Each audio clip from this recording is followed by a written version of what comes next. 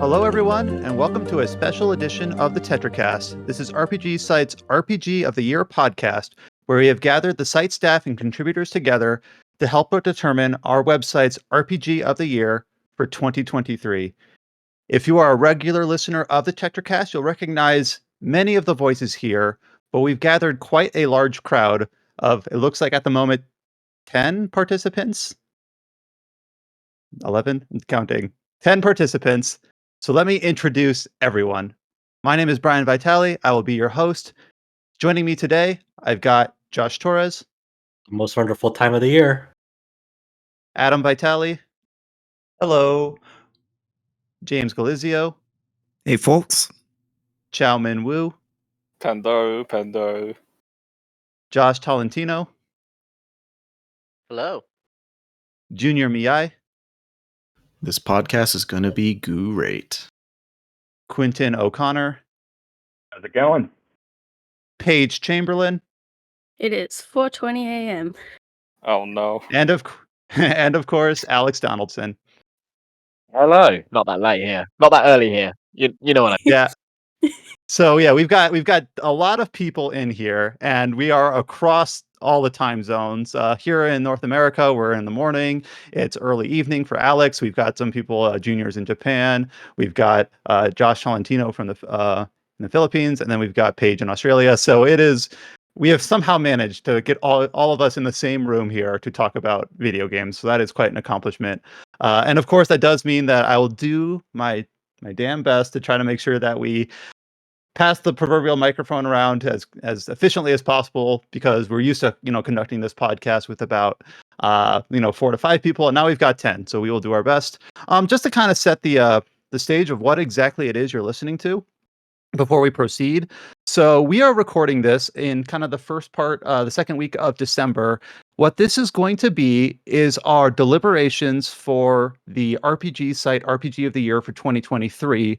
This is a podcast that will be published alongside a handful of site features to, here is our game of the year, here's our reader's choice game of the year, our most anticipated games, things like that. So as you're listening to this, there will already be a published article on our website saying exactly what our selection was. So what this is providing is basically a recording of our deliberations about exactly how we came to the decision that we come to. So as you are listening to this, you know what we're going to do, what the outcome's going to be. As we are recording this, we actually don't. So that's kind of like a fun little wriggle about exactly what it is you're listening to. Of course, if you've managed to listen to this podcast and you don't know the result because it was pushed to your podcast feed or your Spotify or exactly, well, you will learn alongside with the rest of us how we come to our final decision. So I think that covers most of the ground rules. I will say if you're a longtime listener of the podcast or a follower of the website, you'll know that we cover our year from December to November. So games that came out in December 2022 will be in the running for this year's decisions. Games that come out in December 2023, of course, as I said, we're recording this in December, so those will be on the slate for next year. I believe that's kind of the same posture that a lot of different awards take. So that's the same here. Without further ado, I'll just go ahead and do a little bit of an intro, a recap of the year. It's been, I don't know about the rest of you guys, but I think 2023, I've been contributing to this site in some capacity for about 7 or 8 years. And I'm not sure we've had a year as big as this one. I think maybe 2016 or 2017 got pretty close. Of course, we've got things like the pandemic that kind of affected some of the slates from the last couple years. But this year, I just constantly felt like we had new games to talk about. We had big hitters like Zelda Tears of the Kingdom, Baldur's Gate 3, of course, Final Fantasy 16 interspersed throughout the year. We had surprising indies such as Chained Echo, Sea of Stars. We had new IPs like Wild Hearts kind of show up out of nowhere, Wolong, Fallen Dynasty. We had entries in existing IPs like Octopath Traveler, Fire Emblem Engage. And then we had new studios, veteran studios. It just felt like all year we had a ton of games, and they're all going to be talked about today in some capacity. Yeah, I definitely agree with that. Like, it's been just absolutely hectic, like trying to cover everything this year. And it seems like next year is going to be just as hectic for us, going by the early release calendar we know so far. Just great time for RPGs. I think this year really encapsulates like a really strong offering from each like kind of layer of game development, from triple A's to more medium sized RPGs down to indie single person studios. Like this year has given us a great spectrum of that, and it's kind of almost like a David versus Goliath situation of like even like the most like kind of niche indie RPGs have really like a really stellar quality to them that's like undeniably alluring about them compared to like some of the more well-known featured productions. And I think um, what you're about to hear in these discussions to be had is like there will be some games you've never heard of, and it's like, where did this game come from? How did no one know about this? And I think this year really encapsulates like a lot, like the strength of like how varied game development has become over the years, and how this year has really made RPG shine in a really great way. Yeah, I mean, like it feels like almost like emblematic of the year as a whole that like obviously we still need to deliberate, but it feels like the game of the year for most people, Baldur's Gate 3, unless you were like in our space, like really like covering like games like it kind of came out of nowhere to just like take up the zeitgeist in the last moment. And that's a good thing to bring up because obviously one thing that is always kind of a push and pull in a deliberation like this is that we'll have a few different categories, like our kind of our specialized topical awards, and then we'll have our main list.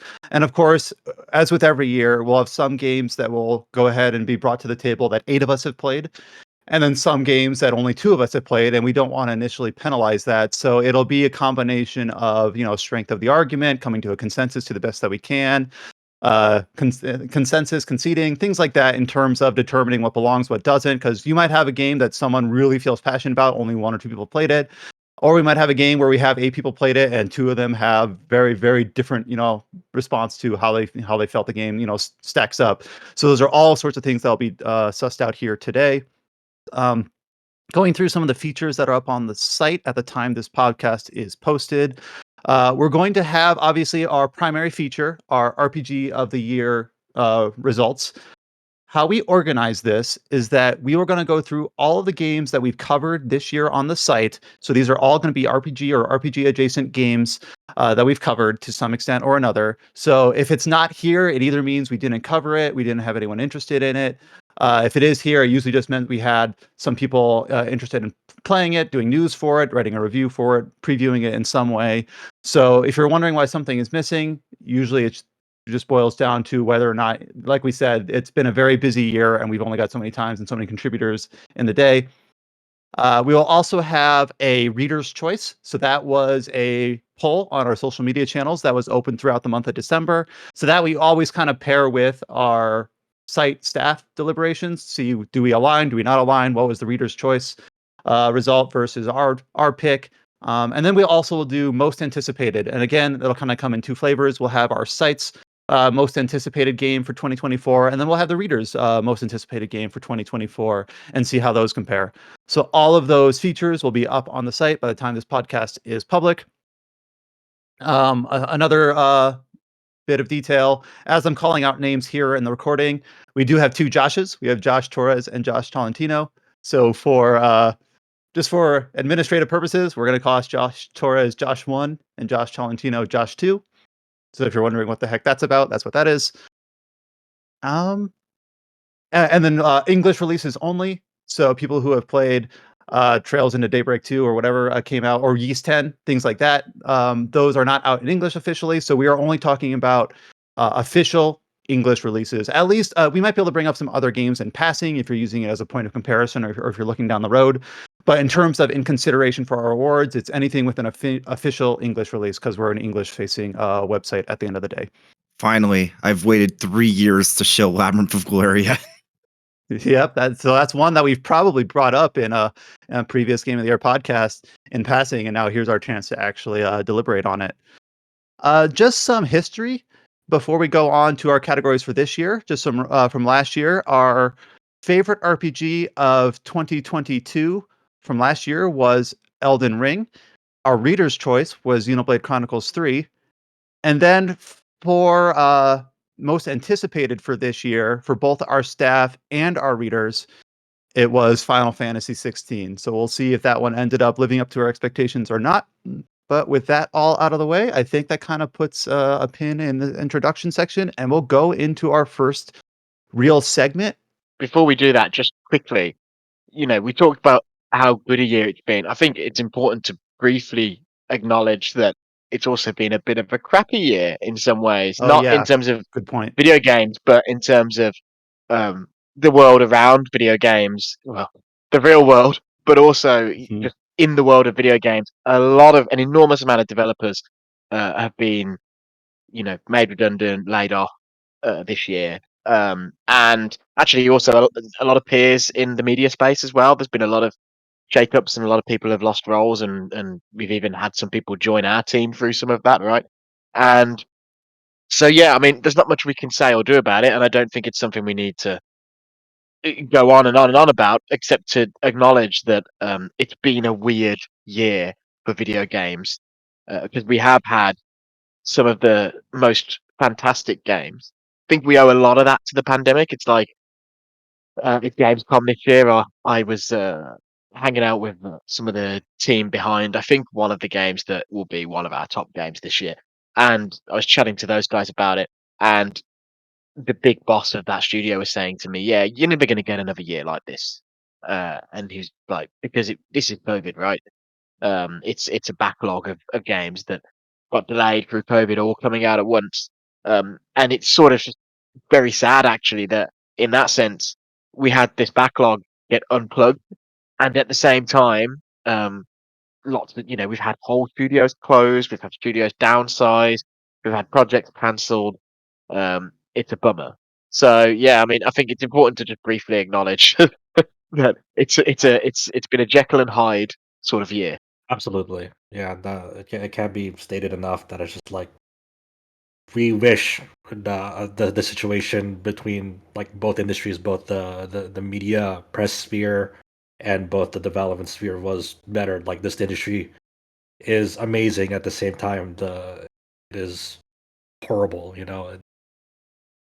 and like you said, we wish we could make it better, but we can only do so much.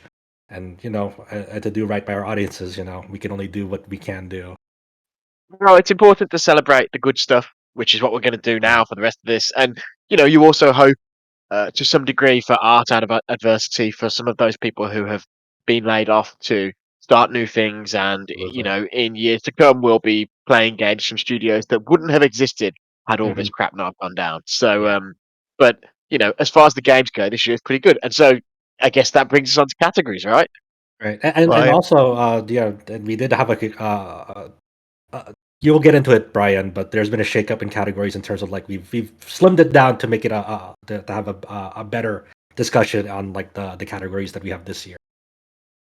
yeah, and I just do want to say before we move on to the categories, like, yeah, we've seen layoffs at some pretty large places like Embracer Group, Bungie, Electronic Arts, Epic Games, but then also in the media space. And I know RPG site, we're a site run by hobbyist enthusiasts. We're born out of a volunteer site, so I'm really glad that we still have that look and feel and are still able to do this every year. It's But Waypoint shut down. Geo Media had layoffs, and Washington Post Launcher, which to my understanding was always doing really well, but got kind of ceremoniously, shuttered. I'm glad I that we are able to, in this way, continue to contribute to that space. Go ahead, James. Yeah, I just wanted to say, like, I personally have been doing all these events this year, and everyone I've talked to has said that we RPG site are one of the lucky ones, partly because we're private, but also it's been like, as we said, excellent year for RPGs. Even had some people say that we're probably better positioned for next year than most outlets, because, like, again, most of the games that we know that are coming out are RPGs, and it's just we've been very lucky, and I appreciate it, and can only speak for myself, but yeah, it's like I'm just glad that like listeners like you guys and readers like you guys help make it possible that we can keep going like this. And also, Alex is just a business whiz. So thank you, Alex. Oh, and I guess that does All remind me, that. early on here, because we won't get another time to shout him out, but shout out to Mike, who does so much for us on the back end for the site. Everything about our management system to the way our site looks to our light and dark themes, all of that. Shout out to Mike. He's a rock star. Yeah, and who was literally didn't ask him to, but literally pops up to fix bugs like 2 days, 48 hours after the birth of his child. Yeah, He's 2 days he's a after his trooper. baby was born, he's sitting there doing tech support, and we're like, dude, take a Yeah, break. Mike is a legend. Yeah, obviously, to our readers and listeners, they don't know Mike as much. Not really a front facing, but he is the engineer whiz that makes the site uh, run as well as it does. And it, like, just a bit behind the scenes, like we had like a big shakeup in our content management system, behind the scenes this year. And Mike spearheaded it, headed it on. I personally, I really liked all the changes that he's done. He's very, very great at listening to feedback, like asking like, hey, how do you think, what are some of the problems that we can tackle, and is very, very receptive on like, hearing everyone out and seeing what he can do to kind of accommodate people uh, in terms of like look and feel, and to better help improve their workflow in a pretty meaningful way. Mhm.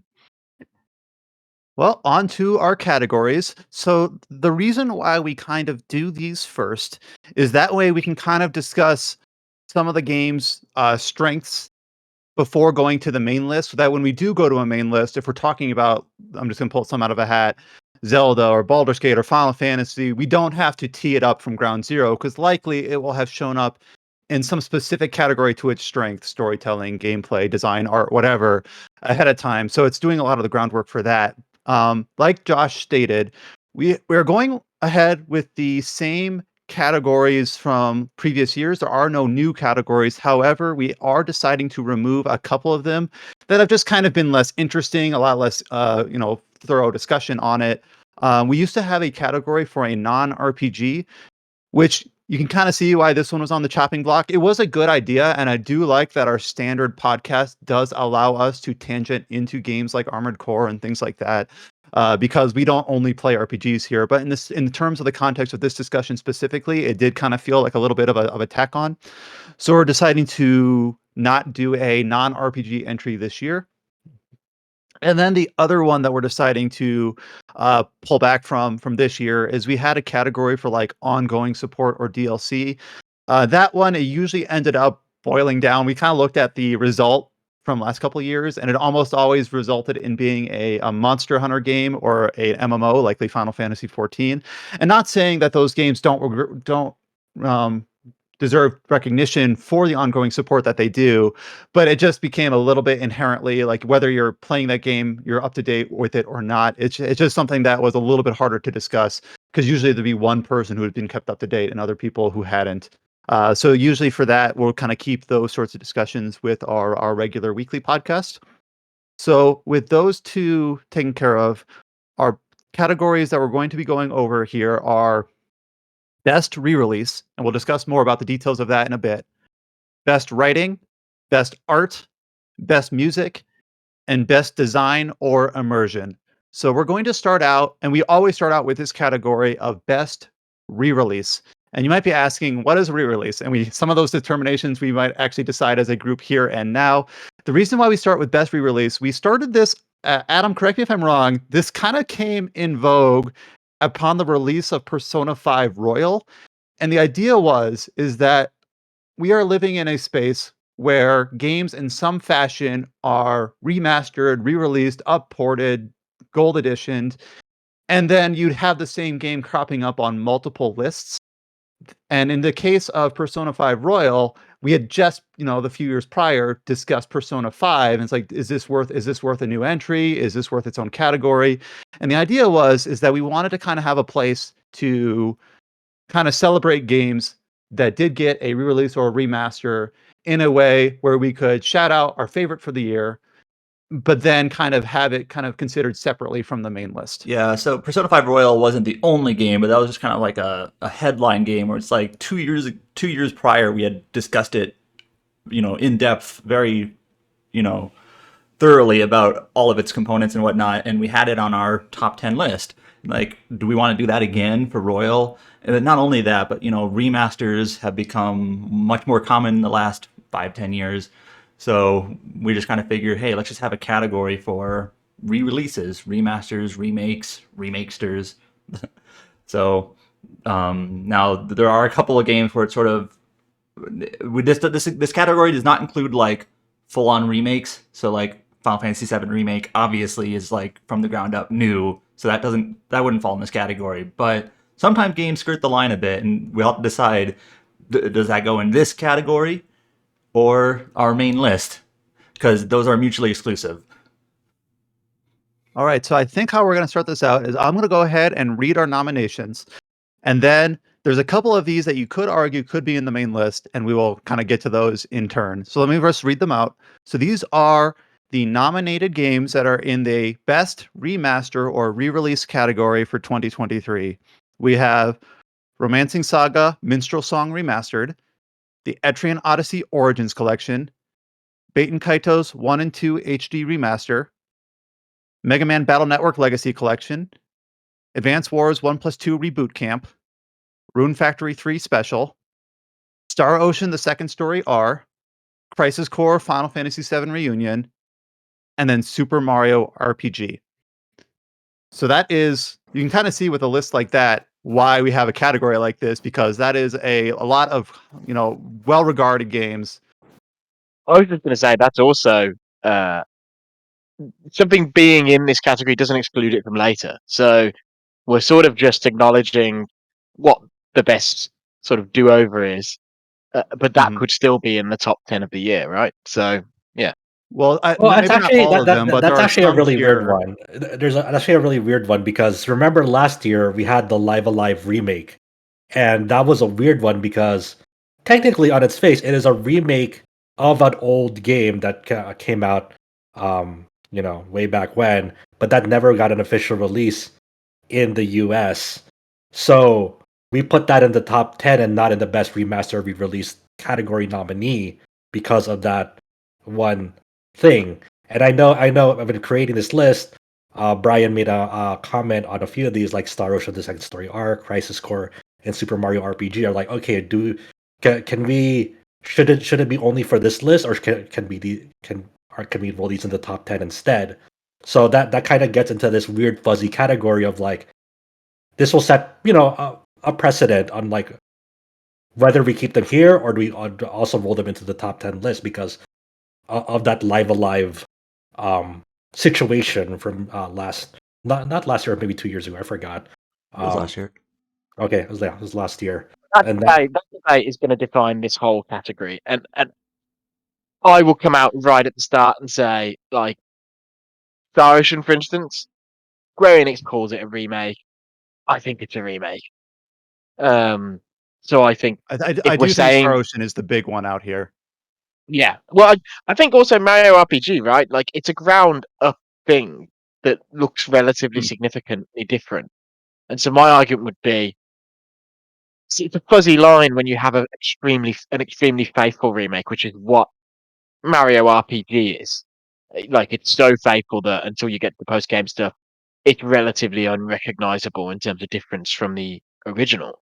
are we doing it like this because on the surface they're so visually different they're rolled over to the top 10 list because Oh, Star Ocean, for example, looks very visually different, but at its core, its core mechanics, it is still pretty much that PSP version of Star Ocean with a lot of like quality of life improvements. But at its core, like in terms of like characters you can recruit, their whole conditions, the main story, it's pretty much identical to what Star Ocean 2 or Second Story And was. let me just be clear about precedent. In previous years, if we had a game in this category, it was not in the main list. We never crossed Yes. the streams. They were always Yes. separate. Mhm. Live Alive was an exception because our argument was it technically wasn't a re-release in English because it was the first release. So it Yes. wasn't in this category. Do you know what won this category last year? It was Tactics Ogre. We called that a re-release, and it was in this category, and it was not in our main list. So Yeah. I personally, I'm only speaking for myself here. Mario RPG, Star Ocean, and Crisis Core, those games all changed a bit, but if I'm putting up my personal top 10 for this year, I would not include those because to me, that's like those are two PSP games and a Super Nintendo game. Or Star Ocean's earlier, but it's the PSP version. But still, we'll have to decide, do we want to include Star Ocean in this list? Or do we sort of like shunt it over to our main list as it's significantly different from being just a re-release? So we'll have to do this somewhat democratically. I'm thinking that Crisis Core can stay in this list because it is more clearly a remaster compared to the other two, in my opinion. Then Super Mario, I would still put in this list because it is so faithful to the original game. Star Ocean's the only one that I think is questionable, but I'm okay also with it being in this list and not in the main list. Yeah, Is anyone? I want to hear other like what do other people think about like the situation. Star Ocean So- kind of rips me apart on this. Yeah, like I can see both arguments so clearly. I definitely think maybe it stays here personally, but I wouldn't blame anyone for going the other direction. Okay. I think like my one argument for why maybe Star Ocean would make sense in the main list is that, yeah, like it's the same game at its core, but there have been some pretty major changes with like the way that dungeons are laid out, where it's now like one seamless screen instead of it being a bunch of smaller screens. And that was a lot of work to actually get that working in any sort of sense. And then like all the changes with like the world map. So again, I kind of feel the same way. I wouldn't necessarily be angry at it staying in this list or like moving over or either way. Yeah, because like my argument, like in terms of like why they shouldn't be on the main list, is the main list should be there to highlight brand new releases, just like completely new original releases that came out this year, and like that's why it always felt weird for Live Alive to make that main list. I understand why the stipulation was there for last year, so I was like, okay, sure, but for this year, like these games are amazing, all of them are, but like I think the spirit of the main list, highlighting new releases for this year, I think those three should remain in this category. It is a tough category this year.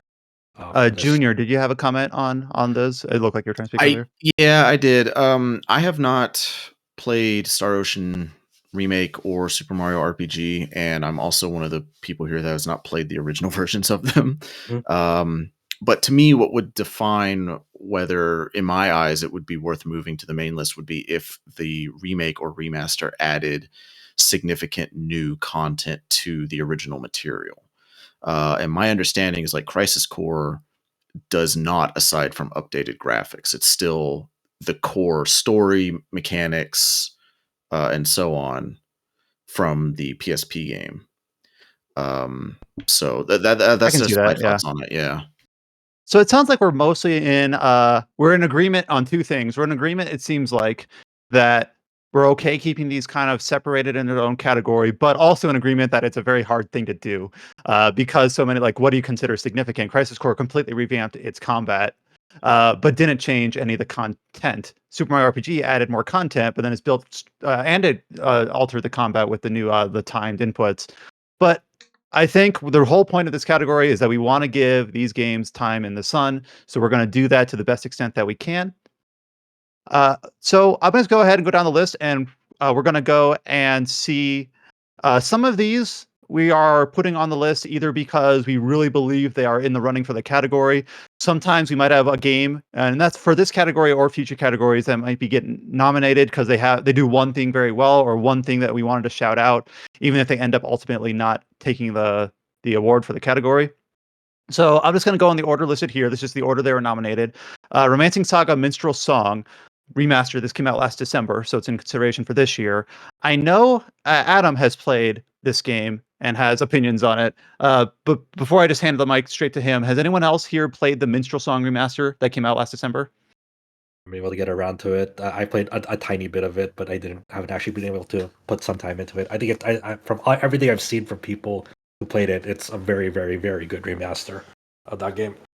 Yeah, I also haven't gotten around to it quite yet. Been meaning to. Just it's like, especially with how busy this year has been, it's been kind of hard to play some of these less intensive remasters just because there's been so much else to play. If you played other Romancing Saga or Saga re-releases, this one is similar in the sense that it adds similar quality of life enhancements in terms of better tutorials, better UI, and also things like, so these games, they have multiple protagonists. So like, and especially the way Romancing Saga Minstrel Song is set up, when you play through this game, the storylines you run into, the characters you meet or recruit or whatnot can be very, very different. In fact, that's part of the inherent design of Saga. But in the original release, if you wanted to play a new character, you'd have to start from scratch. You don't have to do that anymore. Now there's a carryover feature, a new game plus, and a lot of the Romancing Saga 3 had this. Scarlet Grace has this also. So it's sort of like expected that this remaster would have it, and it is an extremely good game. I actually think this is one of the best RPGs ever made, personally, in that weird Saga bubble.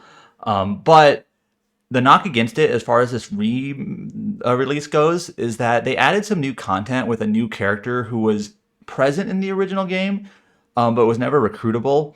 And it's cool content, but the weird thing about it is that it's kind of hidden away in something you can only access in a third playthrough after doing like a bunch of very kind of obscure, tricky, small, hard to find things. So like only the most dedicated of people like me are ever going to see that new content. It's kind of very hidden away. Is this is the witch character? I forgot. Yes, I think I joked about this on the on when we talked about it last year on the podcast. There's like a 100-floor dungeon. Or yes, something you have to like do the 100-floor dungeon, yes. which no one does, and then you have to do other things to make sure you actually access this character. And it's just kind of like, it would have been really cool if they had like, so one of the great things about Saga games is that there's little scenarios that pop up very organically in terms of you just go to a place, an event happens, there's a little story there, and that's basically the narrative of the game, are all these sorts of like interlocking quests and events that pop up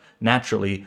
And it would have been nice if they added just like a few more of those, why not, throughout the game. But the only one they added was like this really obscure one that you're only going to get to on a third playthrough. I'm just kind of like, what's your hour count at the point you're seeing that? Sorry? Like, what's your hour count at the point you're seeing that? Like, I'm an hour 80. Yeah, I'm on my third playthrough. So, okay. But yeah, so I think it's a really good remaster. It has a lot of the additions and quality of life improvements that we've seen in other Saga re-releases. And I think it's an exceptionally good game. There's very strong competition here. So that new content kind of flaw, if you will, is what's holding it back. That's a good point. Mm-hmm. All right, and the next one on the list is Etrian Odyssey Origins Collection. I know you've also played this, Adam. Did anyone else play this collection then when it released on Steam? And it has the update from the original DS versions? No, I'll tell you why I didn't. I think the biggest knock about this game, oddly enough, is its price. And the way $80 fucking dollars or $40 for each game separately. Just buy Etrian Odyssey 3 if you're gonna get any of them. Like I feel like the biggest knock against this collection is like, I love Etrian Odyssey. They're great games. Like it's I'm not a big dungeon explorer person, but Etrian Odyssey, I come back for each one. I think it's a really big shame that the way that they distributed this release with like the pricing structure, I think it's just kind of yucky. Yeah, and I reviewed this, and I never mentioned prices in reviews, except I did in this one. It's just very weird. Yeah. It's cool that they brought Etrian Odyssey back, and it's clearly a test bed of like, okay, how do we make a new Etrian Odyssey game without the DS and 3DS like touch functionality, because that's so core to the identity of that series of like drawing your own dungeons. Okay, so they're trying to do like, okay, how do you do that now? Because they have the. I remember when they were showing off trailers for this game, like they had this like.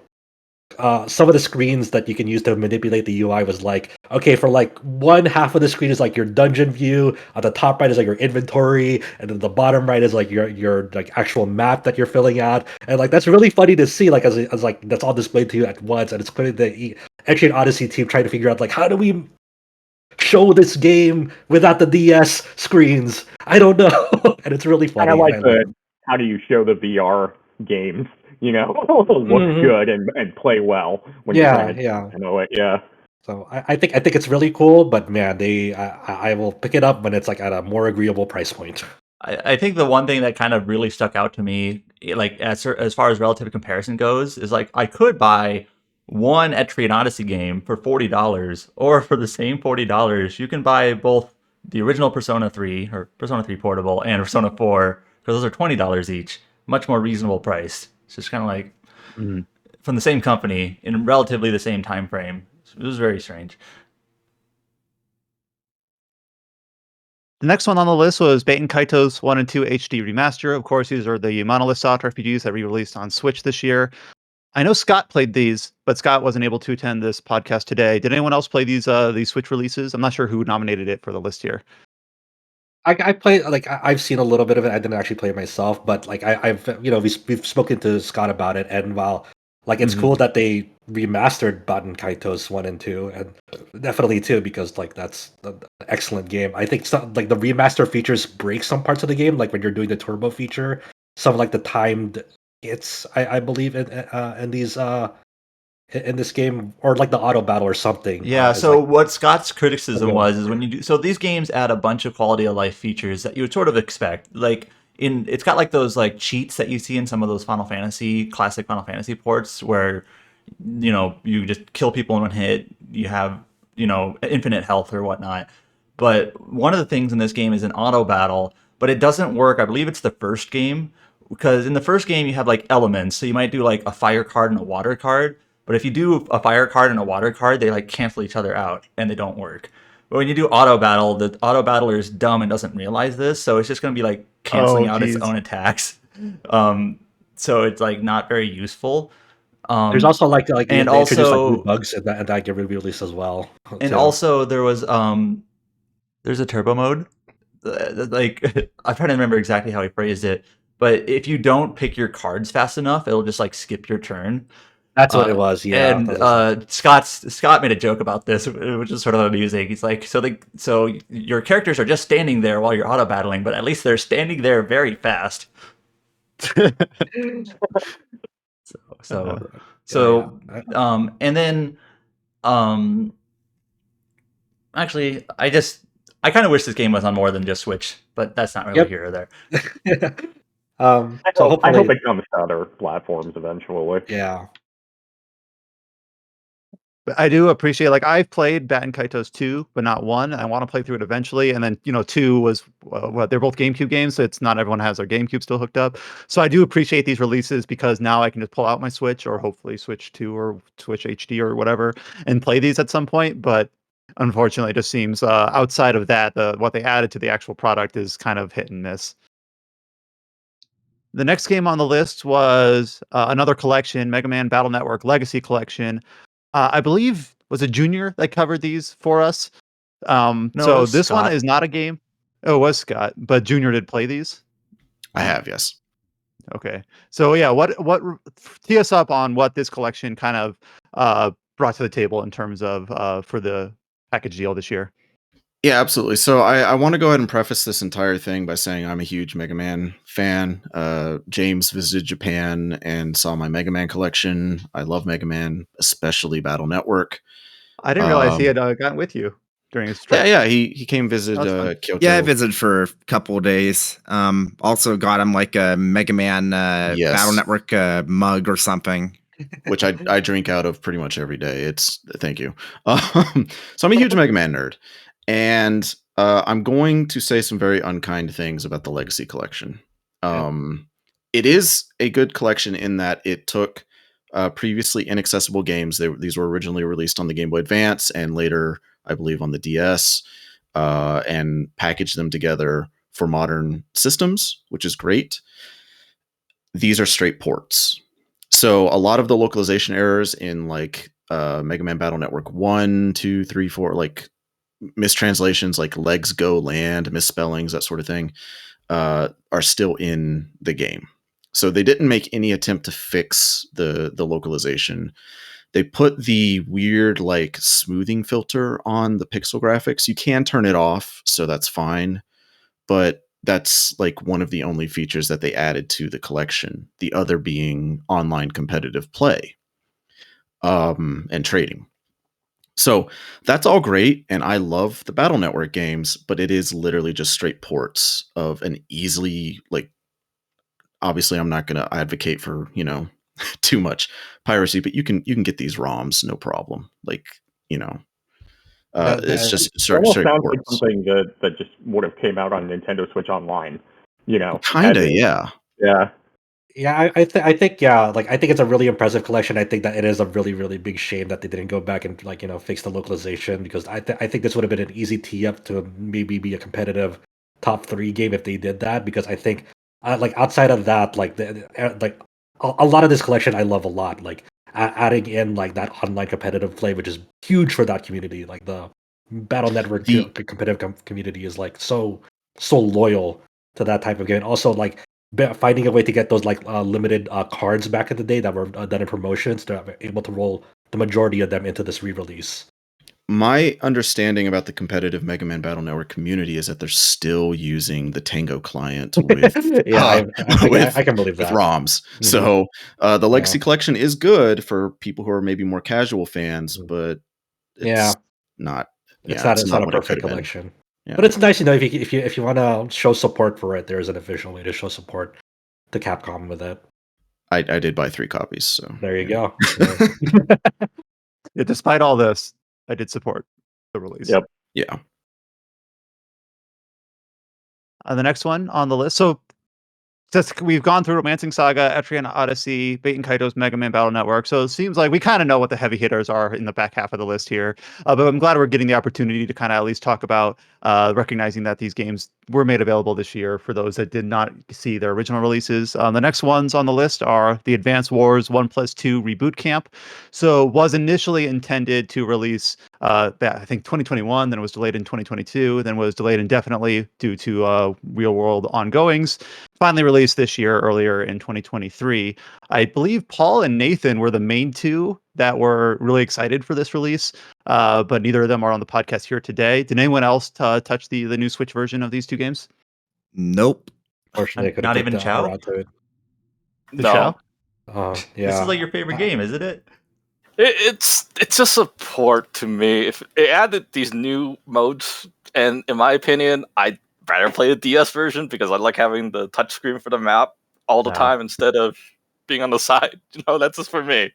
In the end, I don't feel it's enough change to kind of like, yeah, this is a whole new experience. It's just an easier way to get access to the game if you've never played the DS version. Also, the shift in art style is pretty divisive among the community too. This new release is kind of like Mhm. I'm not a big authority enough to say it's the biggest thing working against it, but it's definitely the art direction changes. I have a soft spot for the how Advanced Wars used to look. Well, then we won't belabor the point on that. But while Chow has the floor, um, this is another game that you have opinions on. Rune Factory 3 Special released this year. Did you play this one? I know Nathan covered the review, but I think you also played it. I did a guide for it, and Hmm. just like similar to Advance Wars, I don't have. It's the same thing where it just got it's just a port in my opinion. They added some features, but I don't think it's enough. It's like, oh, this is a game changer. Mhm. And they added some post game content, and I feel like it's just like, oh, let's just add some extra fluff to the game, but it doesn't add much to me. I feel like Okay. it's kind of like my opinion of it. So So Chow did not nominate these, but he's going to shoot them down. remind me, Brian, for these category awards, are we picking a top 1 or a top 3, and then picking up one out of that 3? What We we've done in last the year what we've done past is is go ahead. I was going to say a winner and a runner up. Right. Okay.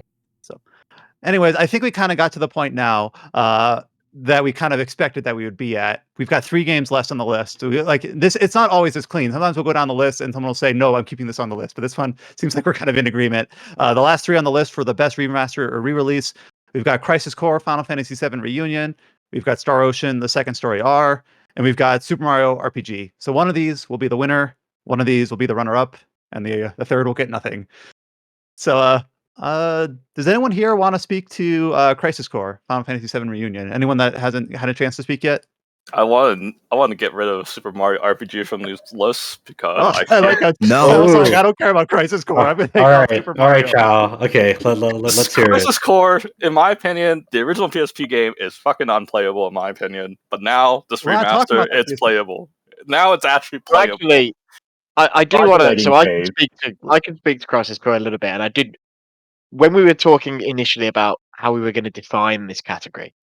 The way I looked at it, I guess I'm not talking specifically just about Crisis Core now, but about the final three that remain.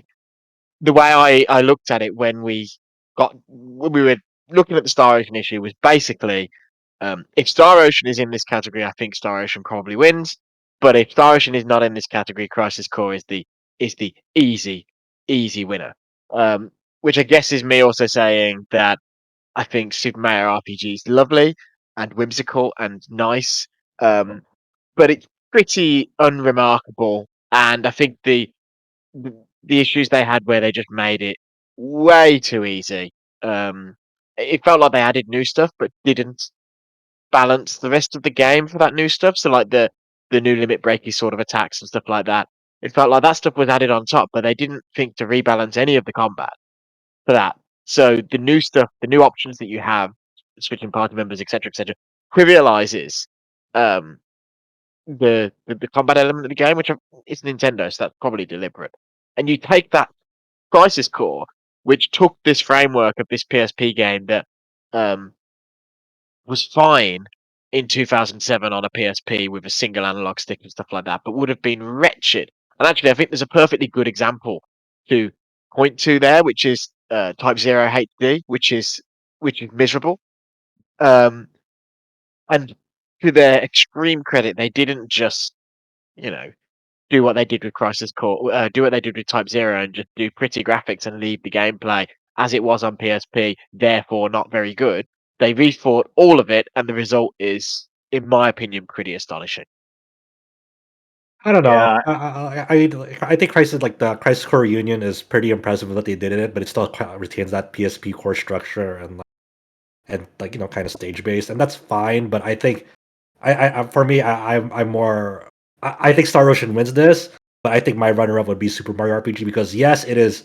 They made it easier, but it's also it's tuned for kids. Of course, we're not the target audience. So if we're doing, I can see it as like that. This is not RPG site. This is not an RPG site's favors because we're not the target audience for this game anymore. It is. It is.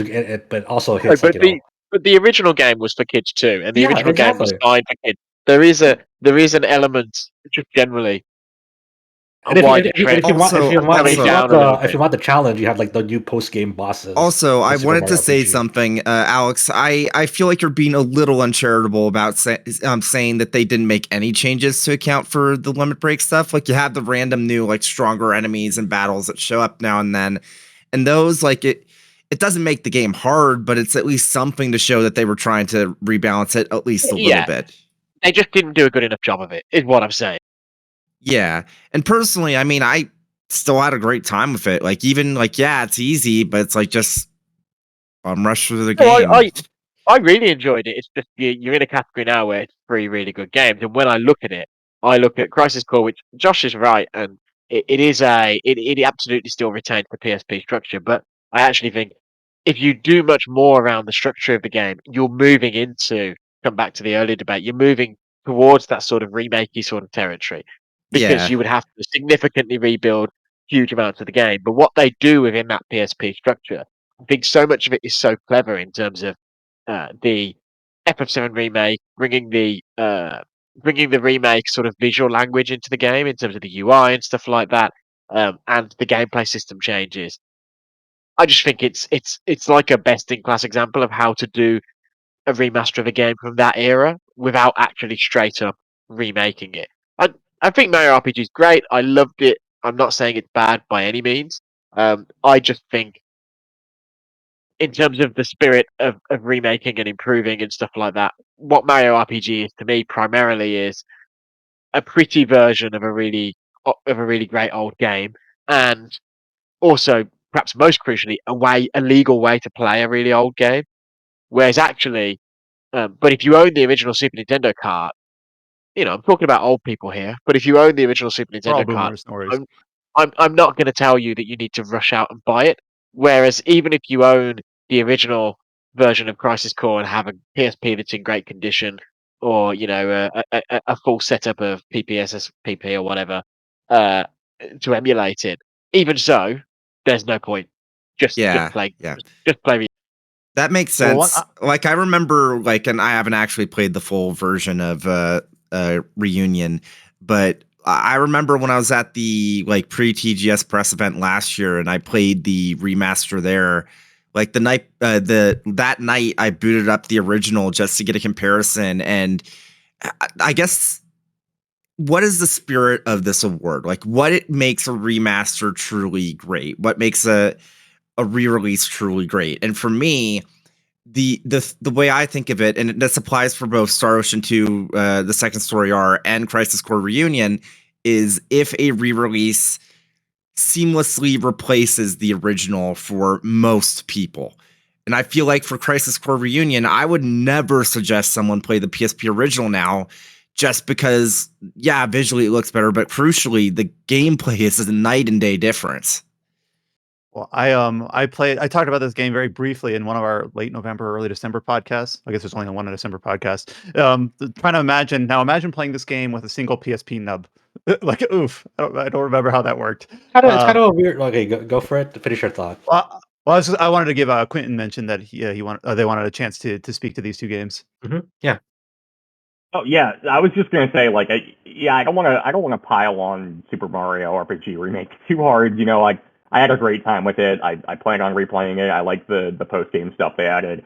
And I don't usually harp too much about this particular aspect, but one thing that really sticks out to me, especially when comparing it to Crisis Core Reunion, is there are parts in Super Mario RPG where the slowdown, to me personally, was bad enough that I just for like a split second, I'd almost think like, man, I should bust out my SNES cartridge.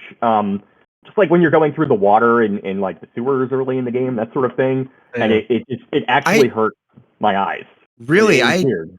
I never had that issue, but I also like played through the entire thing on my Switch Lite, so maybe like in handheld mode it's fine. I never noticed any slowdown. Huh. Interesting. It could totally be way better handheld than. Yeah, I played it on my TV. But then just comparing that with, I mean, obviously apples and oranges. But when I think about Crisis Core Reunion, the first thing that pops into my head is it's just fast and feels great to play. And having played the PSP original too, yeah, oh my goodness, I can't imagine how bad it would have been if they just, didn't change. Yeah. I mean, yeah, definitely. I can it's definitely hard to pick between Crisis Core and Super Mario RPG for me here.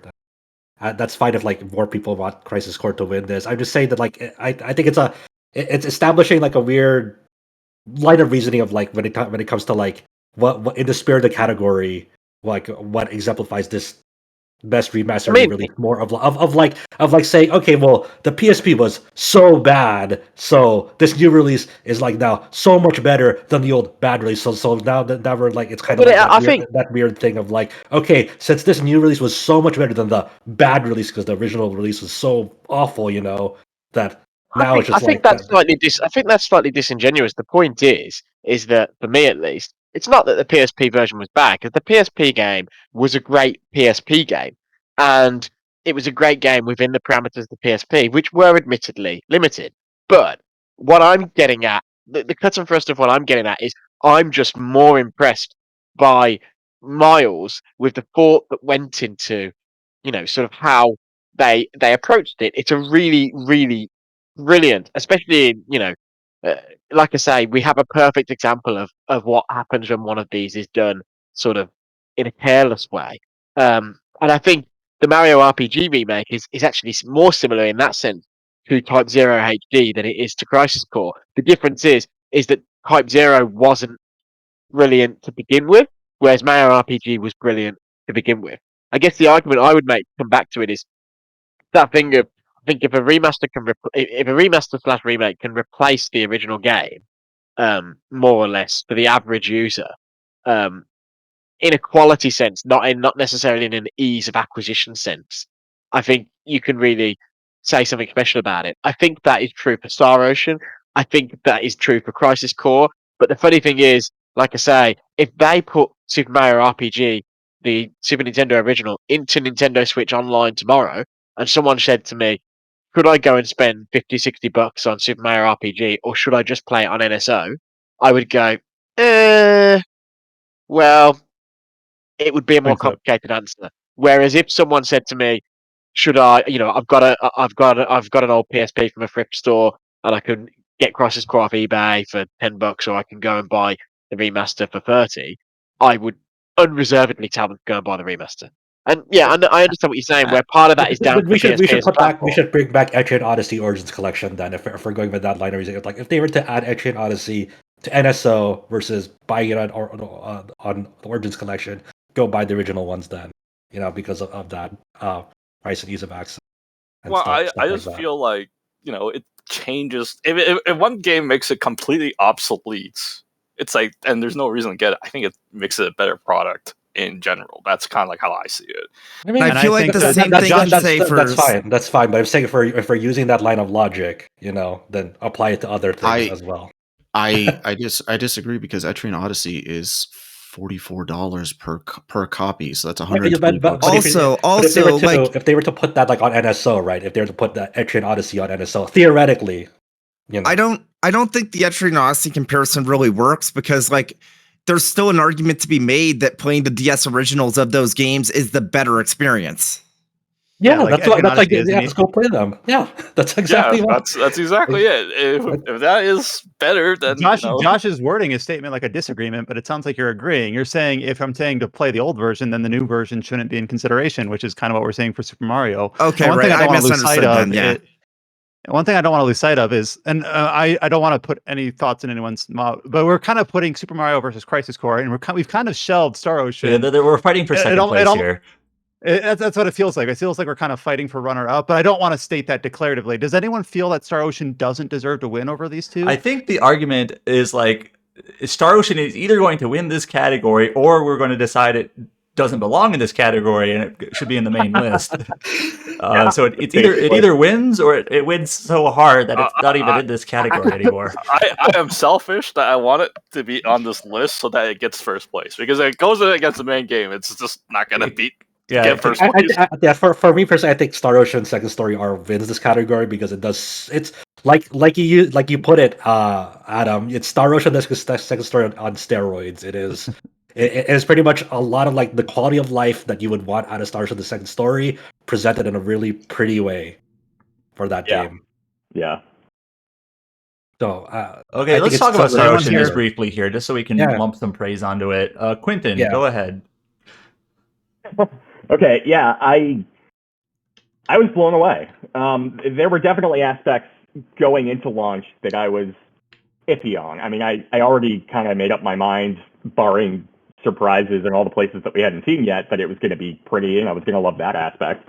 I was, mostly on board already with what we saw for like the combat changes, et cetera, et cetera. But then, for some of the things like, we're adding like these little extra quests.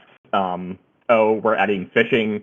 I was like, no, I mean, I don't have anything against adding fishing, but like, where? Is it just because every other game's doing it? Cue dead joke here about how every JRPG under the sun now is fishing. But I still really enjoyed everything that they added. And that, I think, just kind of shocked me in an excellent way. The fishing, the mechanic itself is, nothing to write home about, but they integrate it well with like this new character. The little on the fence with just like it gives you an idea to get into the swing of item creation, and then it rewards you for it. It's this very, I think one of the things that I said in my review that I keep coming back to mentally is that the rhythm of Star Ocean: The Second Story R is sublime. I believe you called it a dance. Yes, exactly. Yeah, thank you. It feels like a dance. Everything just kind of feeds into something else. I mean, that's kind of always been a strength of at least the better Star Ocean games with item creation and that sort of thing. But it's highlighted even more so now.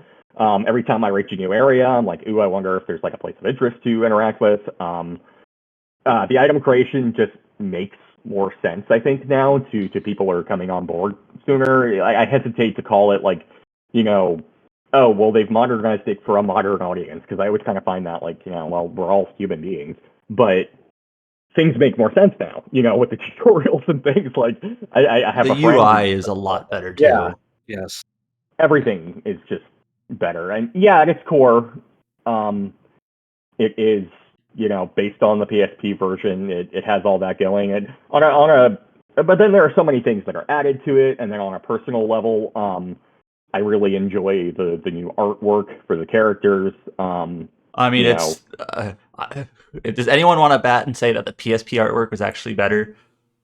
I mean, I know it's opinions and all, but I didn't want to insult. yeah. Well, I mean, like some people do genuinely that. like the anime like art style. Like, there are definitely some people out there who play the second story art and like switch to PSP portraits of those characters, like on the selection screen. That's fine, And it's cool that you can do that. I mean, Yeah. you honestly brought up something else that's great about the game. Like they give you the option between the PSP one or the PS1 art rather. Just take your pick. And if you're playing it in Japanese, you can go between like two different voice tracks, including a brand new one. You can do the old soundtrack. Yeah, which I enjoyed. And I think I touched on this in my review. One of the only quibbles I had, and it's a completely subjective thing, is that some of the new arrangements didn't really land with me as well as some of the others. But the only thing I don't like about this new remake is like that. Like, I feel like the assist actions in battle, I feel like almost like underbaked, where like you have this divide whether the cameo characters are really fucking good and all the other baseline assist actions for like the existing cast in the game feel underpowered because the cameo characters of the other Star Oceans are so do a lot more damage.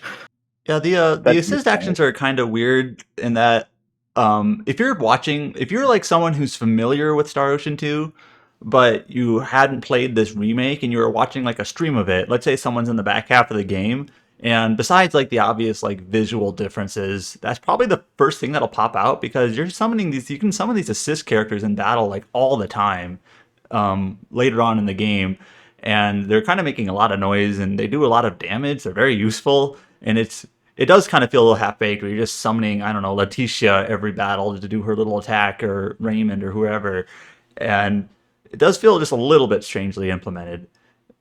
So, but other than that, I mean, like when you just even the quality of life enhancements to like fast travel and showing private actions, like when they're available, is like that's huge for that game. Oh man, and the fast travel is some of the best I've ever seen implemented. You want to go to that specific, it's like Persona 5, when you can just like, oh, I want to go to the airsoft shop, but on a game that actually has an old school JRPG world map. Yeah, like I want to just travel to the end of this cave dungeon, and then I'm going to travel in 2 seconds to the top of the mountain on the other side of the world. Sure, why not? Yeah, you imagine how pain in the ass playing the PlayStation 1 version is? Yeah, where you had to like fly to a different city to check if there's a private action or not. Right, you're getting what I was going to say. Yeah, so like the private action stuff in the original game, if you wanted to check are there new private actions now, you could do it one of two ways. One, you just kind of randomly just tour the world slowly on foot to check each town to see if there's a private action, or do what most people did and check game FAQs where they pop up. And now you don't have to. You kind of just cut out the fat. Like just it tells you. So yeah.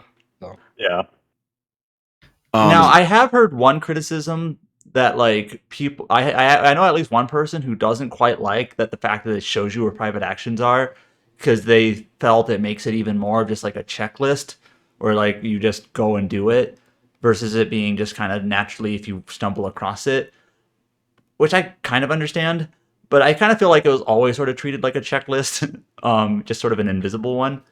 So yeah, I think it's different than like a Saga game where events happen kind of randomly and genuinely out of nowhere, versus this is more of just a checklist. So, but I just wanted to point out that criticism that like I know some people felt it made it more like a checklist, but I don't I can I see don't that. really agree. And Yeah.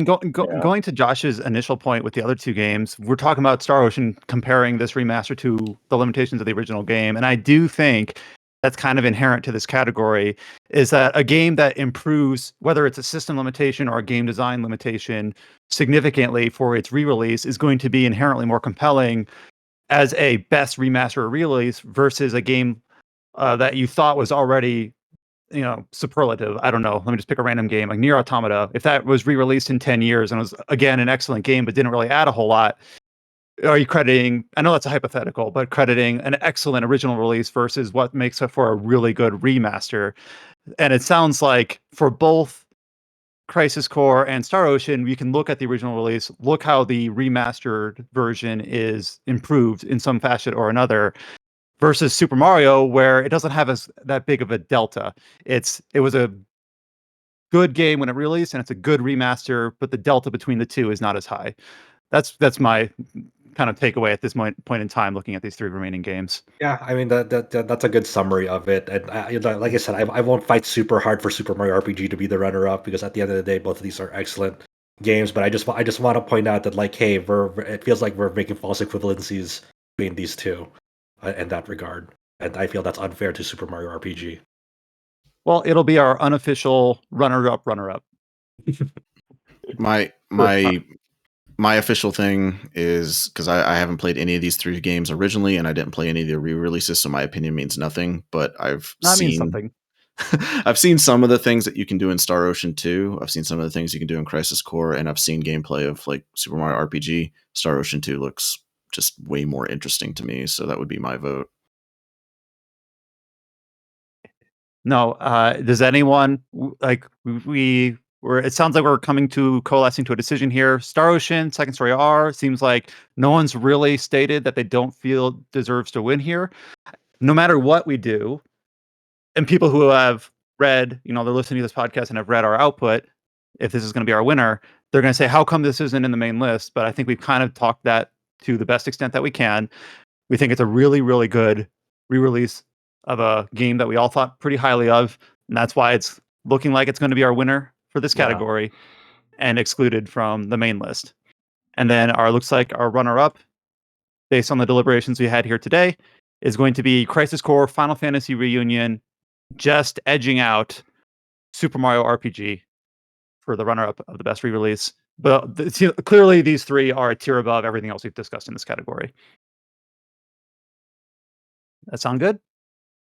Agreed. Sounds good to me. Yeah. Sounds good to me. So the winner for the RPG Site 2023 Best Remastered Re-Release, Star Ocean: The Second Story R. The runner-up, Crisis Core Final Fantasy VII Reunion. And that's our first category under our belt. We'll go ahead and move to our second category. This one is Best Writing or Storytelling. This is, a bit nebulous, but this can be anything that involves themes, narrative, character writing. Even it can be even like voice acting, anything that involves the narrative delivery of a game. And we've got a handful of things here. A lot of games on this list that have been nominated by the 10 of us, plus Scott, Paul, Nathan, and others that weren't able to make the podcast. For best writing or storytelling, all the games we'll be talking about today. It's a bit of a list, so I'll go through them here. We've got Baldur's Gate 3. Final Fantasy 16, Octopath Traveler 2. I think those three games are going to end up on a couple lists. Labyrinth of Galleria, The Moon Society, Fate Samurai Remnant, Genshin Impact, specifically the Fontaine arc that released this year, Infinity Strash, Dragon Quest: The Adventures of Dai, Like a Dragon: Ishin, Like a Dragon: The Man Who Erased His Name, Silent Hope, Cyberpunk 2077, Phantom Liberty, Demon's Roots, and In Stars and Time. So going back to what Alex stated earlier in this podcast, looking at the list of nominations here, we want to make sure that we give a chance to speak to some games that might do one thing really well or one or two things really well. But because we have a list here, if we see any that these all have excellent components to them. That's why they're on this list in the first place. But if there's any of these that are relative to their peers, lower hanging fruit, we can kind of make sure we kind of discuss them and put the ones in consideration up and pull the ones that aren't in consideration down. I want to make sure we get someone a chance to speak that hasn't quite so yet. So the last game I listed here was In Stars and Time. I believe This was covered by Junior and Paige on the site. I'll maybe hand it off to Junior first. So, your Okay. thoughts on the writing or storytelling of In Stars and Time? In Stars and Time is genuinely one of the best games to ever write the found family trope, I guess you could call it. It's a collection of people that are not related by blood, but are related by the fact that they've traveled a long way together. And you really get the sense of that just in their various interactions, right? My favorite example would be the main character, Sifrin, bumps into a countertop, and then he goes nya like a cat, and the rest of his friends immediately and utterly rib him for it. Like, did you just meow? Like, what's wrong with you? That kind of thing. And the entire game is just full of stuff like that. In addition to your standard RPG, like the world is ending, you're caught in a time loop, discussions of what that entails. If you're in a time loop, are you reliving the same day, or actually are you forcing your friends to do the same thing to get certain outcomes that are favorable to you, right? It's the type of writing that just compels you, and I'm going to make a very bold claim here. I think it does found family writing better than Final Fantasy 16.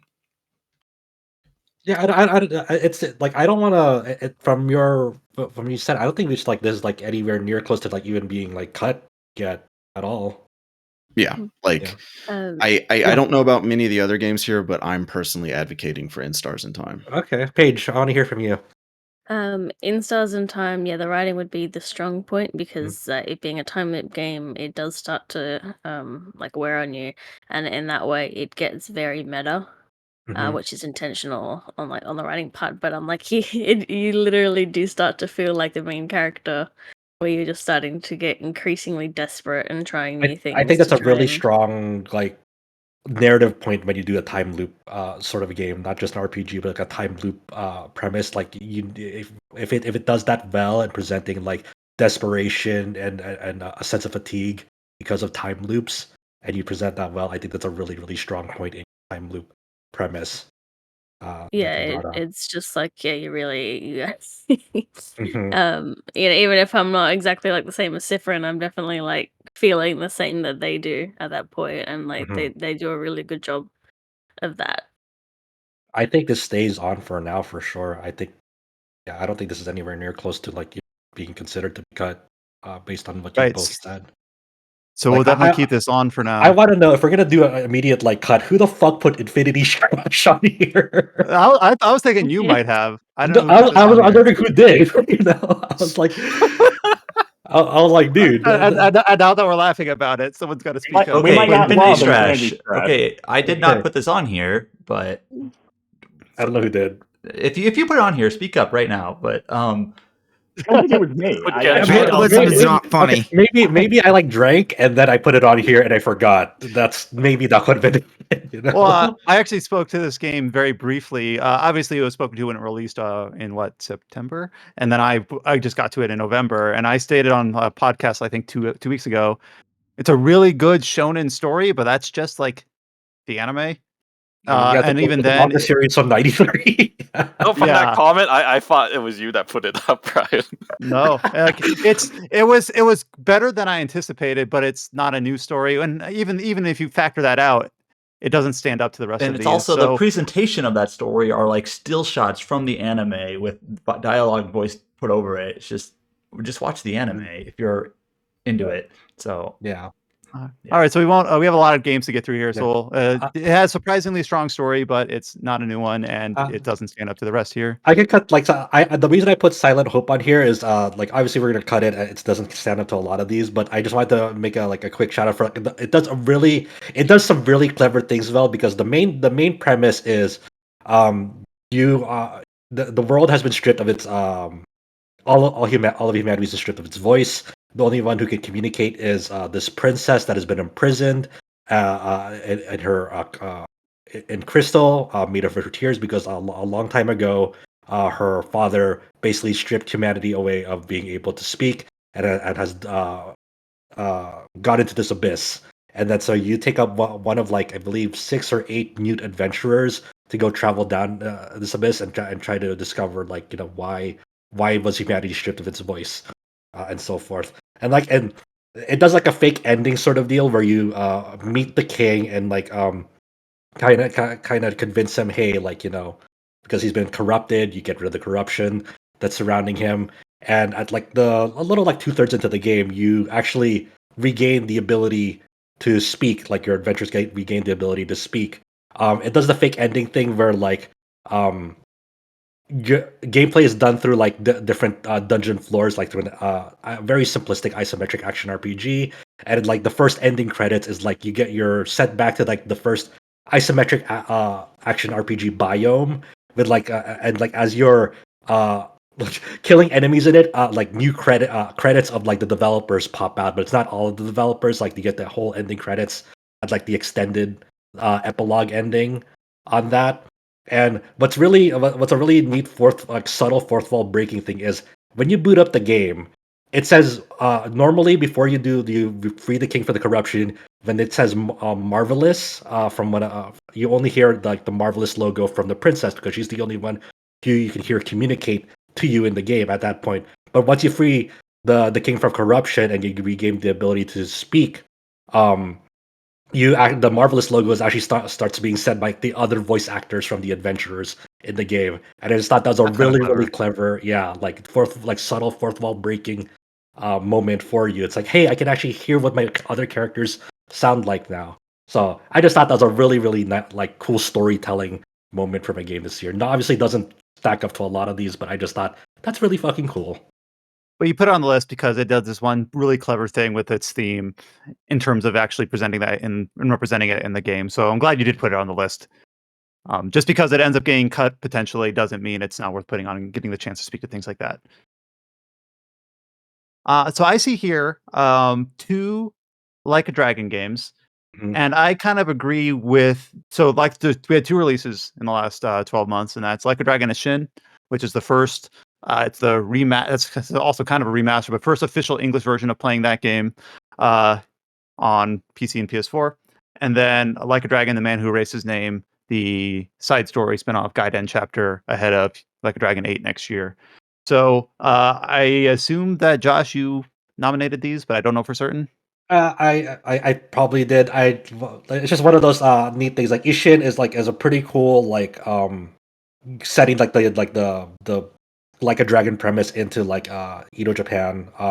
It does kind of like a weird bastardization of history because like of how Hajime Saito was like not a spy who infiltrated the Shinsengumi in the real life, but it does the like it's just one of those things like hey, it's a nice like way they presented like how they tried to incorporate the Yakuza into like the samurai era, but it has a weird bastardization of its history that's hard to shake off, especially the last stretch of that game, if you know what I mean, Brian. Mhm. When it comes to like infiltrating the, the emperor, I believe. So, comparatively to Like a Dragon, the Man Who Erased His Name, there's a really weird game where it has to bridge the events between Yakuza 7 and Yakuza 8 of like um not Yakuza 7, Yakuza 8. I mean Yakuza 6 and Yakuza 7. Um, because like in Kiryu's involvement in Yakuza 7 felt like out of nowhere.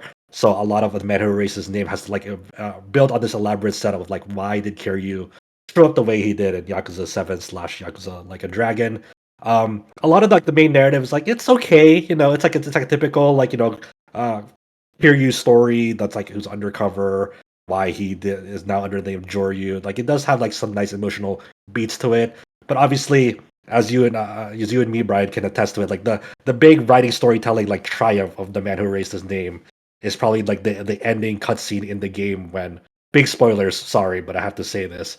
Um, where yeah, Kiryu is still presumed dead to the outside world. Only certain members of the Yakuza organization know that he's alive. So the people that he used to take care of in the orphanage that was established in Yakuza 3 still believe he's dead.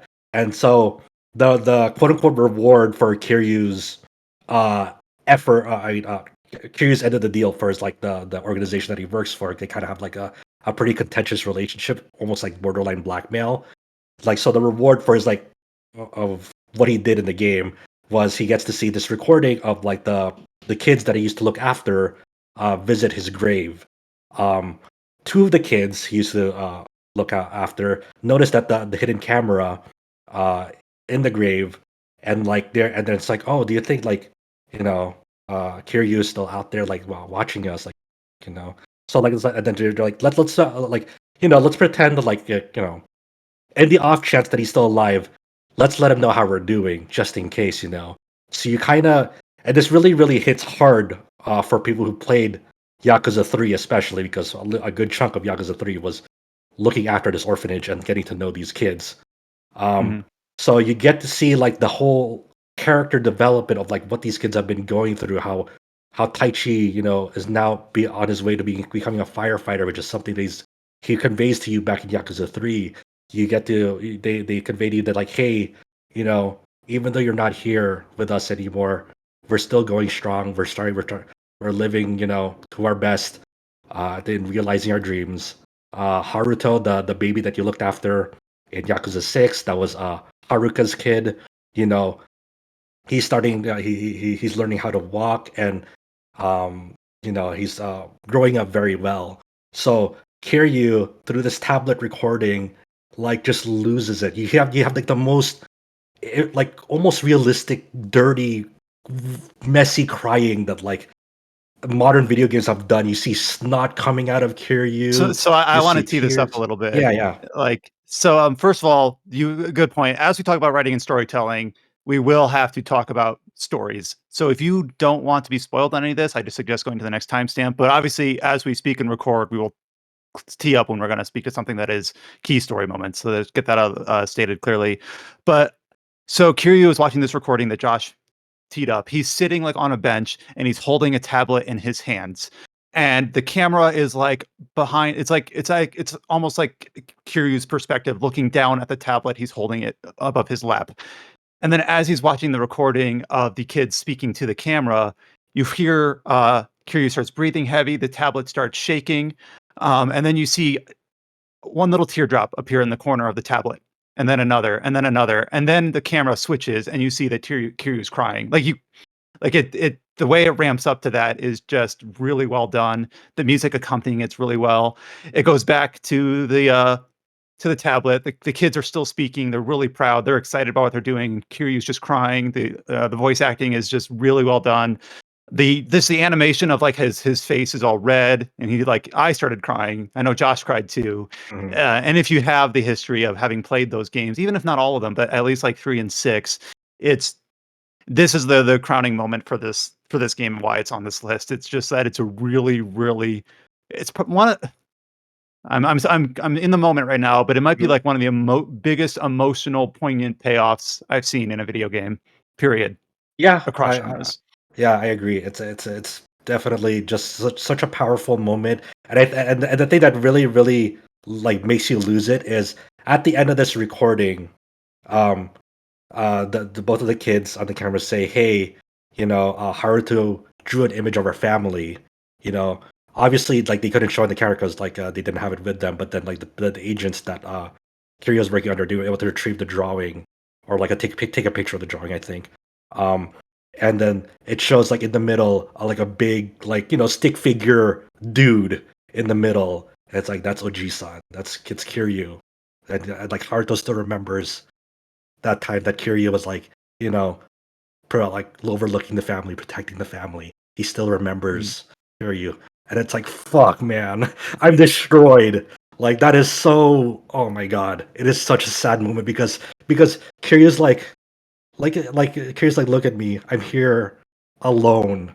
I don't have anyone I here. I'm can't even just tell them how much I miss them. yeah, and it's just like oh my Yes. Yeah, god. I think what really Fuck. makes this effective, I saw this scene, I haven't even played the series, but I saw it when Ryan was playing it, is the fact that it's like, it's got this sort of like one directional aspect to it in that these kids speaking to the camera, they don't know for sure if Kiryu is alive or dead. They're just kind of just speaking genuine thoughts and words to a camera about Mhm. what they're doing, how they're doing, what Kiryu meant to them, on the off chance that he might be able to listen or hear it one day. And he is. He's hearing everything they say, but he can't. They don't know that. He can't, hug them or anything. And I think that's what makes it really powerful. Yeah. So there's like a category for best story moment. This would probably win it, or be top 3. But this for overall, and that's the one thing that Like a Dragon Gaiden does amazingly well. But it's only one scene in that game. I'm with you. Like I'm not going to cross it off right now, but I'm pretty damn sure that it will. But it's I wanted to get that one scene. It's time because it's masterful done. I actually spoiled that scene when the game just first came out, so I was actually in tears, even though I haven't played the game. But I'm not sure. Imagine how many tears you are if you have played them. Yeah, no, that's the thing. Is if you take that scene out, the game is much more standard. Yeah, because it has its highs and lows, but that is just clearly the key moment of that. So let's go ahead and we'll keep it on the list for now. We'll change tact here. Here's a game that I know that James and Adam, potentially others, have wanted to speak to for a while, brought up kind of earlier in the podcast. And that is the official English release of Labyrinth of Galleria, The Moon Society. So released in Japan, in Japanese several years ago. Finally, the English release earlier this year in February. James, I believe you ended up playing this game, both its original release and its English release. Oh no, I didn't play the English release. I need to stress, Labyrinth of Galleria is a very long game. It's and this year's been packed, so fair enough.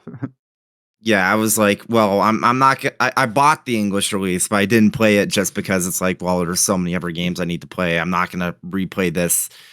We'll have you speak to the original release. We'll have Adam speak to the English version, and then anyone else that also, I don't know if anyone else here has also dabbled in it, but we'll hand it off to James and then over to Adam. So I know that I feel more strongly about the story than Adam does. At least I'm pretty sure. But one thing I believe we both agree on is that Labyrinth of Galeria's greatest strength of the story is just how much it sets things up and then follows through on them. There is the structure of the story is very unique in the sense, and this is a spoiler, obviously, but the game is kind of like a 3-act structure, if that makes sense. You have the original 30, 40 hours where you're playing as Eureka, the main character that's on the box, and then it kind of pulls a near near automata where it's oh yeah, that was just the tutorial. The real meat and potatoes of the story is with the actual main character. I believe it's the same pronunciation for the English version, but Nachiru or whatever. Yeah. And it's... I don't know the best way to describe how the story comes together because it's a very... there's a lot of moving parts, but at the core of it, it's not quite a time loop, but there's sort of a whole deal where Nachiru's story is very much the heart and soul of the game. Her relationships with Eureka, her relationships with the characters in the main world that the second part of the story takes place in, and just it's really hard to get into details about this. So maybe I'll hand it off to Adam for a bit to kind of explain how the story works, maybe, since you played it more recently than I did. Yeah, so again, I'm just going to go full spoilers here. And so, you spend 40 hours of the game playing as Eureka. And so 40 hours is a long time. And it's pretty... I don't want to say standard fare, but it's like a dungeon crawler. You're exploring this sort of labyrinth underneath a mansion. You're looking for artifacts for a witch and for her sponsor. And it's kind of mysterious. Why are we doing this? What's going on here? And it's just you're kind of left in the dark, almost intentionally, in terms of what exactly everyone's goals are. And then you basically learn the glass shatters that this is all an illusion. This is actually kind of a fake world, and that Eureka's not even the main character. She's just kind of the supporting character. And you literally, at that 40-hour mark, you get a new opening credit sequence. You get you're in a new place that you've never heard of before. In the 40 full hours before that point, And then it's like, here's the actual start of the game. And then it later on explains like where that 40 hours came from, if that makes sense, in terms of like why that was there and what's actually going on there. But it tees up what happens later, or should I say earlier, and that it's interesting how the game is framed and structured, and like who is your protagonist, what is the conflict, what is actually like the goal of the people who are in this story trying to do. And it gets into timeline stuff, it gets into alternate world sort of stuff, and it's it's a sort of game where a lot of it is so mysterious that that's kind of like your hook to keep playing in a way. Besides the gameplay itself, it's a really good dungeon crawler. But it's very, very bold and unique in that sense. But as James said, it is very long. It is a very long game. It is easily 100 hours. So you kind of have to like, if you're playing this game, you kind of have to like settle in and get invested. It's not something you can knock out in a weekend. Yeah, and it's like, and I know Labyrinth of Refrain also had a lot of story, but a lot of it was like backloaded, and I guess kind of a similar thing here, but even more so than Labyrinth of Refrain, yes, this is very much a dungeon RPG. There's a lot of gameplay to it, but, and I'm sure like Adam feels the same way here, Labyrinth of Galeria is also very much a visual novel story. There's a lot of text. There's a lot of characters. It's why I was so shocked that they did a dub, because there's like so many different characters, especially in the latter half, where it's like, really? Huh. But yeah, it's like, and the payoffs, the emotional payoffs for when like those things that were set up like dozens of hours ago that maybe you almost forgot about, and it like comes together, like the twist with Nachiru and who exactly Madame Malta, or Marta, is it Marta or Malta in the localization? Marta. Yeah, and Madame Marta, it's just, it works so well, and then the emotional payoff in the post game works so well, and it's like all of the little stuff with Nachiru's backstory, her relationship with her mom, and like everything that she goes through is like heartbreaking, but it's powerful, and eventually like when everything comes together, it's one of those games where it's not going to be for everyone. Like even like as we just said, it's like, it's such a long game. It's probably the longest game that we're going to be talking about today. And it's like, I said it way back when on the podcast when I first finished it, like in early 2021. That was my game of the year 2023. I'm sorry, 2020. And I've been waiting to kind of like champion it for so long, because it really is one of those games that's something special. There's really nothing else like it in terms of like the structure of it and even the narrative. And I feel really strongly, if nothing else, about the narrative, because it's a bold story in both the way that it's told and also some of the subject matter it tackles. Like one of the things that I mentioned like way back was that it's kind of shocking how like progressive some of the writing in this is too. Like there's some like aspects of the story that it's like, oh wow. But yeah. There's literally a character who is like very explicitly transgender, saying like, actually I forget if it was male to female or female to male, to be honest, but transmask. Yeah, and it treats it well, I think. It's only a small part of the story, but now here's where I disagree with James a little bit. I actually think at the end of this 100 hours, I feel like the emotional payoff actually wasn't as strong for me as it was in Labyrinth of Refrain, which, should I remind you, that actually got snuck into our top 5 when that released a couple years ago. And maybe this is just like a personal, like what sorts of topics interest me more. And I just kind of felt like the relationship between Dronya and Luca in Labyrinth of Refrain, that relationship between like a young child and her, sort of like a mother, kind of, and all the circumstances in that relationship, that was actually more emotionally impacting on me than anything in Galeria. Galeria is a more intricate story, for sure. But I actually feel like the emotional payoff at the end wasn't as strong for me. Yeah, and I feel like I feel like Refrain's ending is very much like its strongest part, like at least the normal ending. But a bit of a difference between like Refrain and Galeria is that Refrain, you kind of get like a sense of satisfaction with the normal ending, but Galeria, you basically have to get the true ending in order for the story to feel complete. I think, and it was a bit of a unique circumstance for me because one of the things they did with the post game in a patch later on is that they actually changed how the final dungeon worked a bit, and it felt like the narrative kind of played into the fact that, for lack of a better term, going through the final dungeon originally was a fucking nightmare, and the game knew it. So they wanted it to be something that you actually kind of had to struggle through to earn.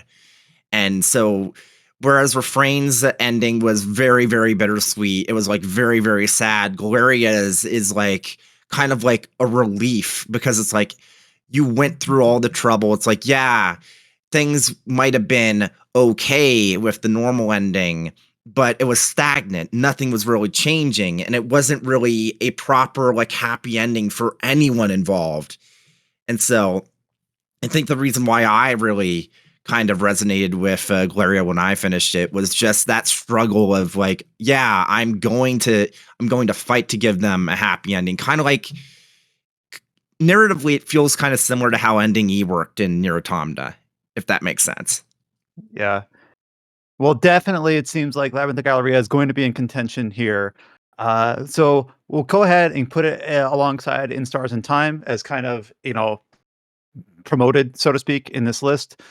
In the interest of time, so that one I'm very happy to give some time to speak to because it is that game's primary strength based on how you and Adam describe it. So let me look at the list here and see if there's anything that we can I think we should just rip the kind of band-aid poke off. at and knock out. Is Final Fantasy 16 top 3 I was on going to this go to list? that. It is, Yeah, No. it so is not. Final No. It is not. I Fantasy.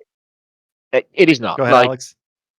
I just the thing is, it's the some of the characters are absolutely incredible, and I think most of the characters are elevated hugely by their performances, at least in English. I can't speak the other languages, though I hear good things because I meant to play it in Japanese and I've got around to it. But also, I think we should be judging it on the English anyway, not only as an English speaking site, but also because they did record English first. Mhm. That team went in and recorded, and then the Japanese voices went in and did their work to the English lip sync. But And it's just for me, it's the story really struggles as it goes on. It struggles to maintain momentum. There's a bunch of weird little cul-de-sacs that lead nowhere. Mid's airship thing is one of the ones that really sticks out to me as like, why is that in the narrative again? Um, and yeah, and I feel like it's got some really strong ideas about thinking about uh, Clive's time as a slave and all that sort of stuff. But it all sort of falls away in service of a more traditional, more straight up kill god JR like traditional Japanese RPG style plot. But that bit isn't done as well as it is in many other similar games and many other Final Fantasy games. It's sort of like they have you're this not really saying good plot. traditional is bad. You're just saying this traditional is No, not a good example of it. well, what I'm saying is they have really interesting ideas, and then at a certain point in the story, they like pull the handbrake and drift into the tradition.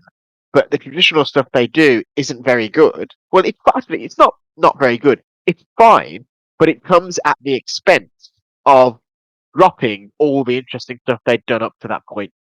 And I also just think that there are, for all the bright spots for, Ben performance of Clive in particular and all this sort of stuff, for all that stuff, there's a lot of little things. The way the game treats Jill towards the end, the weird sort of one note characterization of like Annabella, Clive's Yeah. mother, where it's like they've taken notes from Game of Thrones because that also has those one note evil ladies. But yeah, for me, it just drags it down. It's like much like the rest of Final Fantasy 16, which I'm sure we'll discuss later. The story is really incredibly high highs. The stuff that's excellent is truly like not just excellent, but the best in the Final Fantasy series. and the stuff that's bad is really muddled and really bad for me, anyway. And unfortunately, all the bad stuff's all backloaded, so that's the lingering impression. Is all the good, promising stuff's up front, and then it all falls away, like you stated. I was just gonna say, for one thing, I completely agree with Alex. I feel like whenever I think about Final Fantasy 16 from a narrative perspective, for one thing, someone says who's your favorite character, and I accidentally said Ben Starr the other day because I mean the performances are just that good. You know, and the world itself is well done. The themes are well done. I think and certainly the pacing gets very strange, and there are certain things about the themes that get reiterated a little bit too much as a result of that pacing. And then like it I think gives way to this traditional thing that, like Alex said, again, it has been done better in other games, certainly in other FFs, that sort of thing. So you get this thing with the main villain as he starts coming on, I guess more strongly, I guess you could say, starts showing up in more scenes and doing his villainy antics. And it's just kind of like, well, this is surprisingly one note after some of the moments that have happened previously. Yeah, I'm really just reiterating what's already been said, but absolutely some of the highest highs, some of the lowest lows. For me, it's also the element of there's nothing wrong with bringing those sort of traditional elements into a story that starts out very non-traditional. But you would hope they would use the non-traditional lens as a way of having something really interesting to say about those tropes. And that was how I felt right throughout the story. So when you start getting to the point when you're getting the lore drops about the nature of Ultima and the Fallen and all this sort of stuff, um, I was starting to get really excited. And then you get to the end of the game, and it's just like, oh, that's it. There isn't actually anything deeper. There isn't actually any commentary on these tropes that have been used in Final Fantasy before. It's just sort of we drop the slavery. Think about it, right? Think about how much that game puts into um, the Game of Thronesy war between the various nations, and it puts a lot of thought and a lot of background lore and stuff like that into that element of the game, and then that stuff just disappears. Those stories aren't really resolved apart from like things that the big bad does that wipes countries off the map or changes the status quo. But all that element of the world of 16 is not actually resolved in a weird way. There's more of a resolution to the war between Alexandria and Lindblom and Burmecia and Clara in 9 than there is between Sambrek and Rosaria and the nations in 16, which is mad because 9 isn't actually about that. But 16, Yeah, for a good 30 to 40% of the game, is about that. until it's not. And put it this way, I like it a great, I still liked it a great deal, but high highs, low lows. Like for me, I don't think it's going to make the final list, but I think because it's an expansion. But for me, like Phantom Liberty is a far better writing storytelling game than 16. Well, let's go. I Let's go just into want, that then. So we do have Phantom Liberty on the list. Kind of a little bit of an untraditional entry because it is an expansion, but it got nominated and it's on the list. So Let me just go ahead. take a well, moment and say that I think when Witcher 3 Blood and Wine released, like in 2016, we basically just considered it a separate game, just an expansion, I but mean, we scored it, it. it, it won one of the big awards. Yeah, It won like best big budget, best like HD game or something yeah, like that. yeah. Whatever we did then, because we Hmm. broke it up between because back then we had dedicated handhelds, right? Right. Yeah. But yeah, I mean, it's a 30-hour experience, so it's as long as some of the other games we're talking about. Um, and I just think it's excellent. It sort of takes a lot of the what that is a team who has worked out what their game and what their engine is good at and does a great deal more of it. But also you just have the element of they um they wanted to do something different. The flavor of the spy espionage story that you go into in Phantom Liberty is completely different to the rest of Cyberpunk 2077, and I really, really respect it for that. It goes off in a different direction, and so where Cyberpunk, the core game, owes a lot to Blade Runner and all that sort of stuff, this it steals as much from Spawn and things like that as anything else, and like 24 and things like that. You've got presidential jets getting shot down. You've got proper espionage. You've got James Bond style going to a party and doing stuff at a party with Idris Elba being your sort of your contact in that, Solomon Reed as his character is called. So I really like that element. And actually, the other thing I think that's brilliant about the writing and storytelling of it is it really does quite seamlessly slide into the rest of Cyberpunk, despite being quite separate. It's built in such a way where it locks you into the main story for a certain amount of time and stops you from going back to Night City, because it would feel weird if you were to drop this highly urgent storyline. But then it gets to a point where things calm down. It's like, okay, now you can go back to the city if you want, and just lots of little touches. So, like, if you call your love interests and other friends during the Phantom Liberty plot, they went back and got all those actors back in and recorded new voice lines, so your V can discuss what's going on. So, if you're with Judy, you can call Judy and say, "I just met the president," and have a whole back and forth about it. So I love how it sort of links in, which I think a lot of expansions are not very good at that. Even The Witcher 3 Blood and Wine, not very good at that. It was very much very, very separate from the rest of the game. This feels as a piece of the rest of the game, even though it's clearly so different that it wasn't cut from the main game. Because usually, when you get an expansion that feels like it fits that well, it usually fits that well because it's been cut from the main game. Not so in this instance, at least it doesn't feel that way because it's so different. And finally, the ending it adds to Cyberpunk, I'm not going to talk about what it is, but I just think there was a path to go with the ending. If you're going to add an additional ending in a DLC to a game that has some quite challenging endings that not everybody loves, um, the easy thing to do is to give people an ending that everyone will love, and they really stick to their guns of, this is, as they call it, the dark future. And in this cyberpunk world, there are no good choices. There are really no good people. You just got to do the best you can. And they follow through with that in the new ending there, Phantom Liberty, and I think it's just wonderful. Yeah, So I, yeah, you I do actually want wrote I do about want to speak this. to that. necessarily wins. You actually wrote about this on VG247, right? And I agree with you that I'm glad I didn't just give you a happy, everything is perfect ending. That would have been no. So Did anyone else here besides me and Alex play this Phantom Liberty? Okay, then I'll just take the stage then. I did. Oh, you did. Oh, sweet. So I'll speak, and then I'll hand it over to you. I definitely agree that all the endings in Cyberpunk have big drawbacks. There is no golden ending. You could argue that there is a best ending, but there is no perfect happy ever after ending. And I went to the Reddit after, and maybe that was a mistake, after the uh the expansion released, and I was surprised at the amount of vitriol that a lot of people really wanted that happy ending and they didn't get it. And I'm not saying it's valid for, and I spoke to this on the podcast. I'm not saying it's that they shouldn't want that. Like but the developers had a vision and they didn't compromise on it, and then that's what they delivered. Uh, One thing that I will say is that I really liked the main crux of Phantom Liberty, especially towards the end, is putting Reed, who is the NUSA agent played by Idris Elba, and then Songbird against each other, and neither one is 100% in the right. Like, there is no, this is who you side with if you're good. This is who you side with if you're bad. Like, Reed really is kind of a little bit of a control freak. He thinks he knows best, sort of thing.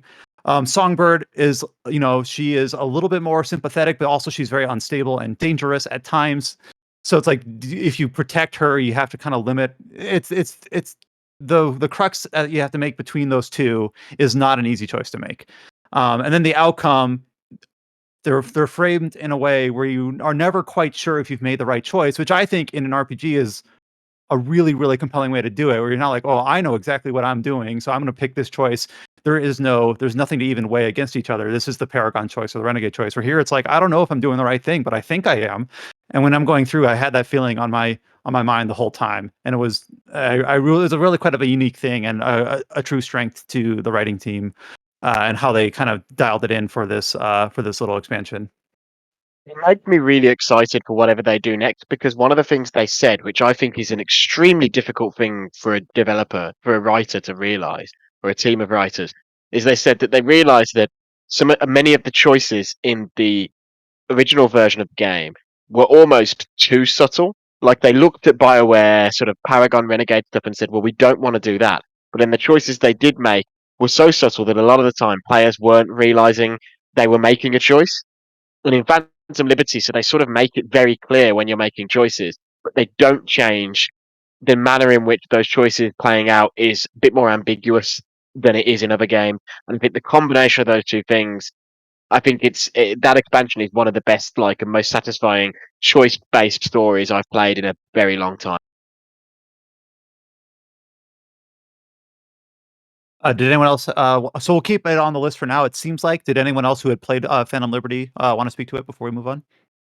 Yeah, I'd like to speak a bit in favor of it. Just Alex and covered most of the points I wanted to go into, but um, less to specific story beats. Um, I think there's an interesting thing. Alex mentioned how well it slots into the base game as and feels like it's a natural, I guess, a natural extension of what you see in the base game. But also, I'd like to kind of expand on that a little bit, and um, it also kind of shows how they how the team at CD Projekt Red sort of it doesn't quite feel like a do-over. Phantom Liberty doesn't quite feel like a do-over for Cyberpunk 2077, but it does feel like they did internalize some of that feedback and how folks engaged with the base game. And while it was too late to really change, I mean, they would have had the issues with the base game are too big to just. I mean, wait. I'm not being clear here, but it with Phantom Liberty, it feels a lot better, a lot more structured in such a way that it preserves the dramatic impact of those moments. And that's something that I think was a problem with the base game, where um, by the time you hit Act Two, and by the time you start moving through the main gigs, the main story missions, I think they give you a bit too much freedom in how you're tackling the plot threads, so that if you're kind of like if you've got gamer brain like me and you're just kind of like to feel out all of your options before you commit, you can end up sort of accidentally making all of the emotional beats not quite hit as a larger point, like for example your relationship with Johnny Silverhand. It doesn't feel like it really evolves as you push through the story paths, especially if you're kind of not taking them in some kind of recommended order, so it doesn't feel consistent. So and with Phantom Liberty, the way it kind of at the start, it sort of locks you into this urgent path, and it's able to set out the stakes, and it's much more capable at sort of of of of laying out how the story goes. That way, when you start making your choices, and those choices, as Alex pointed out, they're a little bit less ambiguous. It's not you're less likely to miss out on the fact that you're making a decision. That they're putting some power into your hands to to to to to determine the flow of the story, and so it's harder to miss, and so it feels like a much tighter game, a much tighter storytelling experience. And you can sort of contrast this as that, oh, okay, I see CDPR has sort of learned a little bit about how they wanted how to tell this story, and that's not necessarily reflected in the base game, so it feels like an evolution of sorts on top of everything else. It feels like a more well realized of what they're going for in the base game now that they could see the Exactly. feedback and kind of consider what worked well and what didn't. Josh, did you have any? Josh one, I should say. Did you have any other additional thoughts on Phantom Liberty, or we'll move on to another We entry? can move on. Yeah, we can move on. I just think Gotcha. it was a really nice way to seamlessly add it on, and a really like you already mentioned a different flavor of it. I don't know if it like personally wins this category. I think it is very short. I mean, it is very sweet, but like relatively short, like in terms of like what the plot beats are actually doing. Like it feels like the arc of it, if you're just mainlining it, feels very, it feels very limited. But that's within the scope of the deals of being a DLC expansion itself. Yeah. All right, so we'll keep Cyberpunk Phantom Liberty in consideration for now. I'm going to tackle a few of these other ones. So, just for clarification's sake, I didn't cross it off the list before. I'm going to cross it off the list now, even though we spoke to it. What it did well. The Man Who Erased His Name, really good payoff, but doesn't stand up as a whole package to the other ones. So I'll go ahead and, unless anyone feels otherwise, I'll go ahead and take that one off the list.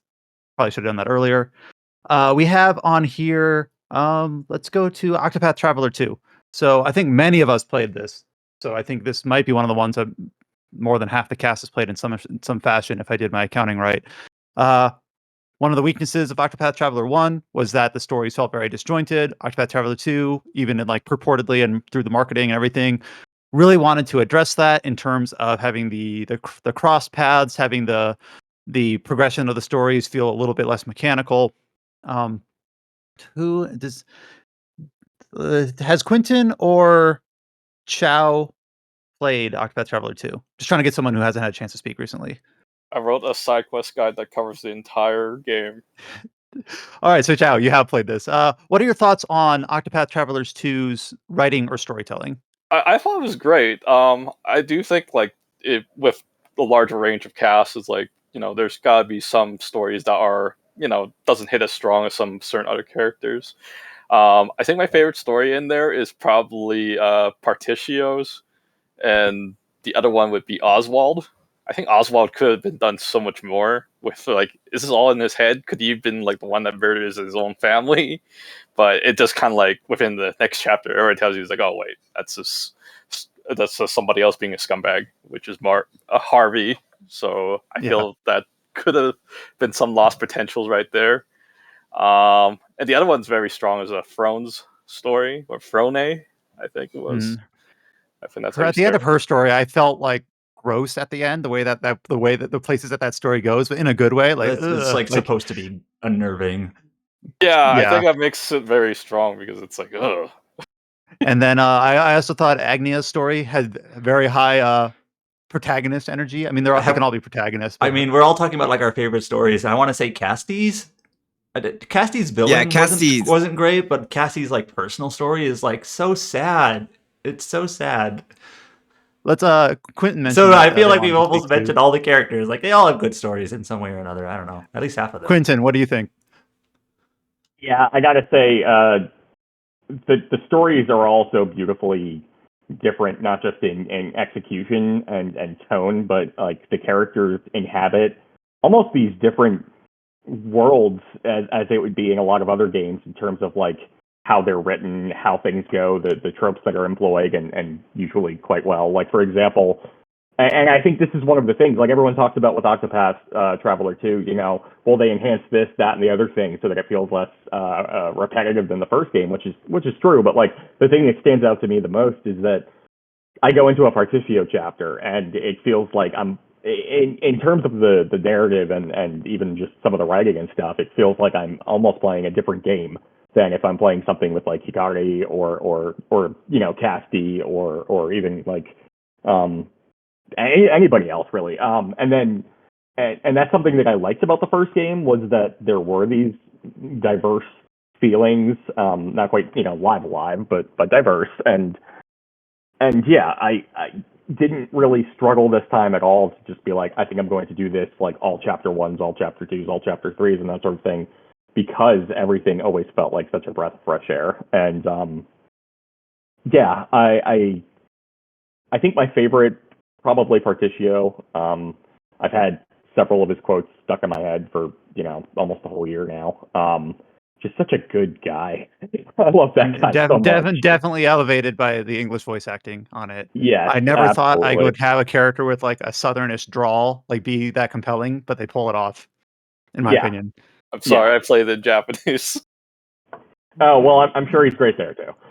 But yeah, I think the thing they really improved upon in terms of Octopath 2's like narrative is like the kind of the it's not such a rigid structure compared to the first one because the first one is very much story beat that leads into like a reason to go into a dungeon, then boss, then Yeah. end, and that's very much true for a good chunk of the Yeah, story chapters. repeat that Yeah. 4 times 8 times for each character. It's just Yeah, while Octopath 2 is very good at like varying that experience. So it's always like some story chapters are like that, but not it's not the majority. Like one of Throne Age chapters, for example, has no combat encounters at all. It's very narrative driven about like and the main climactic moment of that is like having a drinking contest, and like one of them might be poison. This is sort of a small Or, thing that is kind of robotic and kind of gamer brain in a sense, but I remember I was doing Ochet's chapter 3, and I was thinking like I'll do her chapter 3, not like I went into her chapter 3 not thinking like, oh, this is the actual like climax of her chapter with her final boss and everything, because it's only 3 chapters compared to the other 4. And my point is that like going into it, I just sort of kind of had this preconception that like this is going to be like not the final chapter. This is just, another part of her story. But no, it like ratcheted up right into her climax of her story right then and there. And it was unexpected and it was fresh in that sense. You get what I'm saying? Like I had this expectation that it was like going to be this overly structured thing. Like, oh, this is chapter 3 of 4. Like, no, this is chapter 3 of 3. You're done. And that was a good thing. Yeah. Don't get me wrong. So the fact that it mixed it up like that. Mm-hmm. Yeah, piggybacking on that too. I had sort of a reversal with my playthrough with Oswald.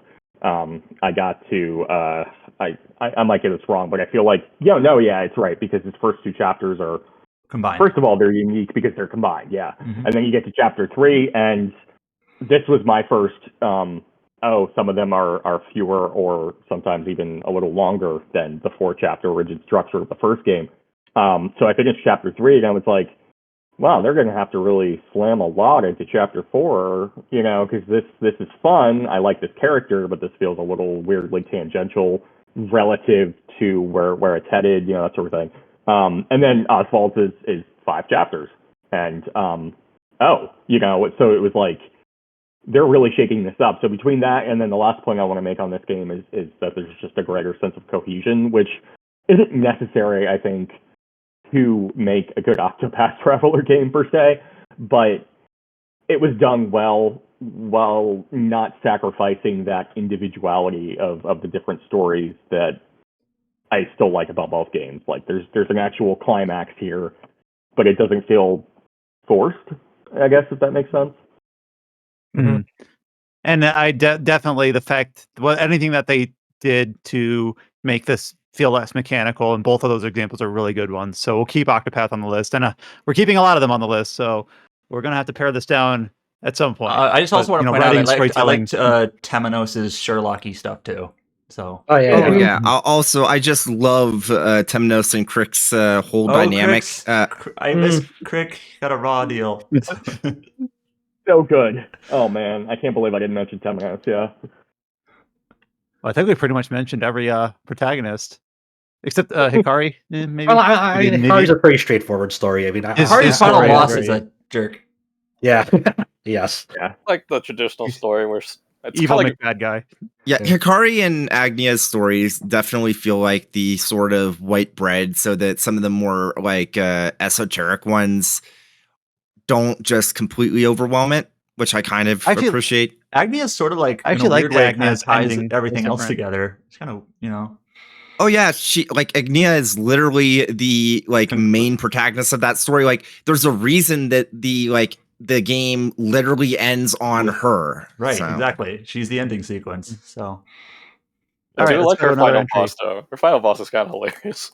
No, it's good. I really like it. It's another one of those change of pace things, and that's a surprise. And that's what Octopath Traveler 2 does. I feel like I'm guessing we'll speak to that. Yeah, I feel like even outside of the storytelling stuff, we're getting a preview here where I'd be shocked if Octopath 2 doesn't end up in our top 5. It's like, God. Well, that's kind of why we're doing this. I know we're spending a lot of time.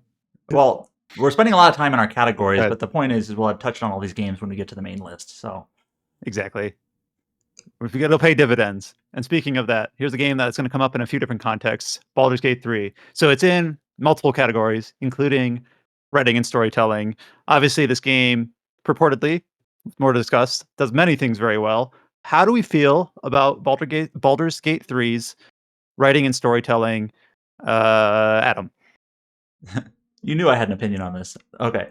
Okay, So- okay. Anyone else? No. I'll go. Okay. So All right, go ahead. I think in terms of like dialogue and characters and those sorts of things, this game is excellent, especially with quest writing and how that ties into the mechanics in terms of like different ways to approach quests and things like that. So I played through this game twice, and there was actually a few things with Kaga and the druids at the beginning that I never encountered on my first playthrough, where she was like dealing with these dark druids or some sort that I forget what they're technically called, but like some of the writing around characters and quests and your companions and things like that, those are all absolutely excellent. Great voice acting, great characters. I think it's a good mix of characters that are kind of like, how do I put this? It's a good variety of characters.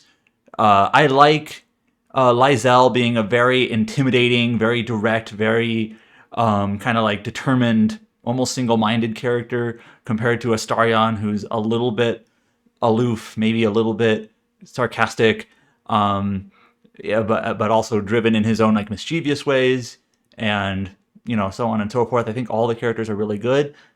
I do have I was a little bit disappointed in Baldur's Gate 3's like front to back plot. And when I say plot, I kind of mean just like the more mechanical, this happens first, this happens second, this is the end sort of thing.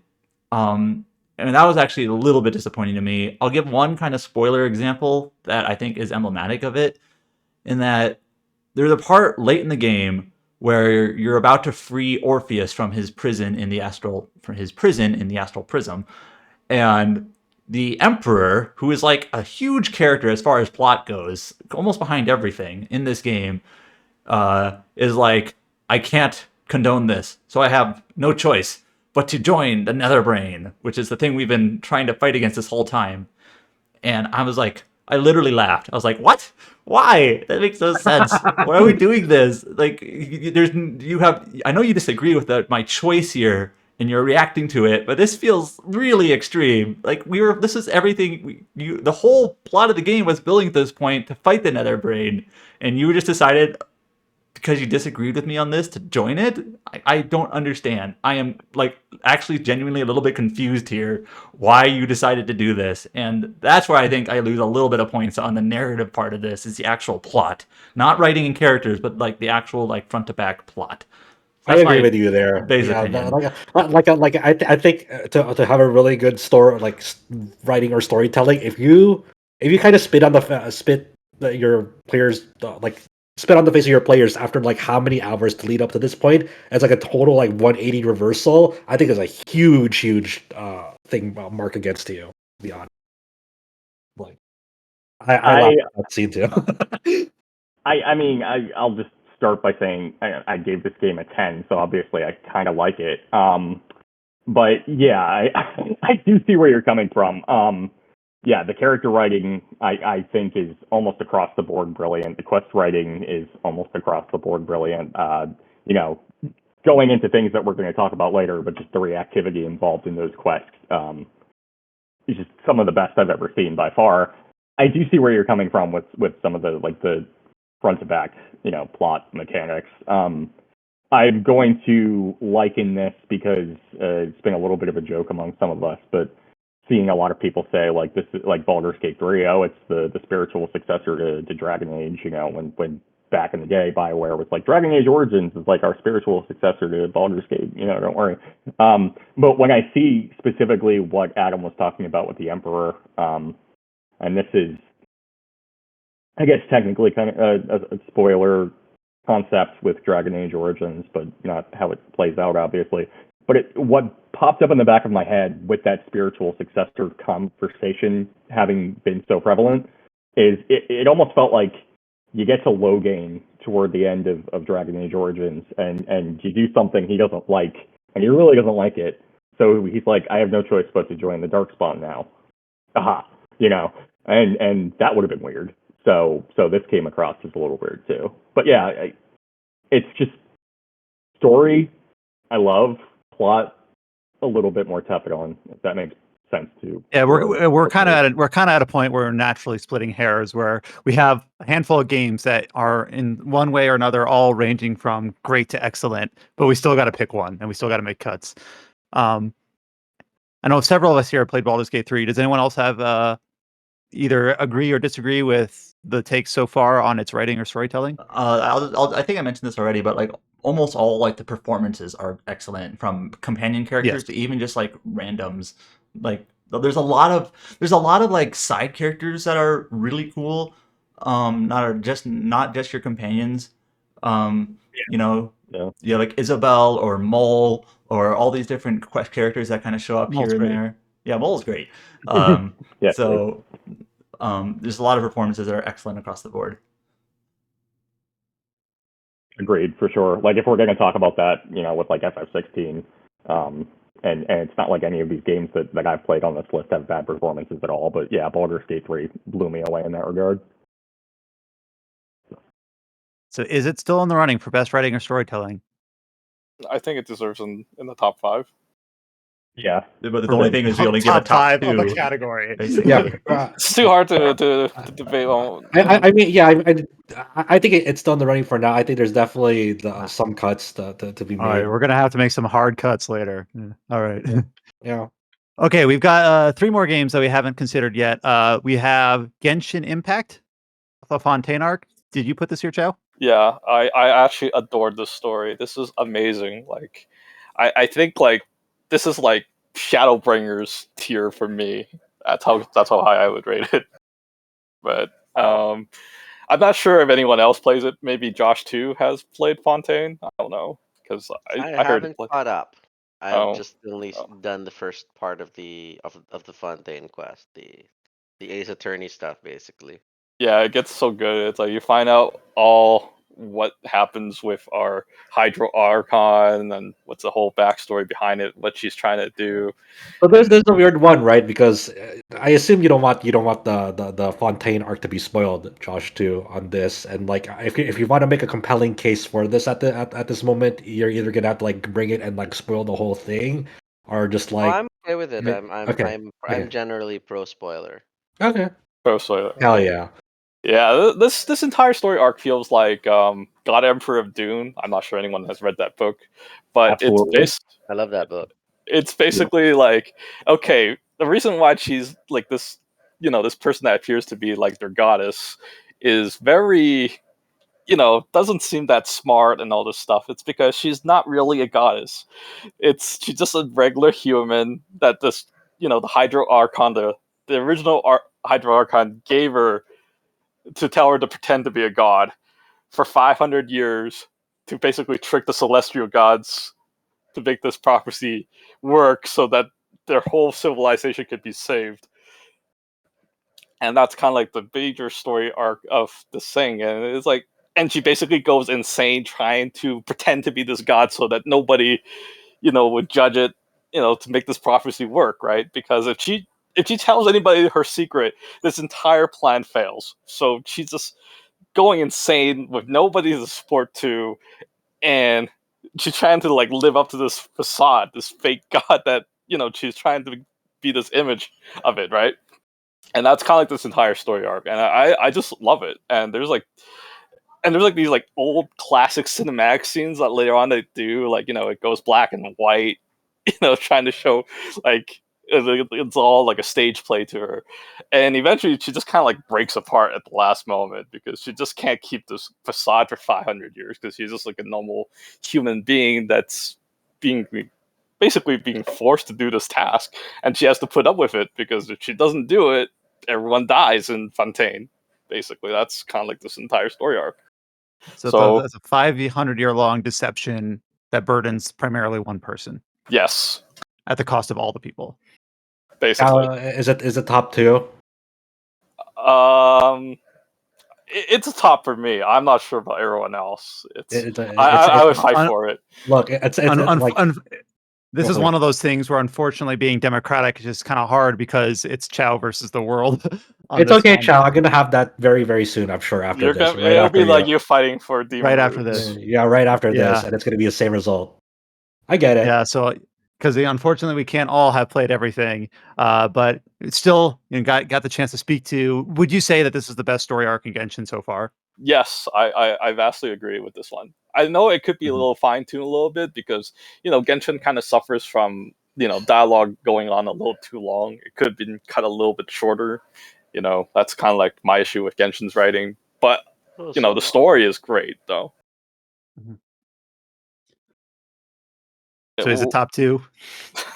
I, look, look, Joe. I feel you. I feel you on this. It's okay. Well, let's bring a Kindred Spirit, another game on Mhm. this list that you brought up, I mean, Demon's Roots. yeah, I mean, Demon's Roots has so much going against it, especially on a panel like this, right? Because well, one, it is very much marketed and very much is like an eroge RPG. It has hentai scenes in it, and and that's not really. I'm sure when people like the target audience goes into it, they're and there for the porn, but I was aware of it. I got aware of it because like people were like, hey, there's genuinely a good story here. You can actually go play for the gameplay and story first. And like, okay, and it handles a lot of like themes that Final Fantasy Steam tried to tackle, but this does it in a much more better realized way. The very, very, very, very basic premise setup is like it's on this continent where demons have started um, making their way to the surface world to go to plot against kind of rule over humanity and so forth. And you play this demon named demon Death Polka. And she has like the for whatever reason it's explained in the story later on that she has the form of a human being. It is very much a game that tackles like about the natures of cycles of violence, about slavery, about oppression, about what it means to like it like because the main core theme of this game is trying to find a way for demons and humans to coexist together. But there's so much discrimination on both sides about like the nature of each other because of past violence and history among them. You can change the mind of like one or two people, but how will you go about changing like the mind of like an entire culture? When the discrimination is so deeply rooted into these societies. So I won't belabor the point. I was very very impressed about the way it conveys its themes in a very like smart, mature manner of like as you're going around this continent, conquering and like solving problems that like have sprung up due to human society.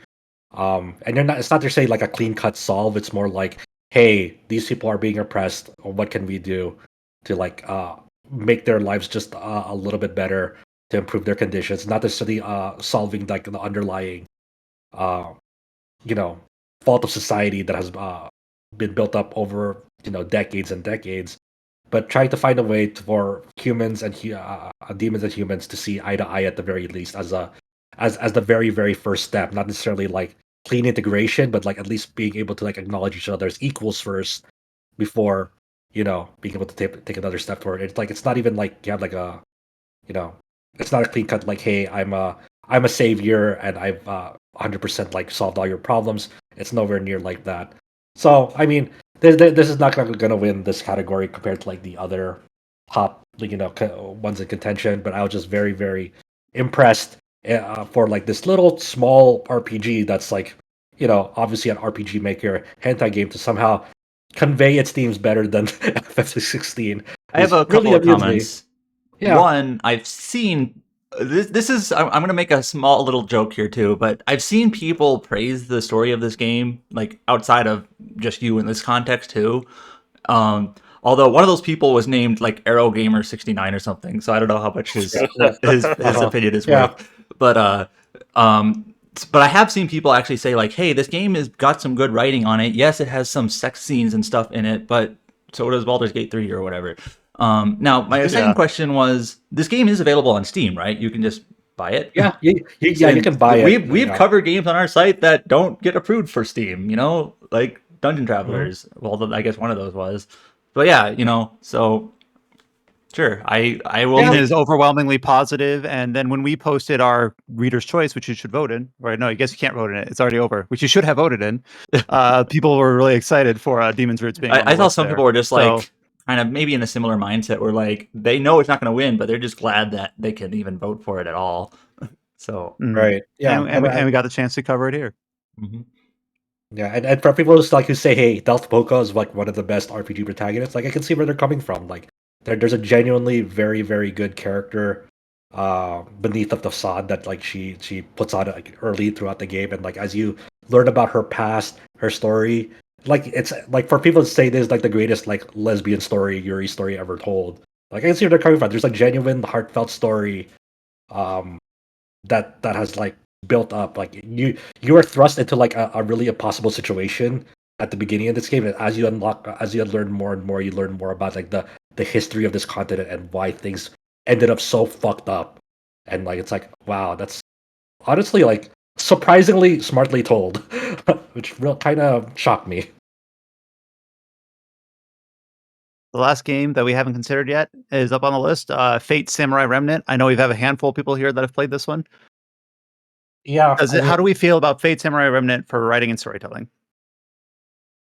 I mean I like it because it's one of those weird things where it modernizes like an existing formula, right? Like Fate Samurai Remnant, I look at it as like it's hard to separate it from like Fate Stay Night the way it kind of modernizes that story. It has the three routes, kind of like Stay Night, and like it has obviously it operates on like the core tenets of what makes like a Fate story, right? You have like the master servant system.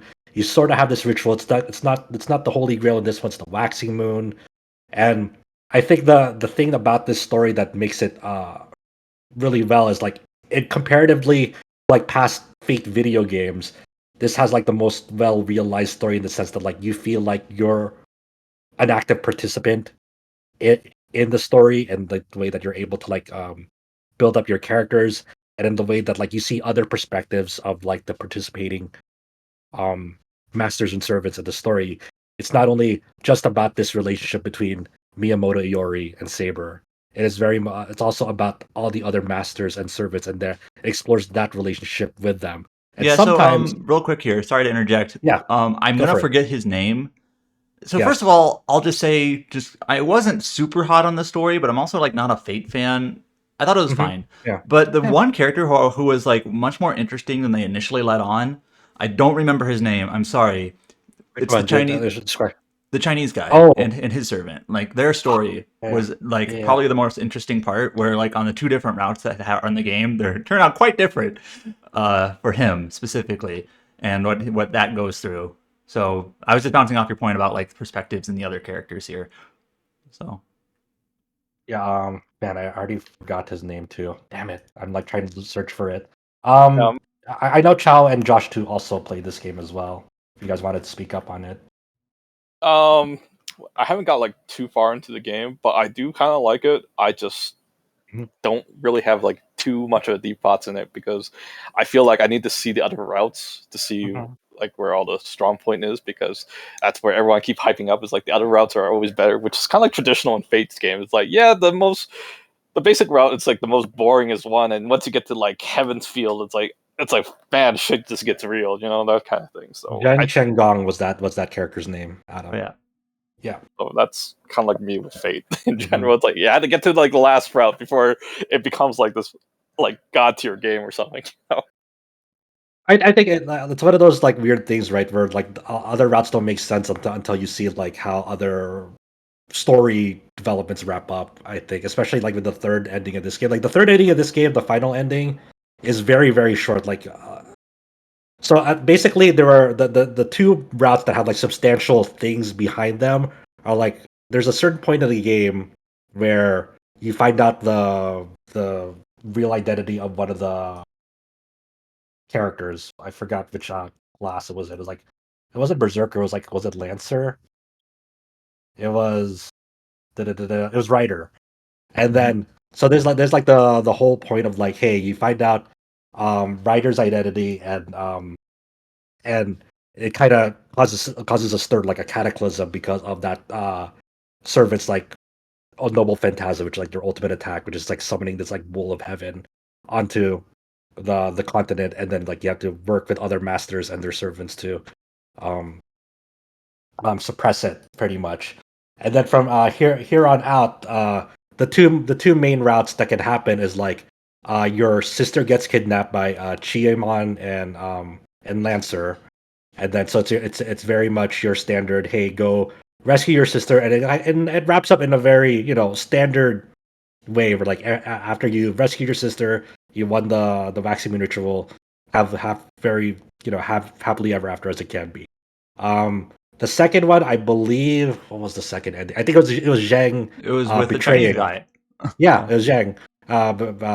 Because after you deal with Castor's master, Castor is still manifested in the world for a very brief time, and he needs to find a new master to um, um, form a pact with. I actually And didn't. it's I just, actually felt like I didn't understand this mechanically. Like I thought they would just disappear, but they didn't.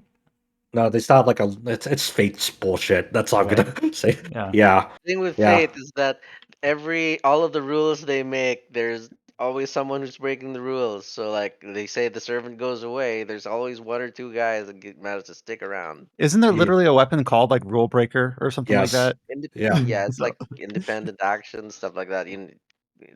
Nutso stuff. So That's always a church breaking the rules in the Fate series. So one of the mandatory story points is like Zhang and his archer servant. Like Archer always dies no matter what.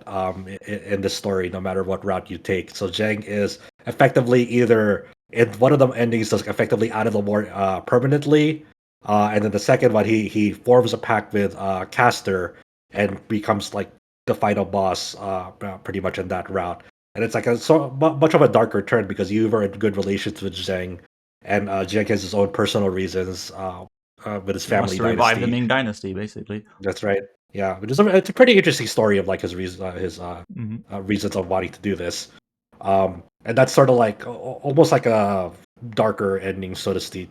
But like, but the so that's kind of the second ending of dealing with Zhang, and then you also form a pact with another master named Yui Shosetsu on this too, which is so she's kind of like the main centric character in this ending. The third one is much more brief. So the other two endings add on maybe I don't know 2 to 3 more hours of like that route. It's not super long, but it's interesting enough. The third one It's basically is just a fight. yeah, Iori is this has been like effectively foreshadowed for the entire game. Where like, hey, Iori was born in the wrong era. They keep driving that point of like, your sword skills are like magnificent. The way that you're able to adapt and learn, like you were just born in the wrong era. You're like, what does that even mean? Because your preconception of this is like, oh, because he shows kindness and like he's soft hearted, like with his interactions with his sister and his with Saber. Like this is not like the mentality of a samurai, but it kind of inverses that in the third ending. Like what they actually meant with born in the wrong era is like there's kind of like Yori's a sociopath. He's always striving to find like a stronger opponent. So this Waxing Moon like book, uh, that you or not, but like this kind of The the artifact or thing monument. What do they artifact. call it? Yeah, The I forgot. statues, whatever. The hands. Well, yeah. He takes it for himself, and he's like, I just want to keep this to lure more capable fighters to me to challenge them essentially because like I don't like feel anything in terms like of the current like with fighting anymore. I'm always striving to fight like more and more capable fighters to show like if I'm a capable fighter. And obviously, Saber is kind of the takes on the opposite viewpoint of that. It's like this waxing moon is fucked up. It's artificially made. It is not like essentially corrupt by its essential I mean, nature. that's pretty But you much the plot cannot. of the game. Is you realize the Yeah, waxing moon ritual is basically a farce. So yeah. So this partner that you've been playing with since like hour one of the game, that's actually the true final boss. Is like Iori and Saber having a final duel, showdown, and it ends in a very bittersweet note in its true end of Saber. It's basically a double suicide because no matter what, Saber yeah, loses Saber because wins or loses either way, basically. yeah, and it's a very brief like, hey, they both essentially lose. Saber obviously no longer has a master, like manifest out of like the world, and Kaya, the only family that Iori ever had, like stumbles onto his dead body at the very end, and that's it. That's the end of that game. So like and I think that's a really really interesting way of like showcasing that like real story behind like after you've seen other potential ends in the game of how this could actually end up. This feels like actually the true end of the game, but it only hits harder once you've seen the other perspectives of how this could have ended.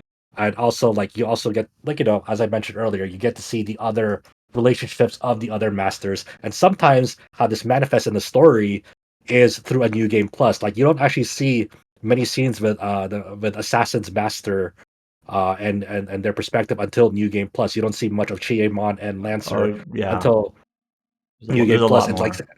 yeah, and like there's actually like you get to see like their personal reasons of why they participated in this war, and this only makes sense from their perspective in a New Game Plus because it wants to give you like a certain like notion of them and doesn't want to like pile on too much of your understanding in a first playthrough, because if that was in a first initial playthrough, I feel like that would have actually muddied up the pacing and like really slowed it to like a weird like crawl. And like once you initially beat it once, now you have like a more deeper understanding of like how this ended up and why events happened the way they did, based on like these new game plus side stories of like what they were doing before they like you met up with them, so to speak.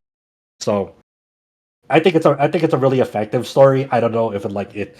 I would like it to see to stick around, but that's personally me. So we've got 6 games left on the list if you include Fate Samurai Remnant. And just to remind people who don't have the list in front of them, Fate Samurai Remnant, Baldur's Gate 3, In Stars in Time, which is what we opened the section with, Labyrinth of Galleria, The Moon Society, Cyberpunk 2077, Phantom Liberty, and then Octopath Traveler 2. I think we can Time cut to make some Octopath cuts. too. It's like I love that game, but I don't think the story is necessarily what really makes it. It's not bad. It's good, which is why it's lasted as long as it has. But it's absolutely not best of the year material. I know we have to make cuts, and at some point we have to make cuts. But like the fact that when we talked about Octopath Traveler 2, we immediately jumped onto like 6 different stories and 6 different characters or so. I'm hesitant to cut it right now. You I don't know. might be right, I but would. Like. I'm sorry, but like based on what James and Adam has said, I think Labyrinth of Galeria goes before Octopath. I No, kind of think that too. Oh, nope. Huh? Because it I seems like when I will people think not it's defend Galeria. I mean, I oh like it no, enough, but not that much. So, what to about me, Baldur's Gate 3? We talked about its front to back narrative. Maybe that but takes this but one out. the weird thing about Baldur's Gate 3 is like the main like plot, as Adam said, is like has its faults, but there's just so much surrounding also that works in its favor. Yeah, Like this the character writing, for example. Yeah, this is where like that nebulous phrase writing gets tricky because Yes. there's Yeah. like the actual dialogue itself, characters, character performances, character writing, like character Quest writing. motivations, theming, themes, the actual plot, and that's where I think Baldur's Gate 3 is a little weak, like the front to back plot about these 3 death god uh acolytes or whatever you want to call them, like summoning another brain. Like I don't know, is that really that interesting? But like everything besides the plot is excellent. It's just the plot itself in Baldur's Gate to me is just kind of like on paper, oh fine, maybe. Well, actually, the Emperor thing isn't even not fine. I would say that's actively bad, but that's like only a part of the equation here. So Kind of uh, like it's kind of like how a lot of people feel with like Mass Effect 2, right? They talk up well, Mass the Effect 2 is a character side quest game. interaction.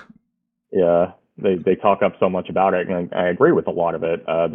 The dialogue can be great. There's so many cool little interactions and all that.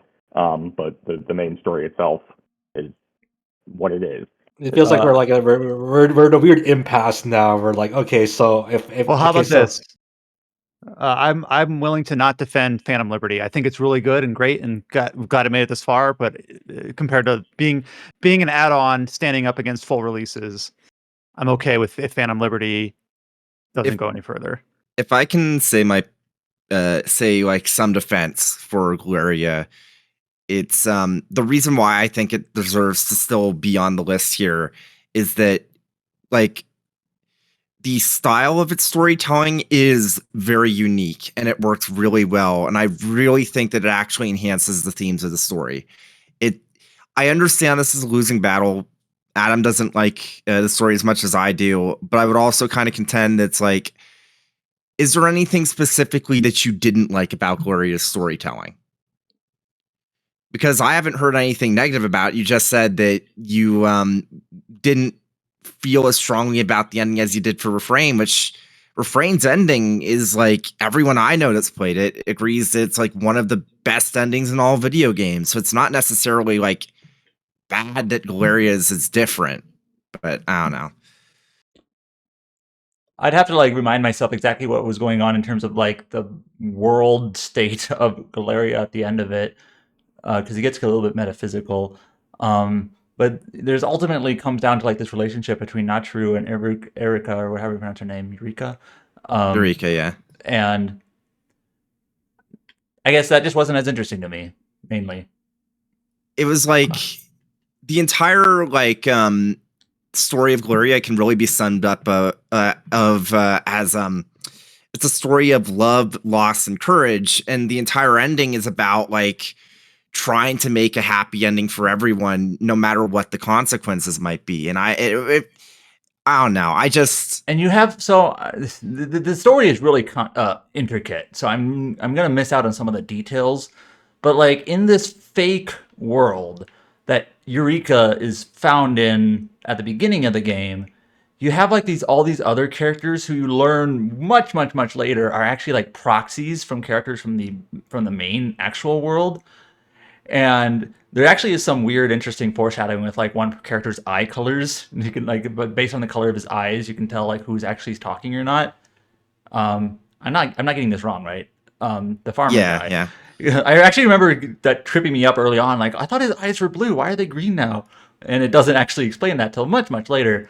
But that part was mildly interesting to me in that like characters that you meet way early on are actually like it sort of gets into like I guess some sort of bullshit anime bullshit maybe, or it's like they're actually a totally different character from a totally different place with a totally different reason for being there, but it does foreshadow it.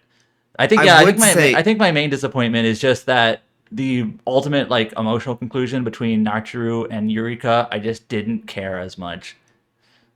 Meanwhile, for me, it was like the highlight of the entire game. And well, I'd say that if nothing else, I think that Galeria should be staying on this list for how it handles the whole twist with who Marta actually is and how she got there. Because I feel like that's the one central twist of the game story that really kind of ties the narrative together. So James opened this section saying that Octopath Traveler 2 should be pushed off, and I pushed back against that. Does anyone else also feel that Octopath Traveler 2 doesn't go further? Because I could see that not standing up to the other ones on this list. For me, it's behind. The ones on this list that I have played, for me, is behind those. Put it that way. All right, it starts. In many ways, the story is my least favorite bit of this. Well, not my least favorite, but you know what I mean. Like of all the things I love about Octopath Traveler 2, if you were to stop me in the street and ask me what I loved about Octopath Traveler 2, although I think the story's fine, it would be the last thing that I would actually list of all the things that I like about it. Well, these are going to be hard cuts. So maybe that's hard cut number one. For me, that's crazy that like Octopath was struck out so fast. Yeah. Like, all right, get out. You know? Yeah. I mean, the only reason I brought it up is that of the games that were still on the list, it's like that's the only. It's a testament, right? Because like, once they got this. I would cut Baldur's Gate 3, Fate Samurai Remnant, and Galeria, all games I played before Octopath, personally. Okay. All right. With Baldur's Gate 3, we kind of talked about having that one kind of key weakness. Even though we talked about how it's such a minor thing, it does have that one. Well, that one blemish. I don't know. This isn't here or there, but like I was actually sort of glad that at the Game Awards they gave this narrative. Since they gave their award for best narrative to some other game. I think it was Alan Wake 2. Yeah, Alan Wake 2. Because I Deserved, think by I the feel like way. it's just like a flaw, this plot thing. I just kind of wish like the actual plot was just a little bit more interesting. But it is just kind of like one piece of the whole. Yeah. It feels like it's very telling that what really blew up with Baldur's Gate 3 was the characters and the interactions and not the core plot, because it is the party itself that's the soul of that game. I also think, to be fair, when you're making a game of this size, and think about it this way, right? The last game that I think had characters like this, where people attach themselves to the characters in this way, was probably the Mass Effect trilogy, right?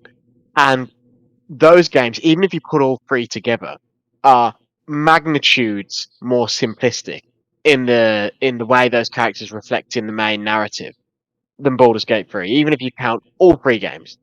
And so I think you have to accept, with a level of inevitability, that when you have characters that are this well written, but the main narrative is almost going to be clothes horse that you hang those characters off, as opposed to being this incredible plot line. You know what I mean? Because to have all that complexity in a storyline and in the characters, I think is a nigh on impossible task. So that's what I'd say in defense of it. It's just that, like, I think Larian made choices about the sort of thing they wanted to do, and I think they correctly identified that from a D&D perspective, D&D stories are first and foremost about the people that you adventure with, and so they focused on that. That's No actually a really one, good defense, I think. yeah, no one, like, if you think about your most recent D&D campaign, and I ask you, hey, tell me something that happened. Nobody's gonna say, oh yeah, we killed the dragon or whatever. They're gonna say, oh yeah, my bard buddy, he rolled like he seduced the dragon with some like magic. Like, it's about the friends you play with, not the actual story itself usually. I agree, and that's why I mentioned Mass Effect 2 earlier, but really, it applies to the whole trilogy. By the way, I should also mention that Mass Effect 2 is also a 10 out of 10 RPG site review from back in the day. Very good. Very good. All right. In Stars in Time, it's been a while since we talked about this at the start. So we have two people who can defend this. I will fist fight for it. I think. They'll I beat you up. think. Okay, I think the safest strike through right now is Fiery Fate Samurai Remnant. I don't think that will garner the support it needs to actually pull its weight here. I don't think Sadly, yes. I will support its exclusion.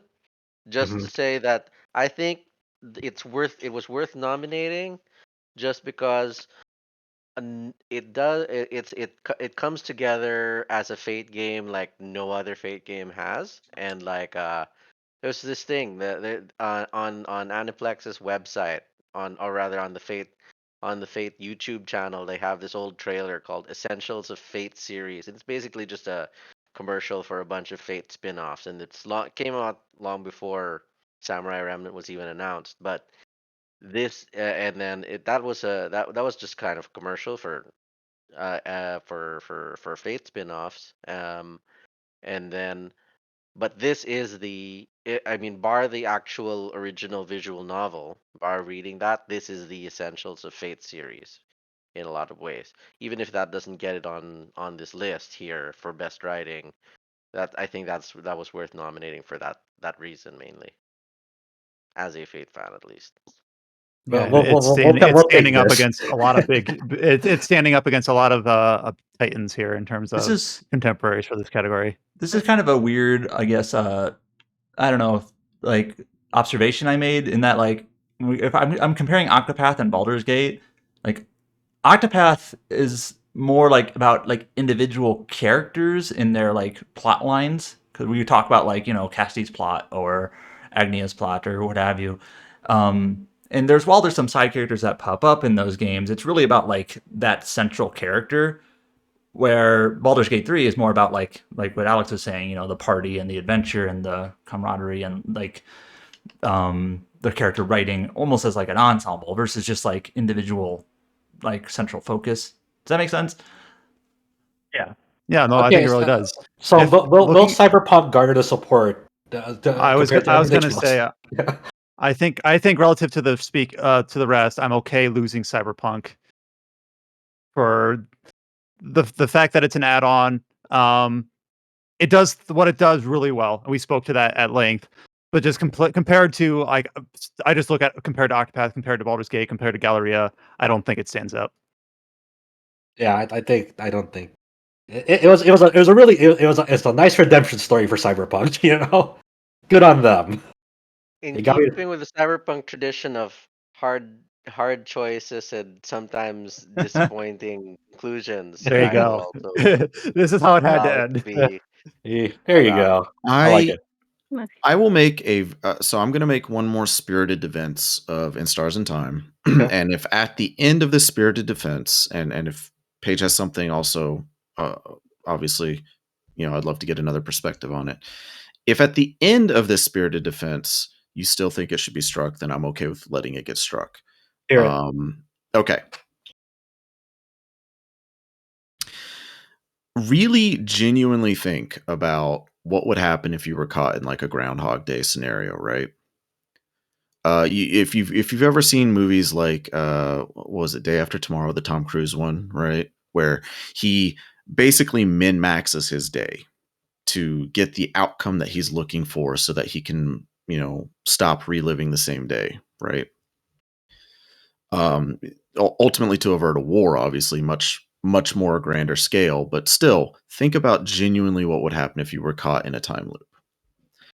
You would, by virtue of trying to find a way to break the loop, eventually min max how that day goes, right? You would eventually figure out exactly what time your toast pops up out of the toaster, that sort of thing. The game effectively uses this against you, because you ultimately are going through the exact same day, hitting the fast forward button, going through, your social links with your it's not a social link, but that's effectively what I'm calling it. Social links with your friends to unlock their best ability, and doing it repeatedly because, you need that best ability to beat the king and in order to progress to the final area. And it ultimately culminates in you speeding through everything. And as you do this for, 40 loops, 60 loops, however many loops it takes you, your character, Sifrin, starts feeling the exact same way that you do as the player. Okay? He no longer cares about the sob story of discovering that one of the characters is asexual, right? But is forced into a compromising position where she feels like she must become romantically involved with somebody because um, everybody else is doing it, and that's part of being And her religion. that's part of her religion, the Housemaiden of Change. You speed through Odil's seeking information about her homeland and about her family, because she never really was exposed to it, and all the information that she could find has just been locked away due to how family history is recorded in this storyline, right? You speed past the background of Isabeau and how he continually tries to confess his feelings to Sifrin and fails at each and every single time because of specific random events that prevent the full confession, right? You eventually start speeding past it because you've seen it all before, and the main character starts to feel the same way. He starts going, yeah, hurry it up, right? And it breaks the person that you're talking to, right? Eventually, when you go through the asexual storyline, you just try to speed it up, right? Your character's like, yeah, I've seen this all before. Hurry up, pick your guy, whatever. It doesn't matter, right? You don't, because you can just be yourself. And when Sifrin tries to speed it up, it breaks that character's heart. She's like, what are you doing? How can you possibly know this about me? Right? What took hours to get to, your character is trying to speed run. And it turns that character against Sifrin. She ultimately tells him, don't talk to me. Don't talk to me. Don't come near me. And Sifrin's like, oh, okay. Well, that didn't work out, but that's okay. I don't I don't need her ability. I can go get somebody else's ability. And you can always redo it again anyway. And you can Right? always redo it again anyways. That's correct. But eventually you start breaking these relationships with all of your friends. And the main character's like, you know what? I'm just going to die and relive my day over anyways. I don't need them. And goes to the castle by himself and starts losing because he has nobody to back him up. The entire reason he was able to beat the king in the first place and see the end of the time loop before it looped over again, of course, was that he had his friend's support. And without that support, he really doesn't have nothing. Yeah, you go on a murder spree, you can clear through the game because how the time loop works is even though you're resetting the day, you still keep your levels and your gear. So by this point, you're like level 75 or something, while everybody else is level 40. So you're clearing through the castle by yourself, no problem. But you can't beat the king. You can't beat the king. You can't beat the final boss. And it's paralyzing. It's torturous. And so your friends do come because they do care about you and they've in their eyes, you're having a really weird day. But they don't know about the time loop stuff until they come to support you. So at the end of this 12-hour journey that you've been going through, living through all of these time loops, the family and the relationships that you built, you start to abuse them and break them. And then it comes full circle to where your friends come back, the truth is revealed, and you break the loop for good.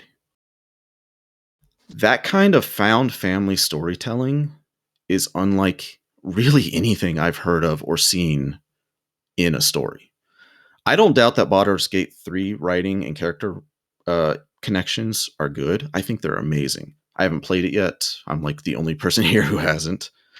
And I don't doubt that Octopath Traveler 2 and Labyrinth of Galleria have amazing story beats as well. I really want to play all of these games that are in this short list. But when I say that In Stars in Time made me feel and think about things that I haven't felt or thought about for years, I'm being deadly serious. I think that the way the writing captivates you and drags you in is unlike anything I've ever played in recent history. Yeah, Paige, just do you gonna have any? say. Oh, Um, sorry. Yeah, Paige, go. Sorry. I was gonna before that. I was gonna say I'd be like okay with like kicking it if we move it to like the immersive category because the story wise that's how I feel. But yeah, I do. They were talking about like, sort of the end game there, and I do really like that the success like oh yeah we've just spoiled the whole thing already. But yeah, the successful loop is the one where you piss your friends off the most. Like you absolutely so mad, and I'm like oh of course that's it. Like but yeah, the only thing that it really hinges on is the fact that Sifrin doesn't tell their friends on any loop, like doesn't even try it to get the result because I guess they feel like they have to take the burden because they're worried about them going crazy. And I can't really relate to doing that. I would have just at least tried it because you can always sip on a banana peel if it doesn't work. that is true. Yeah, that is So, the one thing. Yeah. yeah. I think this is like I where you divide yeah. writing storytelling and immersion. I think based on how you describe it, I think this really is like a worthy. It does earn its slot here, like standing among them in its writing and storytelling versus immersion, because that factors into like gameplay elements that you can manipulate into that. Your speech on it and the defense on it with Paige, like I will phenomenal. say, yeah, Like, you sold me on this. I'll say that again. The last thing I'll say about Galeria is I feel like it really says it all that like basically 3 years after I finish it, I still feel as strongly as I do about the story. But I again, it's like it's the nature of the game. Like not everyone's going to play everything, and especially for a game as long as Galeria, if it doesn't resonate with you, there's not much to say about it. I do want to play it in Stars in Time, and you sold me on it. I was like interested in picking it up later, but like probably next Steam sale, I'll just like grab it because, yeah, it sounds great. You have my vote. Yeah, I think I'm those sure. defenses of Baldur's Gate 3 and In Stars in Time were both really good. Uh, Labyrinth of Galleria was kind of set behind the eight ball a bit because it only had two people that have really played it, and one of which was a little bit more, I won't say lukewarm, but less hot than the other. So, first of all, before we cut anything, very hard cut at this point. Best writing: Baldur's Gate 3, In Stars and Time, Labyrinth of Galleria, The Moon Society, and Octopath Traveler 2. It sounds like Labyrinth of Galleria is going to be like one of the last to fall here, and now we've got these last three to pick a winner and a runner-up, and then a runner-runner-up. I'm a little I- bit biased here because Junior and Page's defense of it reminded me of like how I defended Nausea, and that like Nausea hits like very similar narrative beats of like the weariness of time traveling and like how gameplay systems like enhance that feeling of like isolation and loneliness as a time traveler, and like things that should be more impactful don't feel as impactful anymore because you've heard it again and again and again. It's fun. It's funny because there is actually a little bit in Galeria that does a similar thing with Nachiru, because like we said, there's like multiple versions of the same world. One's like more of a fabricated one, and one's the real deal. But it was still a similar thing where it's like, oh, it's just interesting how some games can have like similar sort of story beats with regards to that. All right. So we've already, for the last three, I'm thinking maybe you're going the same place, Josh. We've had a few people already say that Octopath Traveler 2 is good, an improvement on the first game, but still, like Alex worded it, it's not what he goes to first. I don't think it stands up to Baldur's Gate 3, and I can't mount as good a defense for Octopath Traveler 2 as Junior and Paige did for In Stars and Time. So I'm okay if Octopath Traveler 2 becomes our last man out. I'm fine with that. Depends on what other people think. Like I think it does individual stories very well, but it's hard to you don't feel as much as as it seems like how Junior and Paige did for In Stars and Time. The way they described that sort of storytelling feels very deeply emotional, and you interface with that because of this. Unlike Octopath Traveler 2, you share this one perspective on like this time looper. So Yeah. unless anyone feels super strongly on that, like I don't want to, just because I strike through it doesn't mean that's the final decision. But this is our last cut that we have to make here. I'm surprised at myself almost for saying this, because I went into this category thinking, in my heart of hearts, oh well, I'm definitely gonna fight for Octopath Traveler 2 to at least get runner up here, But after hearing what I heard about In Stars of Time and just sort of on a personal level, how much that just resonated with me for things that I haven't thought about in years, just hearing that blurb basically from these two people. Yeah, I'm cool with the cut on Octo. What wins it though? Ooh. Ooh. Putting my vote on in Stars and Time. Sorry, guys. It's not Baldur's Gate's pretty sweet. Chow decided. We're good. I like how Chow was like immediately apologized. Like, sorry guys. Has Chow played either of these? I watch people play Baldur's Gate. That's about it. Okay, well, is Stars and Time winning it, or Based on vibes, like- according to Like, I'll be completely honest. I know this is kind of like gamifying it a little bit, but I feel like Baldur's Gate 3 is obviously we haven't gotten there yet, but I feel like it's going to be at least top 3 in terms of like just game of the year in general, right?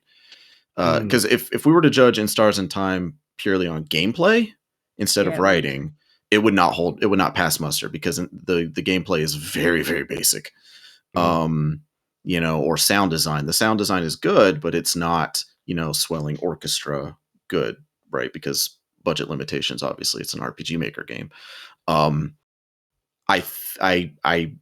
Me personally, I'm going to go with In Stars and Time over something that's going to win like 2 or 3 other categories. You know what I mean?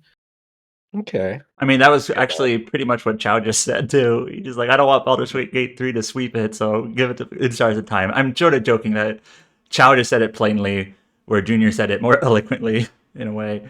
Well, Baldur's Gate 3 is one of my favorite games of the year, and I do think it has really I'm not going to repeat. We have to move on at some point, but it basically it does so many things well on a gameplay perspective as like a whole package, where the writing is just a really good part of a really good package. Where in Stars and Time, it seems like this is its claim right here. So I'm good with that. Actually, I think the defense was strong enough to do that.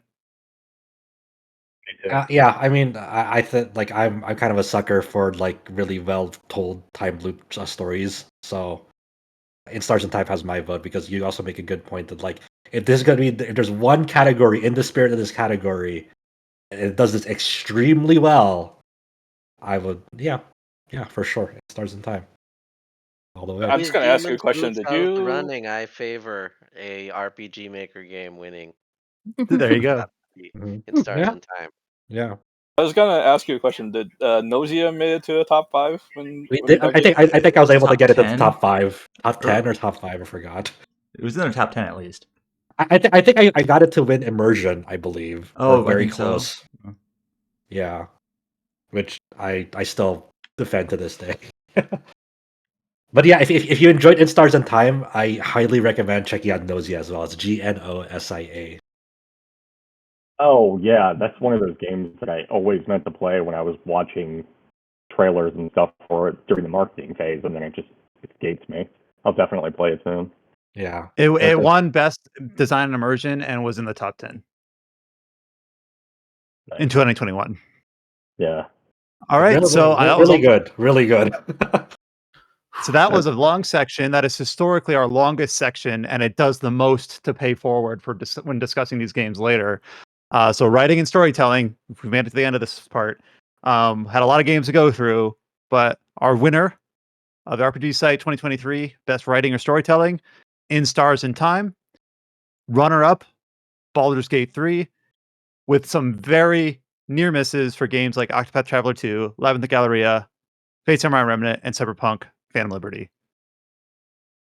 All right, how are we feeling, guys? We're going to move on to a much more straightforward category, and that is, well, at least purportedly straightforward. We'll see once we get into the discussion.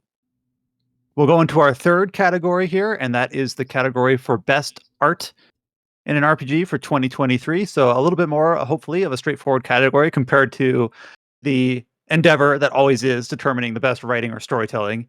So we have a similarly large number of nominations here for best art. Let me just go ahead and list through them, and then we'll start discussing. For best art, the nominations are Legend of Zelda: Tears of the Kingdom, Sea of Stars, Lords of the Fallen, Fate Samurai Remnant, Baldur's Gate 3, Honkai Star Rail, World of Horror, Octopath Traveler 2, Wandering Sword, Small Saga, and Fire Emblem Engage. So about 40% of those we've discussed previously. A little bit, half or a little bit more are new entries on the list for games we haven't talked about yet. So let's go ahead and start with one of those. Let's talk about Wandering Sword. And I know that Chow, Josh, and Adam have Josh won and Adam have either played or watched someone play this game. Tee us up what Wandering Sword is, and it's got a very clear and obvious comparison point that's also going to be brought up. I'll start with Adam. Okay, so Wandering Sword, if you had not heard of it, it is a Chinese RPG that looks a lot like Octopath Traveler. And I think it's very easy to look at this game and just say, oh, it's a Chinese knockoff or what have you. I've actually been playing through this game recently, and its structure is very different than an Octopath game, and actually different than a lot of games, to be honest. It's more like a Romancing Saga 3 than anything else. But it is a pixel art game. It's got that sort of HD 2D look, although it's not specifically that, coming from a different developer. But it's maybe not as like high fidelity as Octopath Traveler 2 in terms of like effects and camera angles and things like that. But it's got a really pleasant art style with the pixel art graphics and a lot of nice use of colors. It's a Chinese game. It's set in China and has a lot of that sort of architecture and aesthetic to it. And if you like how Octopath looks and you like that style of retro game, this game fits there very nicely. Now, I'll be honest, I don't see how this could like win over Octopath. I feel like Octopath is just the same but better in a way. Slightly different style maybe, but in terms of like production values. But it's similar to that, basically. Let's let's see. Let's talk to who else has played Wandering Sword. I did. All right, how do you think about it, Dart? Yeah, for art, like it's gonna be tough, especially because of Octopath Traveler 2 this year. Like Octopath Traveler 2 is kind of the next like very, very big step in that HD 2D look. And we'll talk about it more a little bit more later, what it does.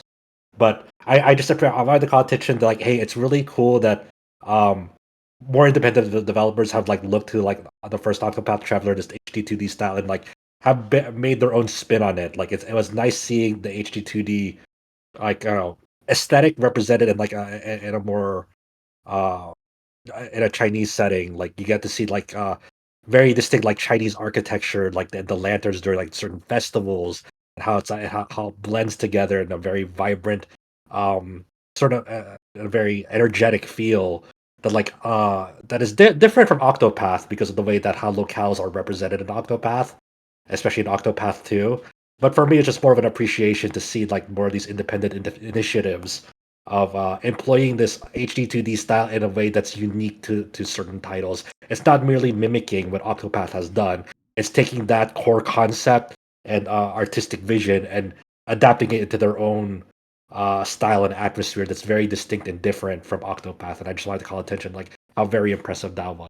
It does also have some Modern pretty Soul. nice pixel animation in that like for example, there's this one like side quest where one of your companions, Hong, is like a swordswoman and like she's learning like a new sword style and like it could have easily have just done like some canned animations in the pixel art for like her trying out new sword moves, but like there's actually a section there where she's learning like these sword moves and this is pixel art, but there's Yeah, doing like sword dances. Yeah. like sword dancing. And it had some like unique kind of animations for the pixels and this in the pixel animations and the sword twirling and movement and all that. And it was pretty neat. And yeah, you see that like in like several martial artists like animations themselves too, like for other characters and they're like learning a new style. Like they don't use the same canned animation. It's all very distinct, unique and different to highlight different like how mastering different martial arts styles essentially in the game, which I found a very nice touch on it. So I just love that it's very lovingly crafted and forges its own identity. Like you said, it doesn't mimic like Octopath structure or leveling system or anything like that. And the way you progress through it, we'll get more into design and immersion for this game. But I like that it's very confident in doing its own thing. I guess is the best way to summarize it, and I love it for that. So we'll go and Octopath Traveler 2 and Wandering Sword are both on the list. We'll keep them on for now. I will say before we move on that I'm looking at these two, and I do think that that style of game is really nice, but it has lost a little bit of something now that we've seen a lot more games use a similar style. It's not as novel as it once was. I think we had a very similar discussion last year talking about Live Alive. Still very good. I'm not saying, oh no, I hate the art style. It's just not. It doesn't have that same impact of being like, wow, this is what retro style the games made in the 2020s can look like. I was Let's just see. gonna Looking at other, say, right, if Jeff? Lords of the Fallen made it, but not Lies of P, or we just forgot Lies of P. I mean, I'm curious about who nominated Lords of the Fallen. It's not one that I can speak to. Like, I don't really know what it looks like. I wrote the review for Lords of the Fallen, and I Sure. think that it's kind of bland. Like I didn't nominate it. I don't know. I would not Yeah. nominate it for art. Yeah, I don't know who wrote it in. It has I know James has spoken about like the graphical fidelity of the game being very done very well. the graphical fidelity and how the environments are structured are very interesting and very good, well done. I But feel like from an art direction, I don't think so. I was going to say that I actually think that the art direction is uneven in spots, but there are definitely some areas I think are really good, like the kind of like monastery temple area with like the very like reddish, almost like pinkish leaves in the trees. That's very striking. Any of the area like the swamp, I hate that swamp, but visually it's really good. It's like I don't know if I was the one that put it on the list or if it was someone else, but I do agree that it was at least worth talking about because it's like it's it's probably the only Unreal Engine 5 game I've played that actually feels like it makes full use of the engine. Yeah, I agree with that sentiment. I just think from an art direction standpoint, it's very outside of a few areas, like you mentioned, the monastery was really cool. The tower was really cool. It was the tower was cool, but like the poison swamp was not.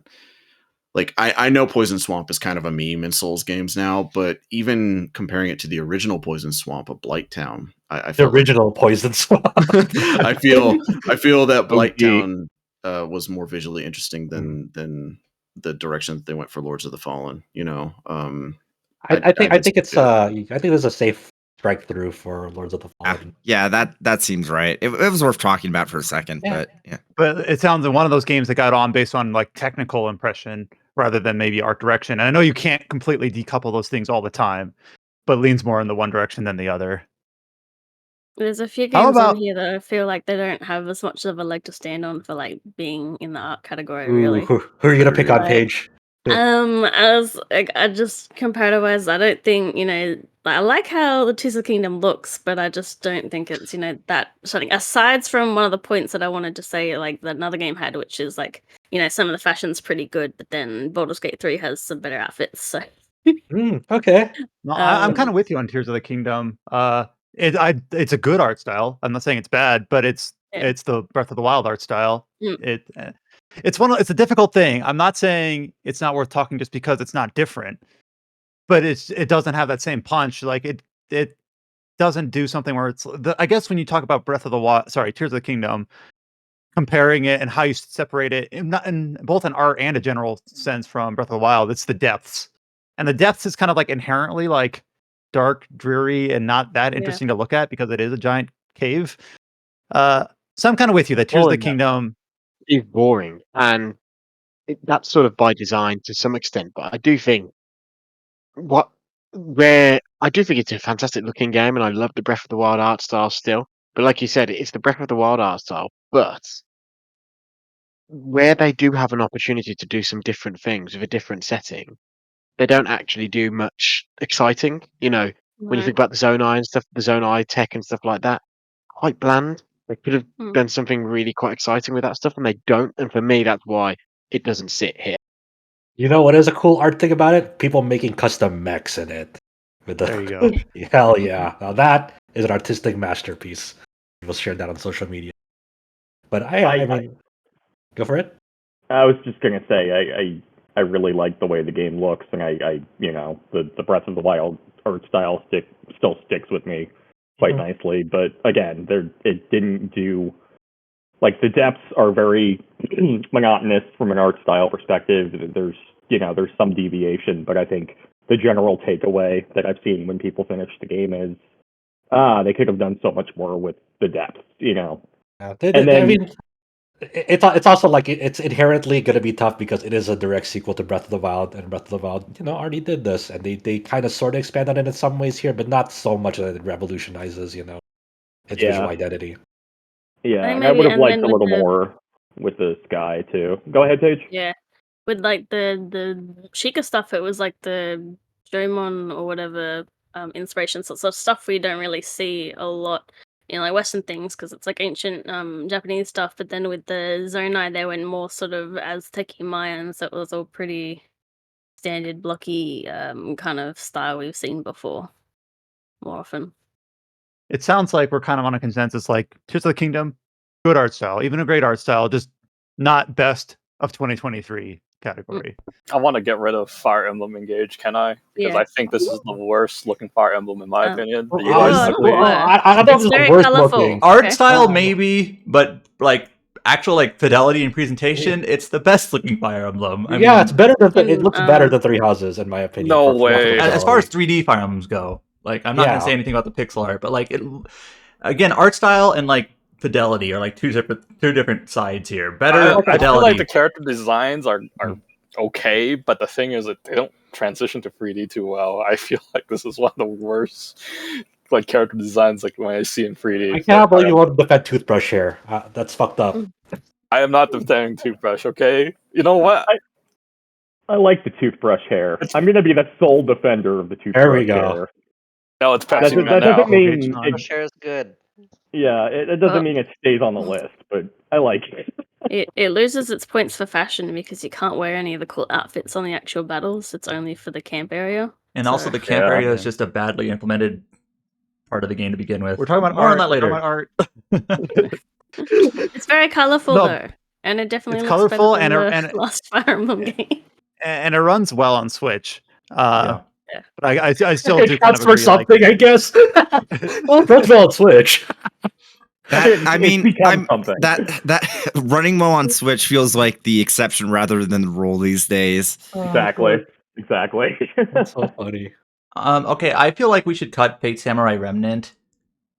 It's an anime style game. It's got like Yeah. cell shaded-ish art. It's of its own little style. It's very Japanese in its aesthetic, kind of classic Edo period Japan type of aesthetic. It kind of falls into that pitfall that some games of this nature fall into, and that like the character designs are all extravagant and great and memorable, but then like some of like the location designs, like environments and things like that, are kind of dull.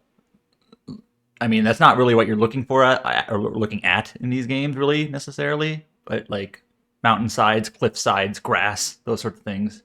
Don't. Yeah, I don't think it stays on. It's like it's a nice looking game, and definitely it has really great like character animation, especially like with some of like the spells and like the dual attacks The you learn. noble phantasms. Yeah, noble phantasms as well. But yeah, I think overall it's very uneven in this. So I was playing this game, and Brian was watching me, and whenever I did Saber's 8-headed serpent sword, whatever, he was just like anime. I'm like, okay. this is a Kusoge or not Kusoge. What is No, it? it's not that. Wrong The word. other one. Dang. Okay. Sakuga. That's it. Yeah, Sakuga. Kusuge and Sakuga are two different things. Yeah, very different. Yeah. Dang. This is why I stay out of these conversations. All right. So Fate Samurai Remnant, going for a very particular style, but it doesn't quite stack up against some of the more extravagant ones here on the list. Sea of Stars. Sea of Stars kind of is in this weird place. Well, not weird. I don't want to say that. In this place where it's like an HD 2D, but not pushed quite as far. It's clearly It's not going really for HD that. 2D. It's No. more of it's definitely your like not tilt shifted like not isometric, but it's like your typical pixel sprite RPG. That's the visuals are very like it's in my That's opinion why it's the it strongest caught aspect. eyes to begin with. Was people Yeah. saw it and were like, "Whoa, what is that?" Yeah. So, It's pretty good. Like the animations, like there's a lot of detail to its animations and like small touches. It does kind of obscure itself at some points, but it's like in spite of itself. Like for example, like there's this assassin character that makes interdimensional holes, and one of her skills is like in order to keep this going, press A to keep or whatever, press the circle button or whatever to keep it going. As the knife when the knife is thrown, but sometimes like depending on the perspective of the battle, like that character model will go off screen. It's like, okay, do I press it here because I can't see when this character is actually throwing the knife? So, and sometimes the art design is kind of like gets in the way of itself. For example, like perspective in this game is weird when you're platforming around. So like there'll be like a rope that's like in the field view that's like closer to you depending on like the perspective, and you're not sure how to get to it because like sometimes the environments kind of blend together. So it's not immediately obvious that like you can platform on certain things. I don't think Because I ever the had that issue, to be honest. I don't think I To- was to ever me- confused by environmental noise. to me, I kind of got it confused by environmental noise in that game because it's not immediately apparent that like you can platform on certain aspects in the environment. But it's a like I said, like it's strongest suit. Sometimes it gets in the way itself, but it's okay. I generally like the look of Sea of Stars, but I don't know if I don't know if it stays on. Yeah, it's quite pretty, but I have like other things I favor better than that for art style. Baldur's Gate 3.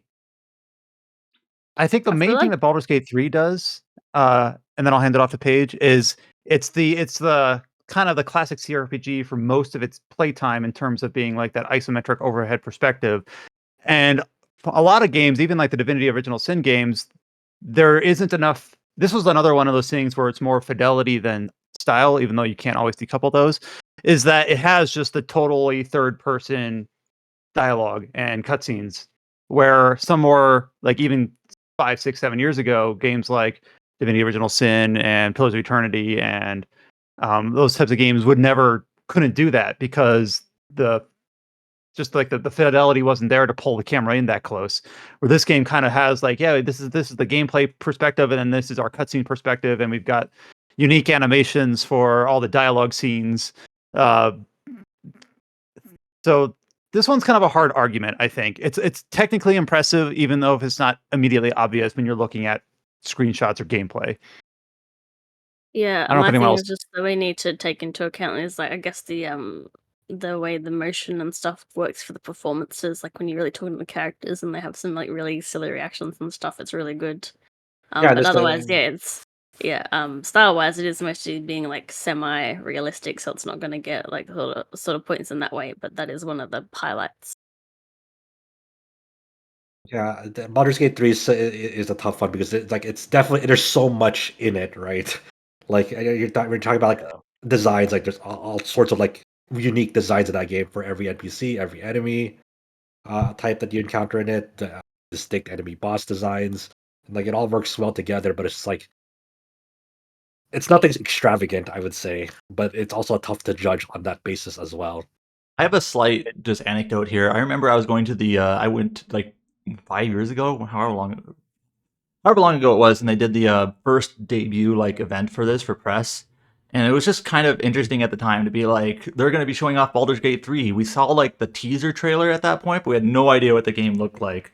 And like, it was just interesting to see what they landed on compared to like the older Baldur's Gate games. So I wasn't really going anywhere with this, but it was just sort of interesting at that time. Like, we knew Baldur's Gate 3 existed, but trying to imagine what it looked like before we really saw it. So I think it's Yeah. safe to keep Baldur's for now. I think there are other ones you can cut before Baldur's in this category. Yeah, Baldur's Gate 3 is one of the ones that it's hard to defend just because it's not as apparent. You kind of have to put 10, 20, 30 hours into it to see the variety and the animations that don't immediately come like, here's a screenshot of Baldur's Gate 3, look how good it looks. It's not as obvious, but we'll keep it on for now. Um, Here's one that also might be hard to defend, but I haven't spent 10, 20 hours with it, and that's Honkai Star Rail. So I think Josh and Chow and potentially Josh too have played Honkai Star Rail. I have I as I've well. think that right. I've Okay, played through I haven't more caught people up than I with it, thought. but I've played through the end of the first like world. So a decent chunk in. I think enough to say that it's like, I guess if you look at all the other games on this list, they're either very explicitly going for like a stylization, like the HD 2D style games. I see Small Saga there. Sea of Stars. I think like Honkai Star Rail is notable for the fact that it looks as good as it does, and it's a mobile game primarily first. So it's like, I don't know. I don't know if that would be enough for me to say that it should win this, but I mean, like, it has a great art style. It looks really good, but I don't know. I don't know. Same could be said for like Genshin. Also, that's the thing, right? It's impressive that it looks as good as it does. Kind of like being run on mobile devices as well. And that's an open world game on top of that too, where it has to render vast landscapes on mobile devices. So For me, when I played Genshin, I haven't played Genshin in a while. I think the last time I played it was the Inazuma expansion, I guess you could call it, whatever. Mhm. I remember when I first played Genshin and I was going through Leeway, and I was just absolutely astounded at how beautiful the vistas looked, right?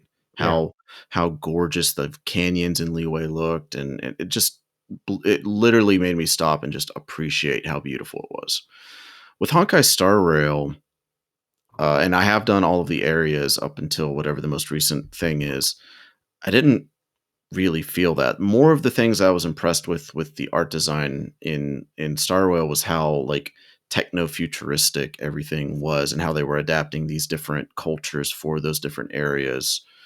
Um, but nothing really grabbed me, I guess. So like it has a great art design, but I don't think it can contend with like some of the other names on this list. Yeah, it's difficult for a startup when you compare it to Genshin because Genshin you have a very unique relationship with the environment because of the way you traverse through the environment and explore Right. that environment.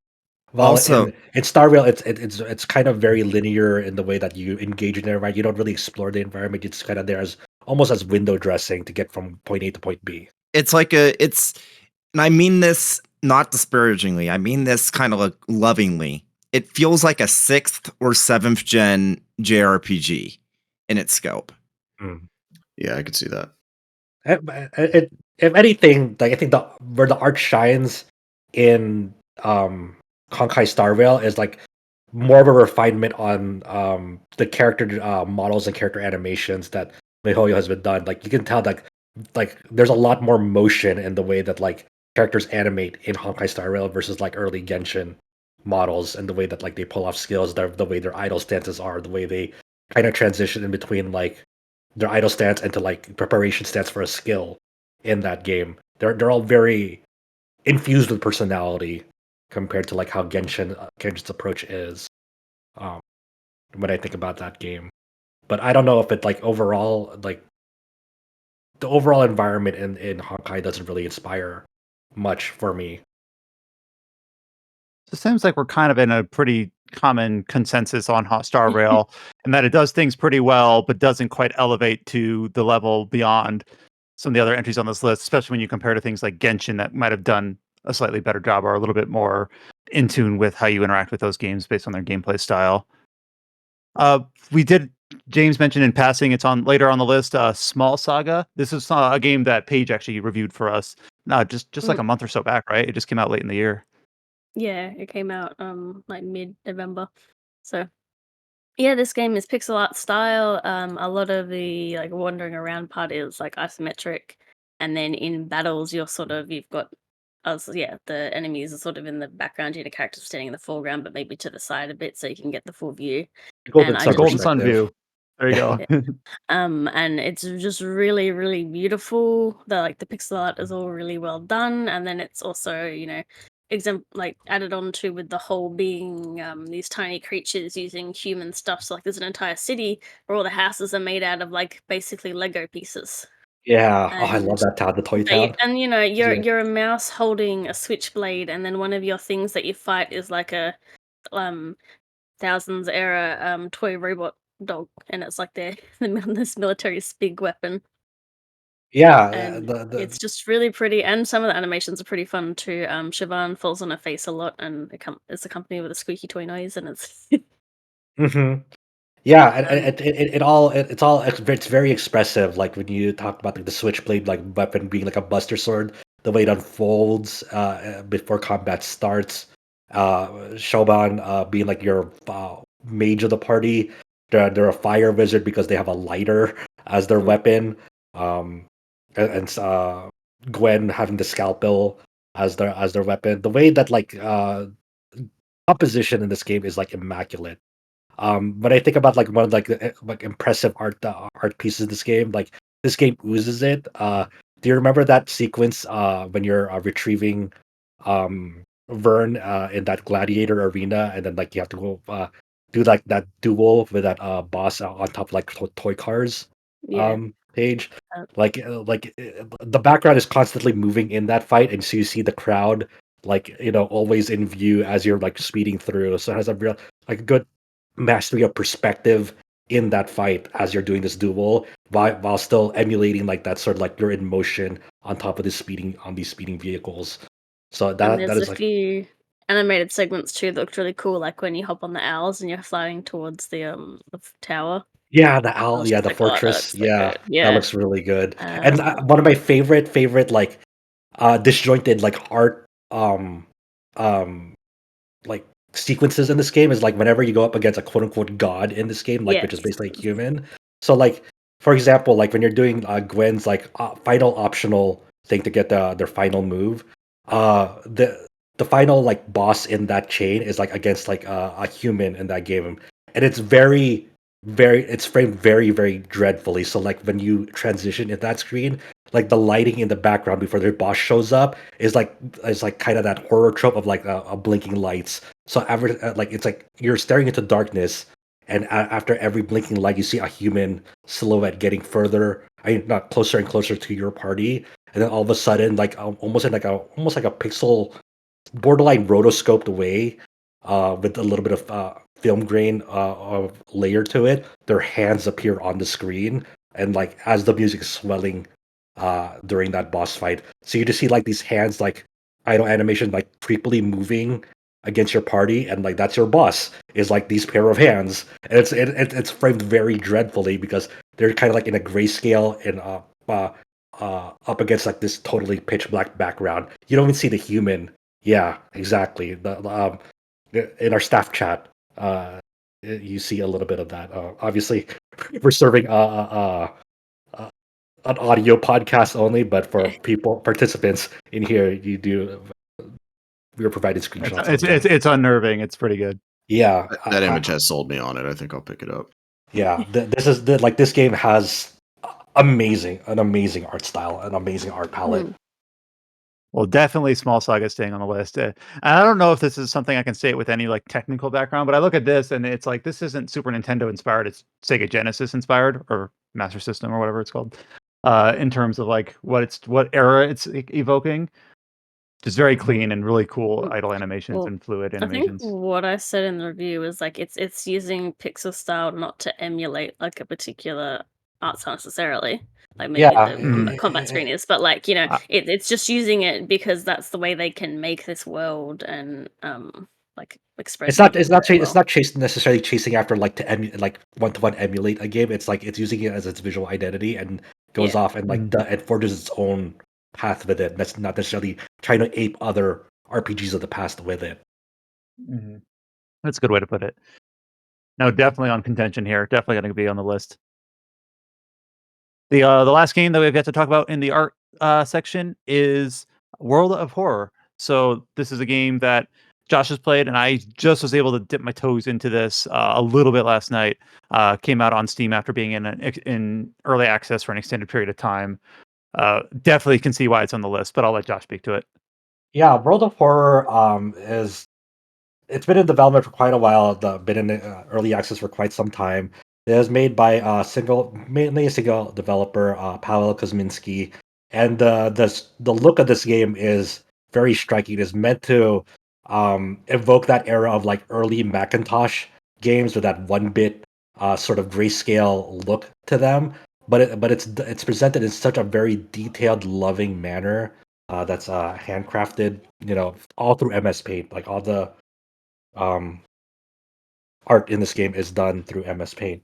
Um, so it's based on like very Junji Ito inspired horror as well. So you see a lot of very um, a lot of like flesh horror presented in this one bit style, where it's like you see a lot of like ripping and tearing and melting off like flesh. Um, on human beings, and then there's also reflective of its like backgrounds as well. Everything in this game is like it comes together to make a very very compelling like eerie RPG uh like imagery that that hasn't really been done by like anything at all. Like I struggle to think of like a few games that have tried this art style and was as successful as it was in this game. Um, you could speak like you just played it like barely last night.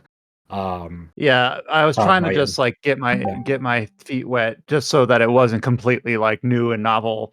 Because this one's one where there's certain horror games that are meant to really scare you, and that I don't like those games. But that's not really what this one is. This one's more like a feeling of dread or unease, and the art style Yes. really plays into that. That's where it lines in. And it is body horror, things that just seem out of place. It's I don't know how many total colors there are, but it can't be more than like four. There's like black, white, and then two shades of gray. It's Yeah, very limited. and you can randomize this too. Like there's different all sorts of different color palettes as well. So you don't have to stick with this art style or color palette rather. You can switch like other colors and like it can evoke different Oh, so is it like like Oberden then with the different filters? oh yeah, yes. Yeah, you can That's cool. That's cool. yeah. Yeah, there's all sorts of different color filters. So you don't have to just do the black and white or grayscale style. So But I actually really like the default black, white, grayscale. I think it yeah, really works. yeah. Yeah, me too. So I think this is like a strong contention for best art because of the way it is. It's such a distinct look compared to like any other game on this list, and it does it. It pulls it off super well. I love it. So I have not played World of Horror personally. I'm actually adding it to my Steam cart right now because I was watching the trailer while you all were talking about it, and one thing that I am very familiar with is Onryo and yokai, like these Japanese mythological horror stories, essentially. Yeah. And in the trailer, there was a uh, uh, a version of the Kuchisake Onna, which is it translates to slit-faced woman. It's a woman who basically has like a mouth like a horse, almost like it stretches all the way to her ears, and she cuts people up with scissors. There has been countless interpretations of this character. You can see like a version of it in Ghostwire Tokyo. I think the like 2-second clip I saw of it in the World of Horror trailer is probably the creepiest as like art version of it I've seen it ever. It's extremely good. I love Yeah. the art style too from watching what Brian played, but I felt it was more like a comedy to me from all the interaction he's doing. I don't know, but that's just me. Well, I'm I don't just not know. too experienced. Sometimes if you're watching like a horror movie in a group, so a defense mechanism to like combat the unease is to try to bring that levity. Like I remember watching, uh, like The Ring or some things where like if you watch them by yourself, and I don't watch a lot of horror movies, so I'm a little bit out of my element here, but I wanted to like experience it, so that's why I downloaded this game a couple of days ago. Uh, I kind of think that the comedy aspect does help like combat that dread. But if you played it by yourself, it really I was feeling it even with Kevin kind of having participants because I was streaming it in a Discord channel. But But definitely also, I think yeah, this ends up in our top 2 here. and it's also really awesome because that art like evolves like depending on your character status. And there's something like if your character like get like is inflicted like a certain something, it'll actually reflect on their character portrait. If they like get slit by like the scissor lady, there's actually like it's actually like represented on that character portrait. And they like Yep. like if they inflict some sort of status that's like it's like a curse on them, you'll see like curse tattoos like on that character portrait. So like your character portrait kind of like visualizes like the current status of your character depending on like what sort of like stat like curses or any bad stuff that like they might encounter along the way. And it's like, oh shit, my character is like looks really fucked up because of like what they've been experiencing in this playthrough, which is really cool. Looks really Every single interesting. playthrough I watched Brian play, he has a freaking slice on his face every time. Hey, the slip face woman is a hard one to beat because it is an RPG. You do like gather equipment and you have stats and attributes and things like that and gear, and you have to like take care of your health. And we're not talking about design and immersion here, though. I'm sure we easily could. Yep, it's on the list for that. So more on that later. But definitely, I think the most striking thing about this game is its art, and I think we still have a few cuts to make. But based on the discussion we've had here, we've introduced each game at least once on this list. Looks like Small Saga and World of Horror are definitely in the running. So time to start reviewing a few of the games and making some cuts. A couple of these kind of been together in a ways. We have the pairing of Octopath Traveler 2 and Wandering Sword, both with their own take on the quote HD 2D look. How do we feel about these two? I think compared to what these other games are bringing, I don't think these two, I think we can kind of treat these as compatriots and knock them both out.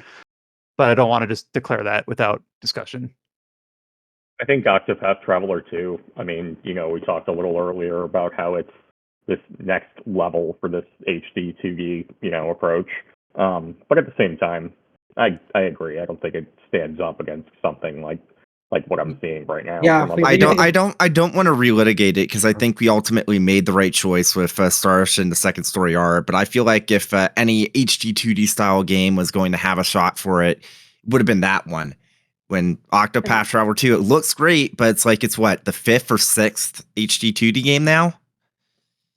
Yeah. How about this? How about this? I'm going to put Star Ocean, the second story R, on the list, and then Well, knock it out. I shouldn't I have don't said really anything. compare it. No, I don't really quite compare it to HD2D, just because to me, if you look at pictures of what the PS1 game looks like, it kind of just looks like they're doing what that was, but they chose to keep the sprites in and just make them better. Yeah, But like it's like it's the yeah, same kind of backgrounds as the original, but better, and the same like sprites, but better. So it's more just to look like the original game. yeah. If there's anything like if there's any like my praise for Octopath 2 like is more technical, right? Of like the weather, like not the weather, the time of day change is really nice. The simple time of day change instantaneously, and seeing like the skybox move to reflect the new time of day, and also the when you do like those I forgot what they're called, like those ultimate moves when you charge them up all the way and like the camera pans in like behind your character and you see like the sprite kind of like shift in real time to like kind of get a better sense of Yeah. cinematography for those ultimate attacks. Like that's really cool. But other than that, like it doesn't really like revolutionize what HD2D what we see as HD2D, right? I also feel it's like a step down from Live Alive. I feel Live Alive is even superior than Octopath, Well, and Live Alive had more variety in environments, and especially with the cube section of the game. so being a step down, I don't feel like it deserves it. At least that's my opinion. They already hit a higher bar before. It sounds like we're all on the same page. So HD2D, I think we're really glad that Octopath Traveler 1 did what it did to kind of open the gate for both, the Square Enix published properties as well as other developers interested in doing something similar with their style. But something that we will cut off the list here. And then Sea of Stars, we talked about it's not really HD2D. It's more of a straight up high resolution version of a 16-bit art style. I think we can kind of knock it off for a similar reason. We talked about, in Small Saga, how it's not really trying to quote, mimic anything. It's just doing something that best serves the art they're going for. And Sea of Stars has great art. It does, both in the pixel art as well as if you look at any of the like key art or concept art or album art, it's all really good. It really is. But I think it is still based in nostalgia in a way. Yeah. Although I guess Sword of Horror is kind of It is kind because of. it's got the But I Scandinavian think it's style.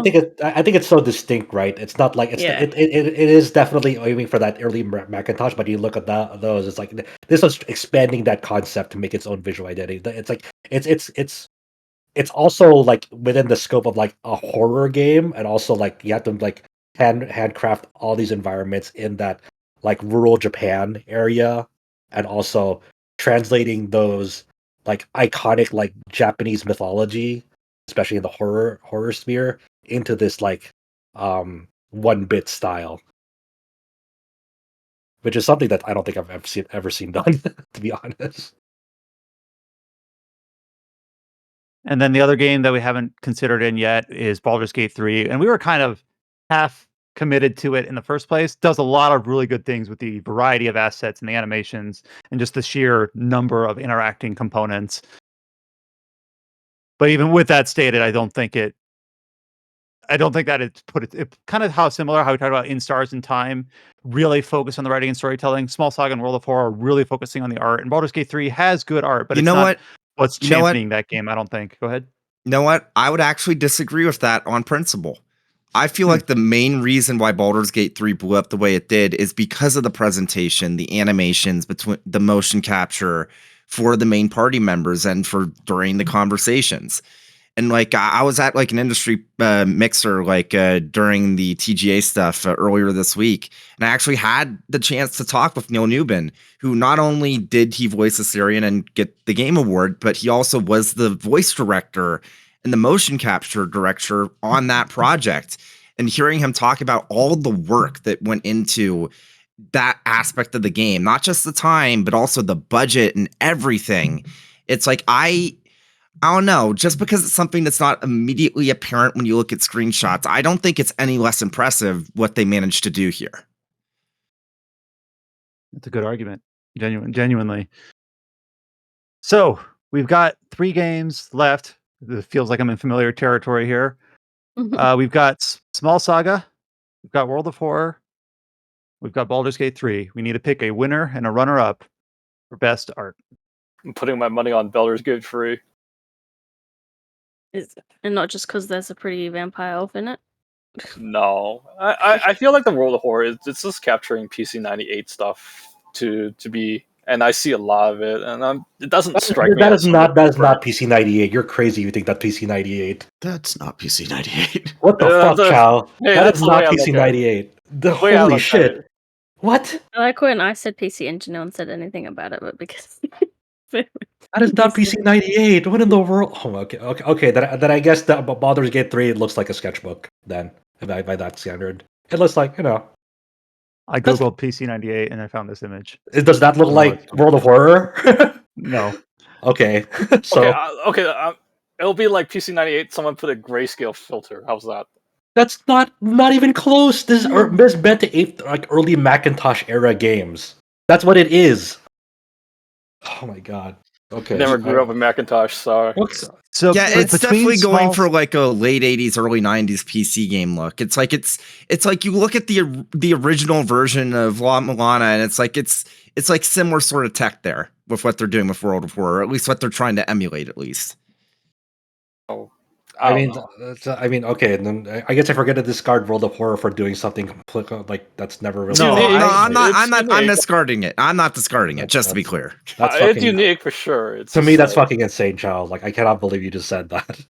okay. To me, fine. when we had pulled out Small Saga and World of Horror, I was thinking my personal World of Horror edges out Small Saga. I'm just not sure where Baldur's Gate 3 runs in with the defense that James gave. This is a tough one. This is one of those weird things, right? Okay, so if we were gonna judge like work labor, like amount of work into it, then all of these should be winners by default because all of the developers who worked on it worked countless fucking hours to nail what they did for every one of these. You know, the reason I offered that defense of Baldur's Gate 3 was because, like underneath like the art section on the Google Doc, the first half is visual artwork. The second half is general presentation. I strongly believe that it's Baldur's Gate 3's overall presentation, the conversations and the animations that make it feel like it's an actual conversation. It's not just people standing around as like voice lines are said and maybe they like cock their head back and forth or something like that. It's like actual like motion, and it makes those like interactions with your party feel real. I think that's the main differentiator that really has made Baldur's Gate 3 so beloved and what ultimately has made it so acclaimed. It seems like a small thing, but it isn't. And I feel like if that is what's led so many people to love this game and for it to gain such an acclaim, I feel like it's absolutely justified to say that from an overall artistic presentation that Baldur's Gate 3, there's a real argument that it was the best of the year. I will also make the argument that I feel like a lot of World of Horror's stronger points, like don't get me wrong, the art is amazing, but I feel like World of Horror's strongest point is in its design and immersion. And we haven't got to that category yet. But I feel that a lot of what people like about World of Horror is not strictly in the art style, but how the art and the design combine to make it what it is. Compared to Baldur's Gate 3, which I haven't played the game, but I have seen the art. I have seen the how they've done motion capture on like the TikToks and everything, and they capture the world of Dungeons and Dragons extremely well. I'm just saying that like if we're gonna base it based on like work of love and labor, you know, then everyone should be a winner then because not every one of these games had the luxury of sharing their development. You know, the way that they developed the game, they didn't have the luxury to share that on social media. You know, That is true. That is true. So I mean, nobody makes a game to make it ass on purpose, right? Yeah, exactly. Right. That's the thing. Like, And it's one of those things where we're drawing a line. We're drawing a line between art and design, which is a very foggy line. Like art is design. They You know, blend a together, lot of yeah. these things. These are all, you know, video games are holistic things where here we are like diluting music or gameplay or art or whatever, and you can't only just factor, like, even when we talk about music, it's like what scene is this track backing, what's going on, what is the player feeling at this point when this track kicks in, what plays when Kiryu's crying looking at the tablet. So it's one of those things where we're kind of trying to distill it down and making sure that that's not how games are experienced. Yeah. If I was going to distill my argument down, does anyone in this call believe that Baldur's Gate 3 would be anywhere near as beloved as it is right now if it wasn't for those close-ups with the characters, with the animation mocap? If that wasn't in the game, I don't think it would have blown up. Just simple as that. Like like people would have played it that were fans of like Larian's older games. Like obviously everyone that's played Divinity Original Sin 2, or almost everyone that's played it, says it's a fantastic RPG. But I don't think Baldur's Gate 3 would have blown up if it wasn't for that crucial element of the presentation. So now that comes to a question of marketing, because Baldur's Gate 3 had a bigger marketing budget that got more eyes on it. So now it deserves to be to win it now, because it had the budget to be in the eyes. Josh, What are you saying? That's not what I'm saying at all. And yeah, like obviously Baldur's Gate 3 had marketing, but to say that it was purely marketing that caused the game to blow up and not organic, like word of mouth, I feel like is being at least a little bit disingenuous. I'm just saying that like that's kind of how it read to me, and I apologize if like that's not what you meant, and that's fine. But I'm just saying that like it's David versus Goliath here. Like people are gonna know Baldur's Gate 3 more, and these other two are kind of left by the wayside. I guess my question is, why are we factoring in popularity? I find popularity isn't a year contest, but I actually like Baldur's Gate's art. I find like certain parts of it hilarious, especially like what was it, like the squirrel scene. It's just like you can't do that in most other things, right? Yeah, and it's like I'm like bringing up the popularity just to kind of to center like how much of an impact the presentation has had, because obviously like Larian's previous games, if it wasn't for that animation, Divinity Original Sin 2 still looks pretty similar to Baldur's Gate 3. I'm just saying that the only way we can measure how much of an impact that aspect of Baldur's Gate 3 has had is by seeing the difference in the popularity. And I mean, maybe then Baldur's Gate 3 should have been writing storytelling because it was more popular then. It was more I feel like that's even when we were talking about storytelling, I outright said that no, it wasn't the storytelling that made it so popular. It was the interactions between the characters, and a lot of that was, even then I mentioned the presentation. So is this an art versus design and immersion argument then? It's basically. I'm just gonna chime in here and say I know exactly what James means, and I agree with him.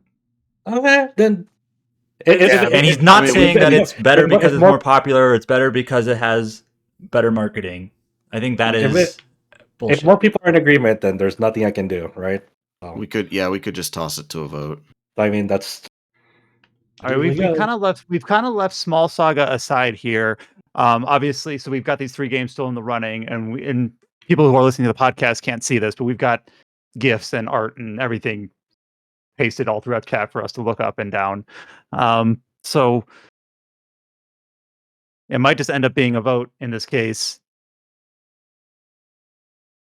I mean, it's kind of clear who the winner is, and now we're just we're going off of scraps of whether it's the Small Saga or World of Horror. I don't know if we know that. I think you're just kind of playing defeatist a little bit here, because who do you think I'm going to vote for? I'm going to vote for World of Horror. I'm voting for World of Horror as well.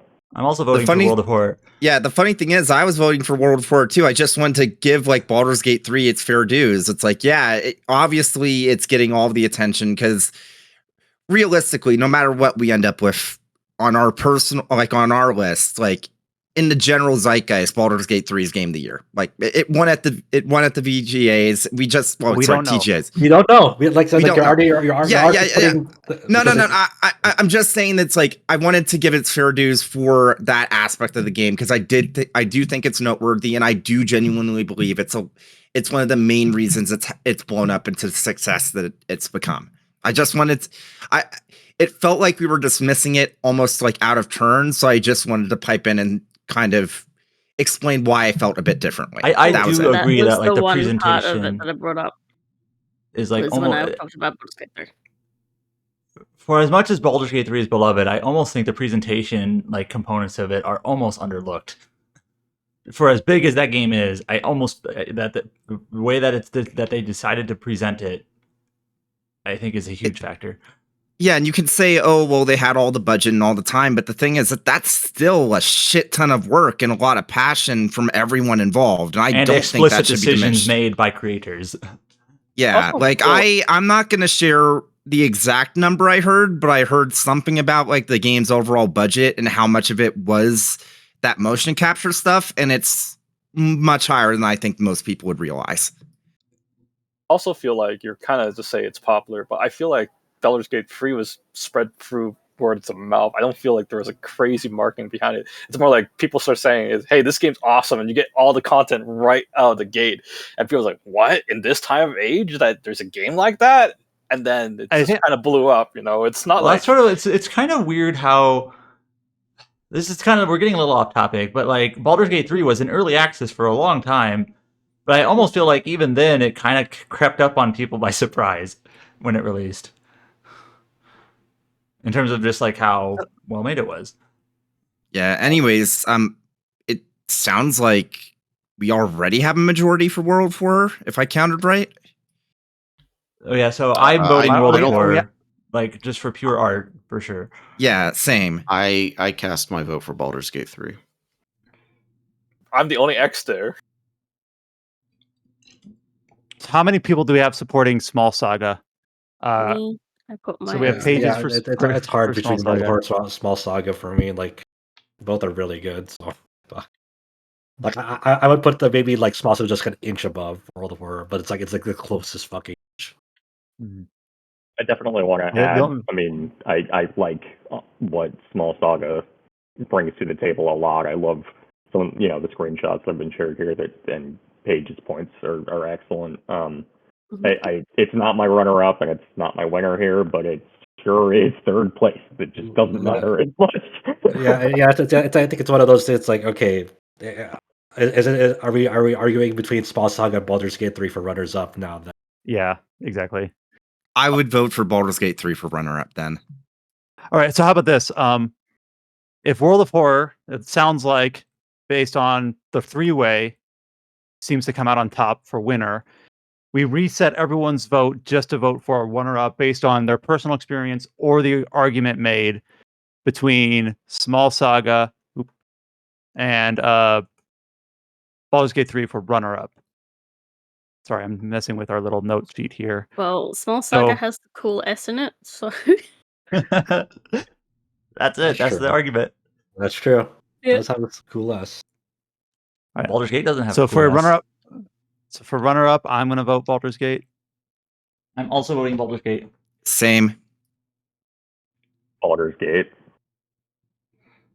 And unfortunately, this is a little bit of in an imbalanced democratic thing here because more of us have played Baldur's Gate than Small Saga, unfortunately. I think it's already made. Yeah. Yeah, well, But the point that I also talked about the makeup a little bit, and that is like the one aspect of Baldur's Gate that where like I feel like the overall art style is like it's just doing what it's doing, but that the character expressions is where it really does shine, and we actually get that.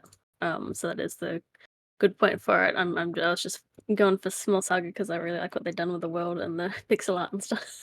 I want to make another point. Just a very, very, very, very quick one. I like how the Underdark and the Shadowlands look.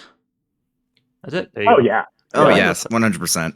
I feel like a lot of times we're like drawn to like places that are bright and colorful and cheery. So I like it when you get like those darker areas that still look very, very good.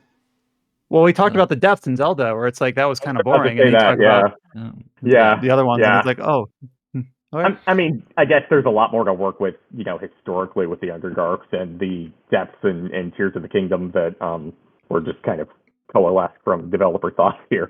But that doesn't change the fact that, the depths are kind of pretty monotonous, and the Underdark has a lot more going on, and it's just visually striking, despite, quote-unquote, being underground.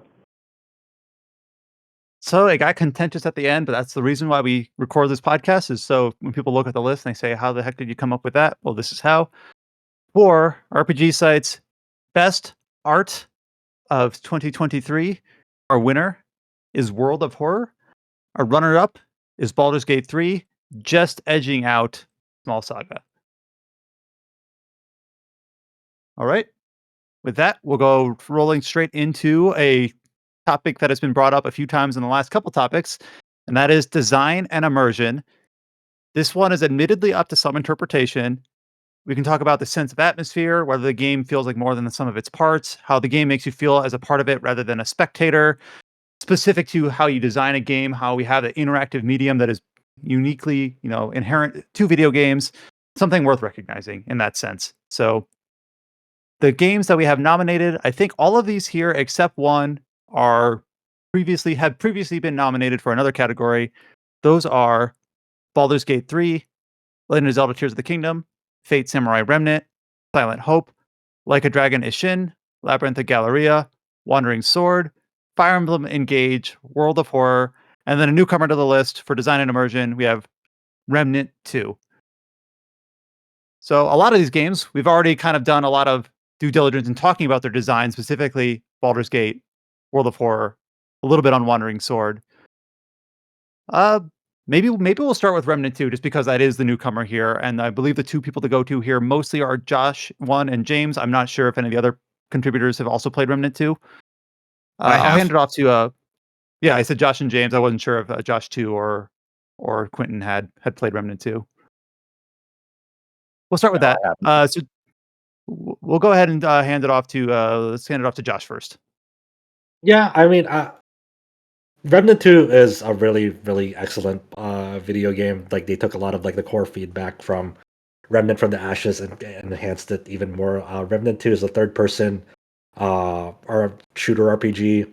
And the real thing that distinguishes it from its peers is this world generation system where each of the three worlds that you visit in the game, I think there's like technically a fourth one because of an in-between realm, is for the most part procedurally generated in the sense that it'll pick from a pool of like optional quests that you can embark on. It's like a massive pool for each of the three worlds, and like this, and like the main storyline of them is like one of like two primary ones that it can do. So it's easy to go into a world and not know its exact layout, but you generally know where to go through its map, and it the design and immersion in it is like you're constantly like kind of chasing these sort of like modifiers in the game to either enhance the way that like your weapon operates, or getting like these sort of like almost tarot cards that increase like certain stats that you can put points into, or like these relics that you can use to define your character build in the game. And this game also uses a dual class system where you have a primary class and a secondary class. So you can have like uh, you can have the handler class, which is a class dedicated to having a dog with you, and that dog you can tune as like a support dog or an attack dog, um, and then mix it with like something like say a sharpshooter, and that class is as the name implies, very much about like headshots, about dealing DPS class, and so forth. So the real nice thing about this game is like it's easy to like get lost in this loop of like wandering these realms and re-rolling realms to find these events to define your character build, and if you're a completionist, also you know filling out more of like the game's content and like giving yourself more build options.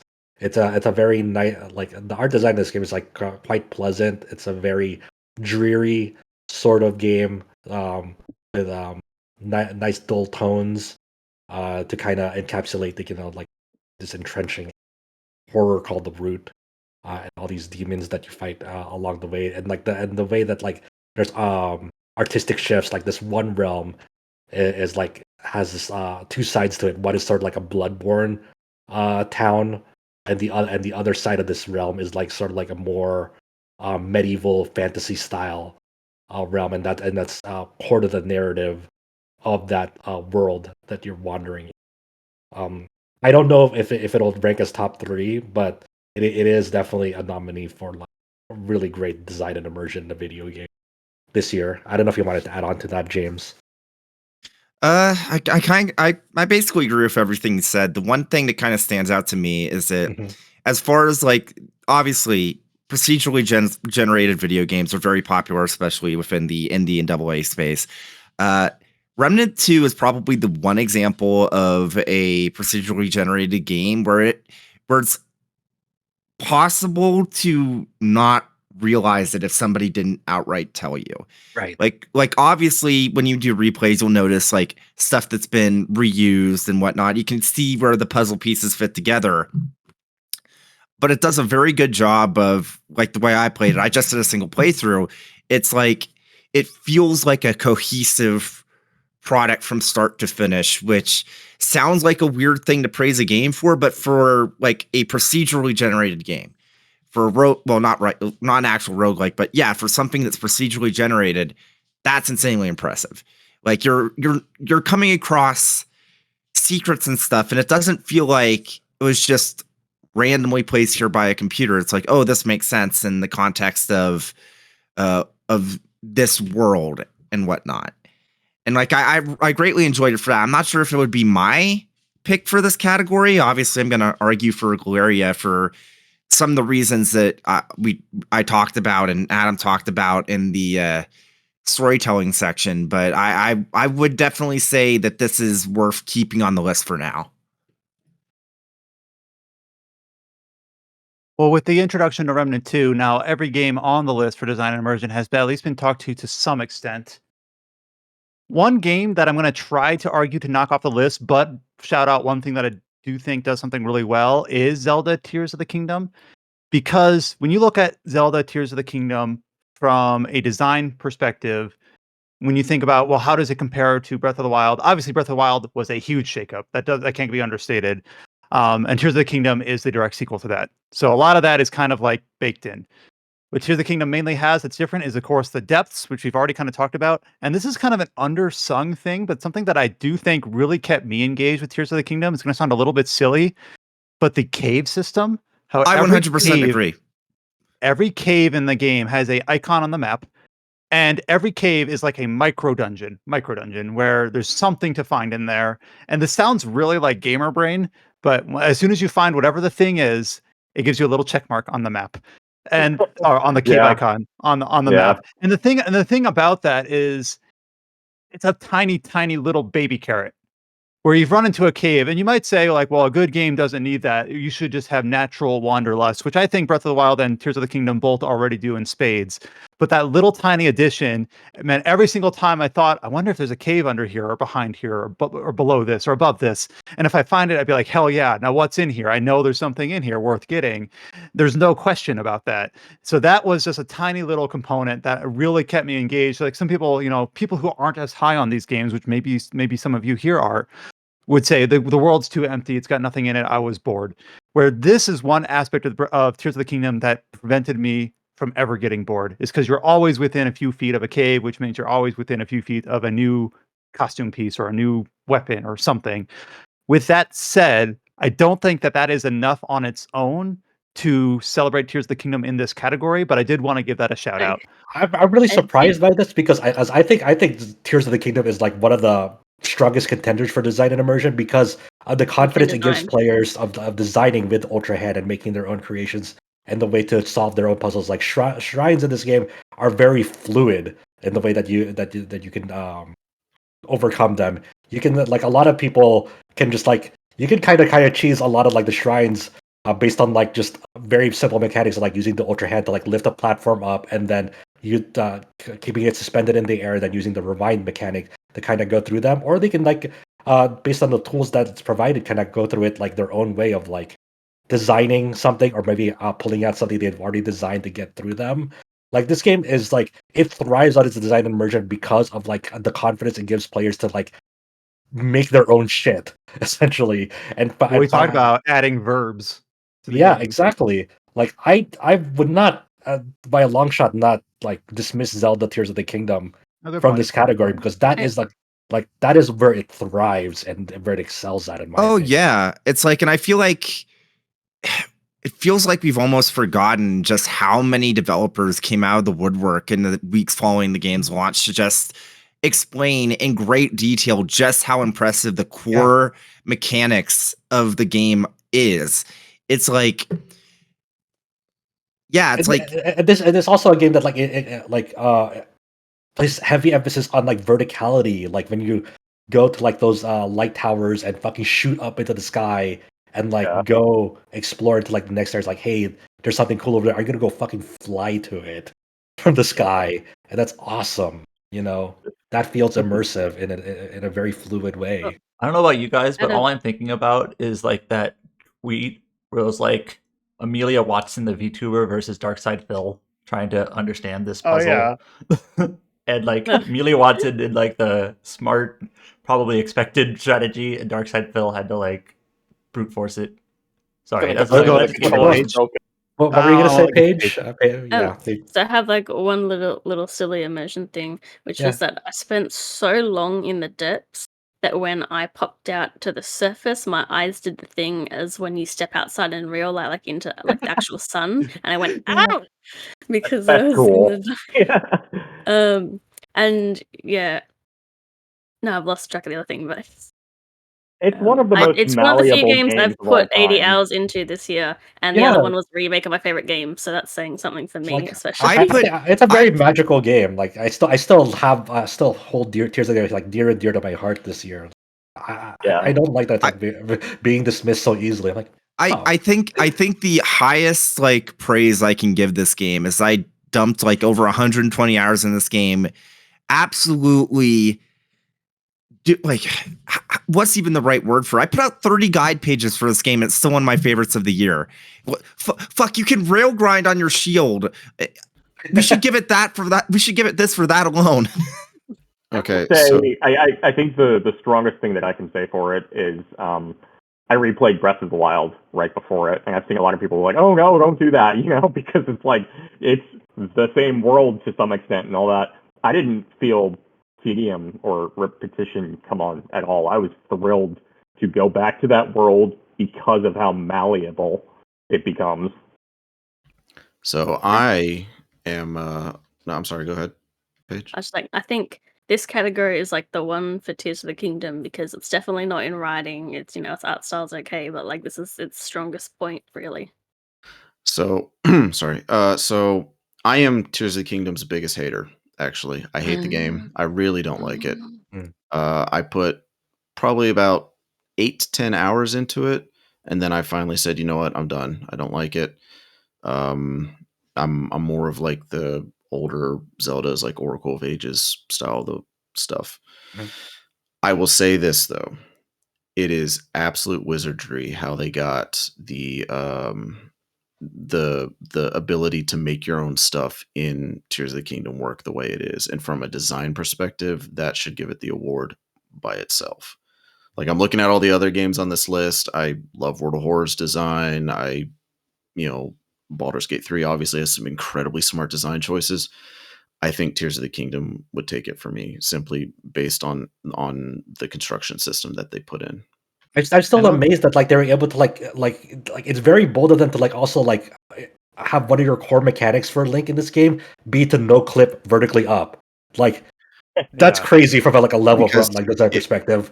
If you can create a dungeon or several dungeons where you have an intended solution, and then extrapolate that to where you have 10, 15, 20, 100 alternate solutions based purely on being able to make stuff touch other stuff and make like a mecha or make like a giant baseball bat or like whatever, that alone is just a monstrous amount of design work. And they got pulleys working. Players can make their own pulleys and they just work. That's insane. Yeah. Or you've got smooth brain like me, and there's like an intended solution to like put something on a rail, and I'm like, I can't figure out how to put this together, so I'm just gonna make a giant ramp. The thing I keep thinking back to is like about like 3 or so weeks after the game came out, I saw a video on my Twitter feed where somebody just made a fucking Macross mech. Like, Yeah. and it's just like, look, I'll save Goblins like didn't know what hit them. it's like I could make arguments about how I feel about like stuff that Gloria does, but realistically, there's no argument I can make that to kind of disprove that Tears of the Kingdom deserves this award, because it absolutely does. 100%. Well, so clearly it seems like I feel bad for almost dismissing it. Thank you for putting me in my place. But it'll be kind of the high watermark here for design and immersion. We have a few other games here that we're going to have to kind of like tent pole against it. But we still want to give them their due because they're all nominated for a reason, right? All of these do something. Yeah. Purportedly, all of these Right. will do something good. One that I'm looking at that I'm actually struggling to find something. So please put me back in my place here. Fire Emblem Engage is I on this wanted to list. ask who nominated that because I'm like, why is it there? Okay, I And mean, like I don't know if Adam feels the same way, but like this has been like the most fun Fire Emblem game from a gameplay perspective for me. And I don't know if it necessarily means design and immersion, but for gameplay, this has been like this is an awesome entry for like strategy RPG mechanics. Like I love the emblem system and the way that like you can kind of manipulate the battlefield in this game. Um, like the gameplay system just fucking slap in Engage, in my One of my opinion. favorite. Yeah, it's one of my favorite Fire Emblems, like handily in terms of gameplay. Yeah, where it falters, it's anything that it tries to like include because of for Three Houses people. Like all the times like you visit Somniel and do like the town management stuff, that's all incredibly underbaked and kind of fucking sucks, to be honest. But in terms of like gameplay in this game, fantastic. I think the Somniel, I agree with you on all of that, but the fact that Somniel is a gameplay design decision Yeah. and a very, very Yep. bad one kind of Yep. disqualifies it from this category. Unfortunately. So the Somniel thing is so I reviewed this game and basically had that same takeaway. I wasn't really hot on the story, and I think that's relatively. I don't think that's an unusual opinion anyway. But the Somniel stuff feels like almost like leftover vestiges from Three Houses that just didn't need to be there, and it's Are you very saying the awkward. dragon shooting game isn't good? It's not listed. It's not listed here, but Marvel's Midnight Suns also suffers from that, where the gameplay fucking slaps in that game, but like the mansion exploring the island stuff pretty much sucks. Like I hated like anything that like says, "Hey, go explore the island." I'm like, oh, here we go again. Like, but when it comes to like actual gameplay of that game, ace, awesome. But yeah, Somniel bad. That's my thesis. Yeah. So if you're wondering why Engage is not on here, and I kind of agree with you in terms of the moment to moment, chapter to chapter, straight Fire Emblem combat, really good. Just some of the trimmings are kind of in terms of the Engage system is decent in some ways, but kind of way strangely tuned in other ways. And then I agree with the Somniel, but moment to moment gameplay, like map design, all those other like boilerplate things, really good. Now, I have a question. Why is Like a Dragon Ishin on here? Like, that's actually a genuine question. Like, how is this highlightable? I honestly don't know. I mean, obviously, like I put it on here, but it's not. I put it on here like I knew it was gonna win it. It's definitely like a product of its era. It's very stiff. It's very early Yakuza type mechanics. But I just wanted to like it was pretty cool. It's like seeing like the different like sword stance styles and like the wild dancer brawler styles. Just kind of like that. The way they adapted the Yakuza formula into that time period is nice. Yeah. I think it's pretty cool. There's something to be said for putting games on a list like this for the nomination, for a particular aspect or something like that. Mhm. I get that. Yeah. So I mean, it doesn't have to stick around. It's okay. No, and since I also played a Shin, I do think it's just kind of even though this is more of a credit to the original game than the full global release, it's just kind of fun where they're like, let's just take these characters from our series with their, they've got the likeness of famous voice actors or actors, and we're just going to say, okay, now we're just going to transplant them to this completely other story. Why not? We're going to do that. There's one thing that's like it breaks it. Like I don't like the decision actually of getting those battle cards that were exclusively for that battle dungeon mini game. but then they expanded it out into the full game. I just don't like it's very absurd, but it feels like it's very out of place. It's funny, but also I kind of wish it was only still in that battle dungeon mini game and not the whole game for those cards. What about so I'm looking at the list here, and like Baldur's Gate 3 and World of Horror, I'm gonna table those for now because those we've kind of discussed at length already. Uh, I guess Wandering Sword as well. How about Fate Samurai Remnant when it comes specifically to design and immersion? Um, I wouldn't like say it's like a top three here. Like it's not it's probably the best Fate video game in terms of like emulating like you being a master in that war. Like you have to get this Mage Workshop base. You have to build up upgrades to it, and all that sort of stuff. But if there's like moment to moment like gameplay and design and immersion, it's not as spammy as like Dynasty Warriors because you do have like these different sword stances that all have like their own pros and weaknesses, and there's it's very distinct and varied in terms of like their specific move sets. But it's like it doesn't like break new ground. It's not super revolutionary, and like as an overall package, it's a nice game that's fun to play. It's nothing like new. And we've had a handful of people that have played that game. Anyone else have any other final thoughts on Fate Samurai Remnant's design and immersion and what it does well? All right, we'll leave it at that. Another one on here, Silent Hope. Uh, Once again, it's just one of those things. A smaller game to call attention to. Silent Hope is a nice very simple. It's oddly enough like if you've ever wanted to like if you have someone younger that like is interested in like playing an action RPG, but feels like that like current offerings are too daunting or too complex. Silent Hope is actually a nice like beginner like action RPG, sort of like how Super Mario RPG is a nice beginner turn-based RPG. Like it's mechanics are simple enough to grasp onto that you're not juggling like like 7 or 8 different cooldowns.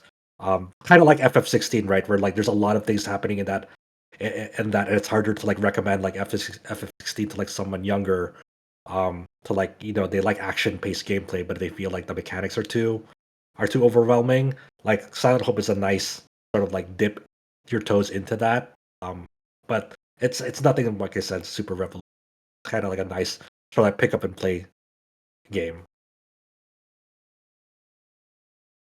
All right, so now we're kind of back to other games that we've talked about in previous categories. Like, for instance, we talked about the art of Baldur's Gate 3 and World of Horror in terms of are we talking art or are we talking design? Kind of a very thin line there. And they're both here for design and immersion. So, I think for Baldur's me, tricky. go for it. Baldur's Gate 3 has a lot of the same kind of shenanigans as you can do in Tears of the Kingdom, where people are like barrel stacking and like jumping and like just abusing the mechanics to do whatever they want. And then it's also partly in design and being a CRPG where you're like manipulating the special items and like your conversations and things like that. So I think that that's also just like the how the player itself is actively engaging and not just the other aspects of design where it has that similar I don't know, freedom to it. That There is are kind of quite a a good few point ways. because go ahead, Quentin. Oh, I was just going to agree. I mean, there are quite a few ways to tackle quite a few things in Baldur's Gate 3, and the delivery of it on so many levels. Most of the time, it feels so organic and natural, no matter which route you took on a given quest. And that, in and of itself, I think is given the quantity, the fact that it's deep enough more often than not, where I didn't feel like the developers were kind of pushing back, on a given moment. They were just like, well, heck, someone's going to do that, and I did it. And I think that's one of Baldur's Gate 3's biggest triumphs, is pulling that off. Yeah, and I'd say like Baldur's Gate 3 is impressive because like obviously can't diminish all the work that Nintendo put into the underlying systems to make Tears of the Kingdom work. Baldur's Gate 3, it wasn't just, oh, they make the systems and then they let the game play out. They had to account for all of those permutations. So I'm not sure like what I would consider more impressive of the two if you're thinking of it that way. Well, I remember before Paige compared the two, and then you followed up. I never really thought of Baldur's Gate and Legend of Zelda in like a same similar mindset like that, other than both being good games that are likely going to be in consideration for many outlets games of the year. But Baldur's Gate 3, like I remember like learning how you can use certain in a similar way. We talk about Zelda having so many verbs. Baldur's Gate 3 is kind of a similar take on that, where like I can't unlock this door without being caught or without busting it down. It's like, well, have you tried casting gaseous form and going through the mouse hole? Things like that, where it's like, of course you could try that. You should have, in terms of having like an intended solution, having instead of saying like you have one intended solution and 10 alternate solutions, it's like, how about we have 10 intended solutions for each I individual little puzzle? Yeah, I exactly. I Go think ahead, the Junior. way, yeah, I think the way to look at it, right, is with Tears of the Kingdom, they give you the tools to create and make your own solution, but the only restriction is, you have to conjoin these items at specific points, right? Like that's kind of really it. There's some items you can't pick up and fuse to one another, but generally outside of that restriction, you have the freedom to do to build kind of whatever you want. Uh, like you can add jet thrusters and it'll kind of work maybe, and that's kind of your limitation. With Baldur's Gate 3, your limitation is 5e, right? Like, Right, right. okay, you have gaseous form, you can go through the keyhole. You have pick lock, you can pick the lock. You have you succeed a strength check, you can break the door down. You succeed an investigation check, you can find a hidden passage. There's a lot of different solutions to opening the door, but you can't make a solution, if that makes sense. Yeah. Which is still impressive, but it Right. is Yeah. a Yeah. little bit Absolutely. like, did the developer account for it? It kind of goes back to what James said there. So definitely Baldur's Gate 3 and Tears of the Kingdom in design and immersion here, kind of neck and neck. How about World of Horror? We talked about its art and how it really, like when we talk about its design and immersion, it's more hmm, It's more of a it tabletop really does. RPG. It owns a lot of its design decisions is based on the Call of Cthulhu tabletop game. So I wouldn't really necessarily say that like design and immersion is like its strongest suit, like compared to like its art, um, because a lot of its design is owed to that inspiration of Call of Cthulhu tabletop game. Like if you were to search up like how the Call of Cthulhu tabletop game works, it's like, oh, World of Horror does that, and it's like, okay, I go for it. I'm sorry, I totally didn't mean to interrupt you. I thought you were Yeah, done. that's fine. I'm going to disagree a little bit. I haven't played World of Horror, obviously, but I have been looking at the screenshots while we've been Mhm. talking about all the other games. Yeah. And I would say that its design and immersion actually is basically at the same level for me with its art in terms of how they function together to provide the entertainment that it's offering. I want to read a line from the screenshot I'm looking at. Right, Yeah. the Mad God I can't talk. The Mad God favors astronomers and magicians, granting them its gift of power that unknowingly brings Athlothoth's bloated body closer and closer to Earth. Like, you were mentioning Cthulhu mythology, and that's basically what this is tapping into. But the immersion and design of that, when you look at the screenshot, you're looking at a telescope, you see a shadowy figure standing in the distance, you see some candles and a sigil on the ground, all in this like old style 1-bit Macintosh type art. So they blend together, I think, to offer that immersion. I still don't think that from a design perspective, it's as good as Baldur's Gate 3 or Tears of the Kingdom, but I do want to like call it out that this is probably the most engrossing thing I've seen. Hmm. Yeah, I'm just thinking of like because I didn't think of like that single like frame, but like when I was trying, Right. because I'm thinking like more of like gameplay, because the game itself, like when you start a new playthrough, it's like it's a roguelite. Oh Um yeah, yeah. yeah, and it's but basically when you start a new playthrough, you have these five mystery cases to solve, and they have multiple endings to that. But the moment to moment gameplay is you can like visit, like usually for most cases you have like the central town area, um and it's circled very like which locale you need to visit to advance like the investigation of that mystery, and um and every decision that you make in the game like costs doom. So you have like basically three health bars in the game: stamina, reason, and doom. You don't want stamina or reason to ever go to zero. That's a game over. You don't want doom to ever go to 100% because that's a game over because that means you failed to stop the ritual in summoning the Eldritch Horror that's gonna wipe off humanity and the world, essentially.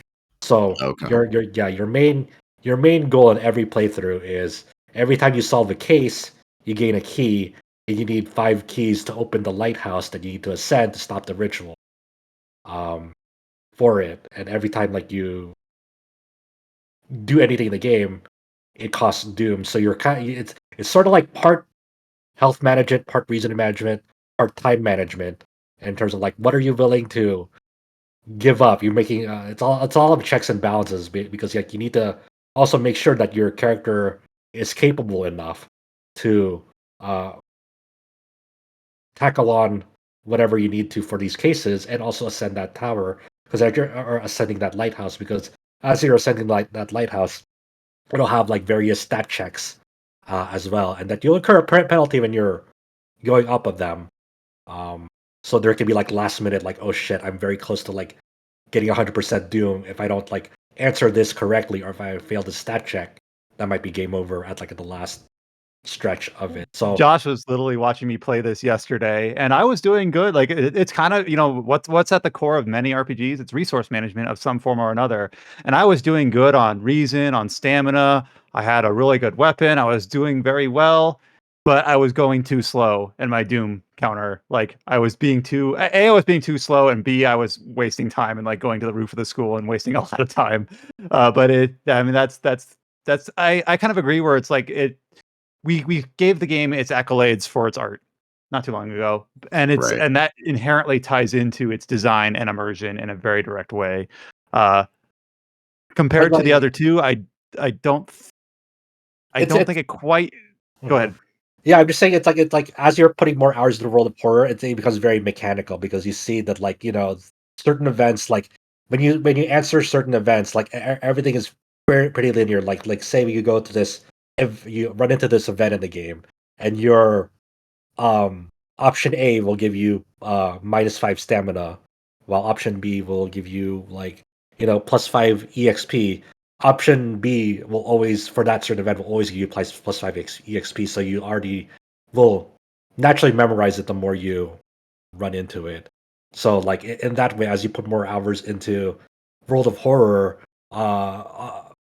weirdly enough, it becomes less immersive because you've seen the gears You see how the um, cogs fit together. yeah, Right. exactly. While say something like Zelda, you're kind of finding always like something new to interact with because of like how you're opening up more mechanisms, verbs throughout that game, to kind of bolt onto like inventions. I remember like months after that game released, and probably still ongoing now. People are like, "Did you know you could do this?" And it's like, "Oh, I had Yeah, no yeah, idea." yeah. You'll always find like there's like endless interactions. It's like, wait, that interacts with that in that way. Oh, What about yeah. Adam? What about Wandering Sword? How do you feel about this one from a design and immersion standpoint? Okay, I'll be very brief here. I don't think this wins. It's just that it's a basically a pixel art open world game, in that once you get past like the opening sections of the game, you can kind of go whichever way you want to go. And like, where are your party members? Well, just go out and talk to people, and maybe you'll find one. So that's one aspect of it. Another aspect of it that's perhaps a little bit more unique is how you level up your characters. And Josh talked about this on the regular episode of the podcast last week.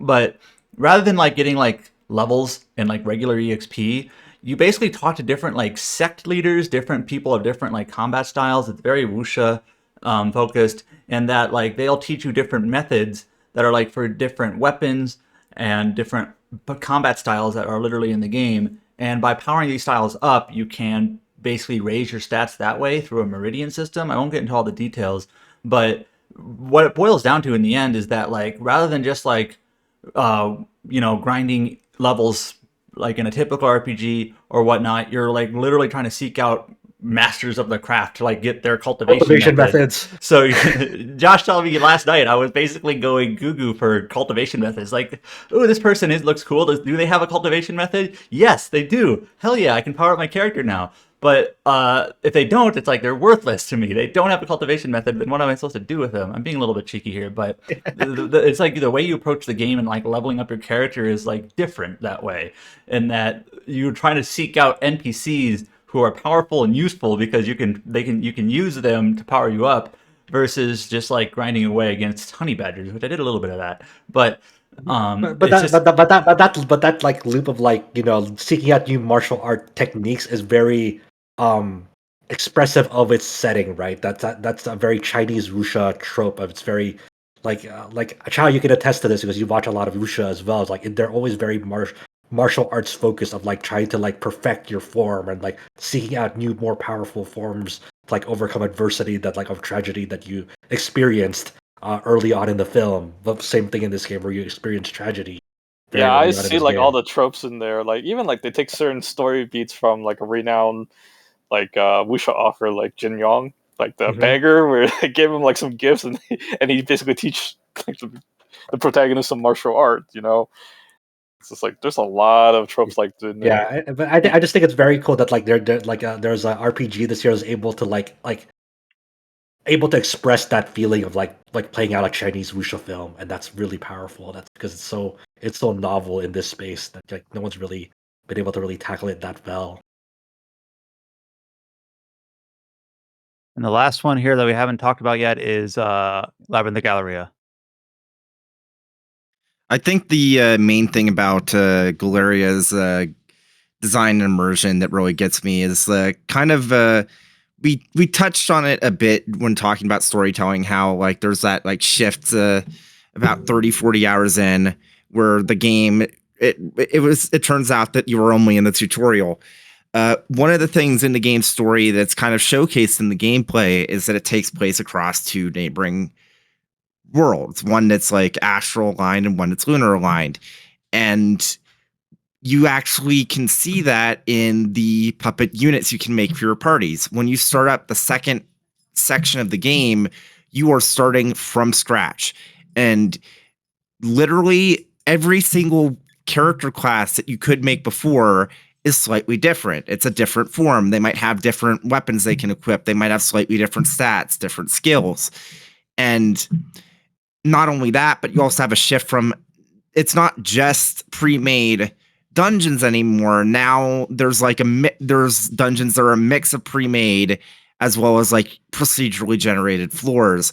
And it's really fascinating how that kind of really ties in the fact that it's like, no, these are similar, and you're going to see characters that look strikingly close to characters in the Everworld, but it's a different reality altogether. And it really kind of like merges that like design and storytelling in a really interesting way. And again, one of those things where we talked about how with World of Horror, you can't separate the design from the art, and for Labyrinth Galleria, you can't separate the design from the storytelling in those ways. So we have 5 games left on design and immersion. We've got the recently talked about World of Horror and Labyrinth Galleria, Remnant 2, which we kind of pit stopped from the start, and then of course we've got Baldur's Gate 3 and Tears of the Kingdom. In the interest of being efficient with our time, is this going to be between Baldur's Gate 3 and Tears of the Kingdom for winner and runner up? Yeah, I assume think so. I think so too. Yeah, but we gave it its a good call out to games like World of Horror and even like Fate Simmer and Remnant in terms of what they do well in this space. So now I still think maybe this is a more straightforward decision than some of the other categories, picking a winner between Tears of the Kingdom and Baldur's Gate 3. Do we want to just make this a vote? I can't really decide between the two really because it's like, yeah, I think they're both good for it, but then Baldur's Gate sort of has the design tying in to the writing and like the role playing, like actually, all-star role playing aspects of like going to quest lines and things like that, where that's an aspect that Zelda doesn't have at all. Yeah, that's the thing. Like there's an RPG factor of like Yeah. of the Baldur's Gate 3. You can adopt a dog and adopt an owlbear cub, and then your reward for doing so is being able to pet both of them at the same time. Oh, Baldur's Gate 3 Meanwhile, in wins. Tears of the Sorry. Kingdom, they got rid of the flink, so There was a category between them on which game gives you the greater rewards on average.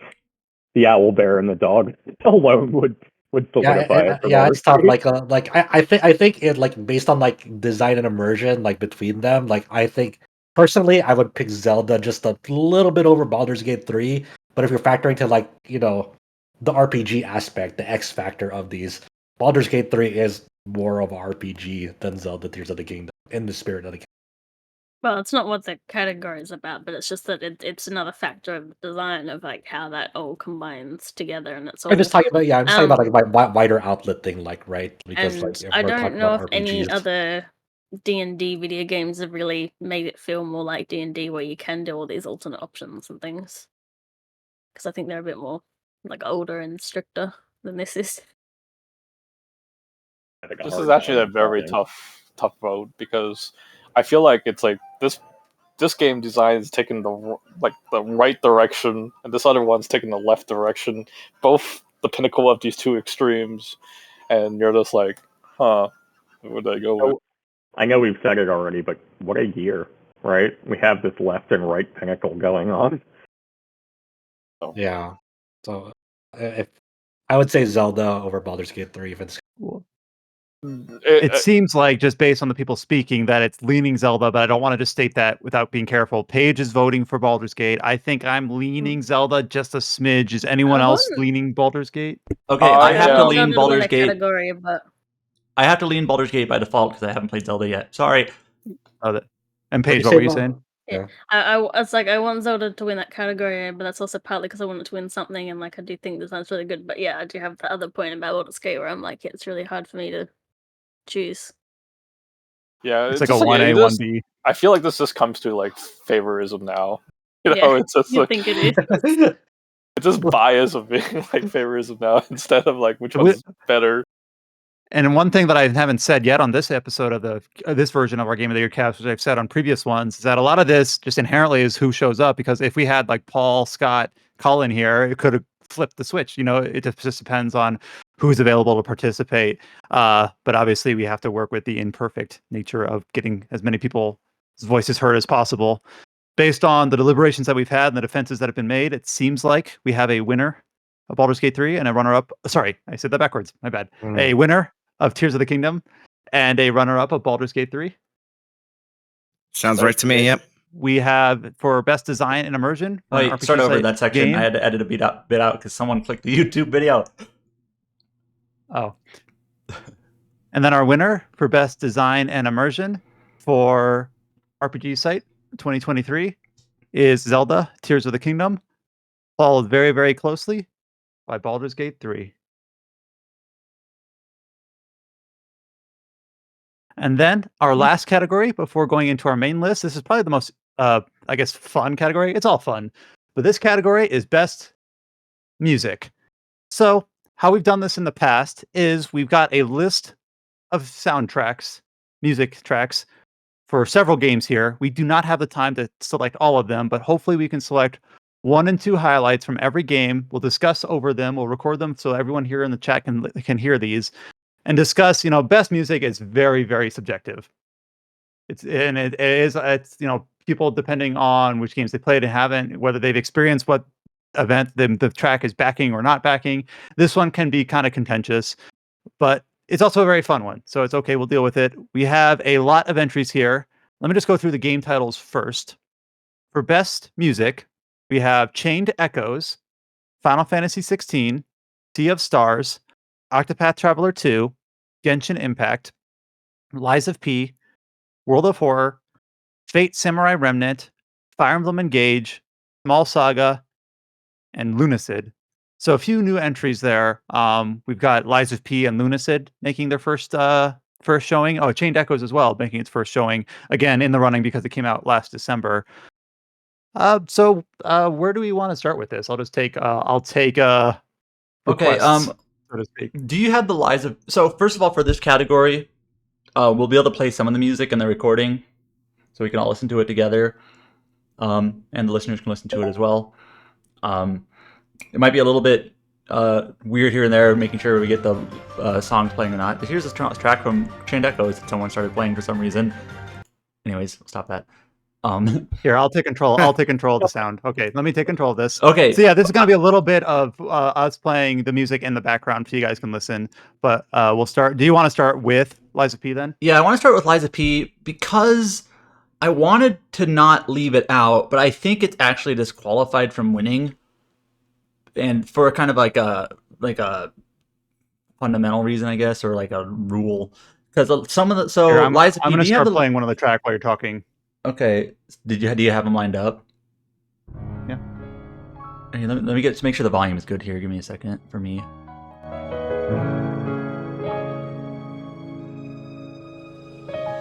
Okay, so Liza P, some of the rewards for winning or completing different quests are these records you can get, and they'll play different songs. And some of these songs are really, really good. They have different vocalists, different styles. This track that you're listening to here, the vocalist's name, I have it written here. Where is it?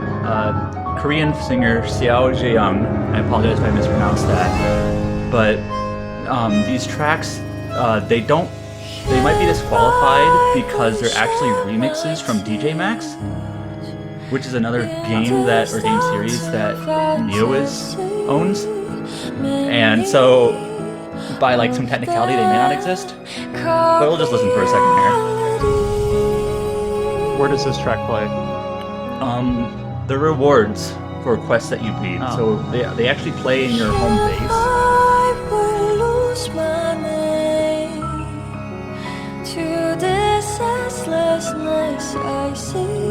Are they like diegetic in terms of like they're actually playing like out of a speaker or something in your base? Yes, they're playing on a record in your base. That's really cool, actually. Here, go to the other song. This is, how do you pronounce this? Quixotic? Yeah, that's the one we're listening to now. Well, go to the other song called Feel. I am updating my copy of DJ Max Respect V just to double check if they're actually in that game. It is. Well, this one is for sure. Or it's in one of the games. If remixes from other games don't count, then some of 16's soundtrack might not. I like this one. Let's listen to it.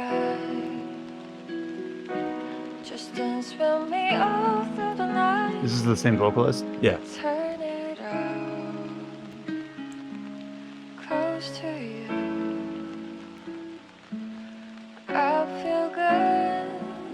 It's very evocative. Right. Like, I've not played this game, but when you say, what do you think the Liza P soundtrack is? Like, I probably would not have guessed this. Well, does this play at any other part of the game besides just like as a reward for a quest? No, that's the thing. Yeah, so that's the thing. So kind of not in the running, but you wanted to shout it out, which is valid. All right.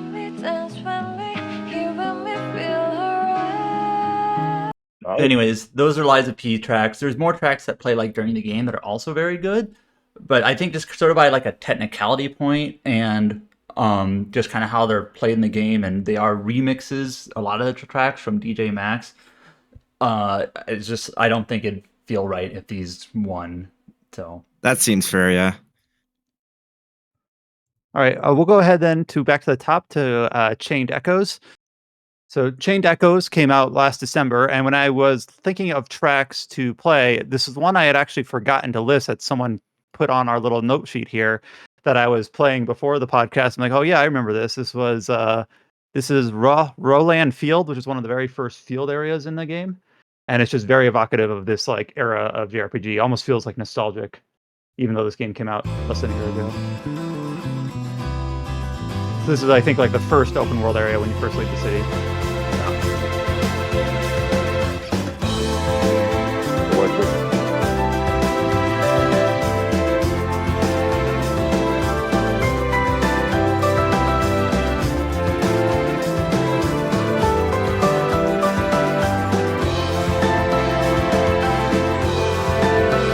And the soundtrack composer is Eddie Marianakro. I won't have all the composers, but if I do have it, I'll make sure to shout them out. So one thing about Chained Echoes soundtrack, which kind of lies into a strength or maybe even a weakness of the game itself, is that the inspirations to a lot of the points in the game, including the music, are sometimes obvious, maybe even too obvious. This track sounds a lot like Xenoblade to me, which is probably intentional. Me too. That's what James called out, having not played this. He's like, this sounds like Xenoblade. There are other tracks that sound like tracks from like Final Fantasy VIII. There's a very clear inspiration from Final Fantasy VIII and a lot of other games throughout the game, throughout Chained Echoes. And I think the music is really well done. And there are some tracks I think is like if you recognize it, you recognize it. But I think they stand well on their own as well in terms of like emulating different styles. Honestly, being able to emulate so many different styles like well is, I'd argue that's like more impressive on its own. I'll go just click one more. I'm gonna go ahead and just click Sky Armor Battle. It's just going ahead and do up here.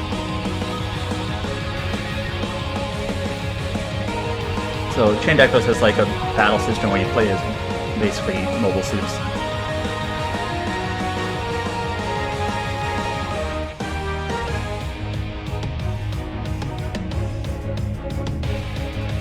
We got a feel for Chain Echoes, and it sounds like this one's going to stay on the list for a bit. The next game that I have on the list... That last bit there sounded like it was straight out of Get Over the Barrier from Trophies from Zero. So this next one, I was trying to come up with songs for, and this is Final Fantasy 16. And correct me if I'm wrong, did this one win Best Music at the Game Awards? Yes. It did. It Okay, and but I was trying to find tracks for this game, and I struggled a little bit. It has a couple key iconic tracks, but I struggled to find ones that like really were memorable to me. Editor's note here: in post, we're gonna edit out any ads that might pop through here. But as I was clicking Final Fantasy 16 soundtrack, I was having a very difficult time finding any that don't have ad plays. So for the people in the live recording here, I'm gonna do "Find the Flame." This is kind of like the trailer music. You don't even put my favorite song in there. Well, if you've got one, give me a link. I'll throw it in there. It's its own way. It's the boss one. So the scene here, this plays in a few places, I think, but the key one is when he is really taking control of the Ifrit icon, and he's fighting like his shadow. Hence the title, "Find the Flame." And this is probably like the single most narratively impactful moment of the game for me, where Clive is saying like, "You are not Ifrit, I am," and it's very energetic, pumps you up, epic, whatever verb you want to use. To Sail Forbidden Seas is the one I think of.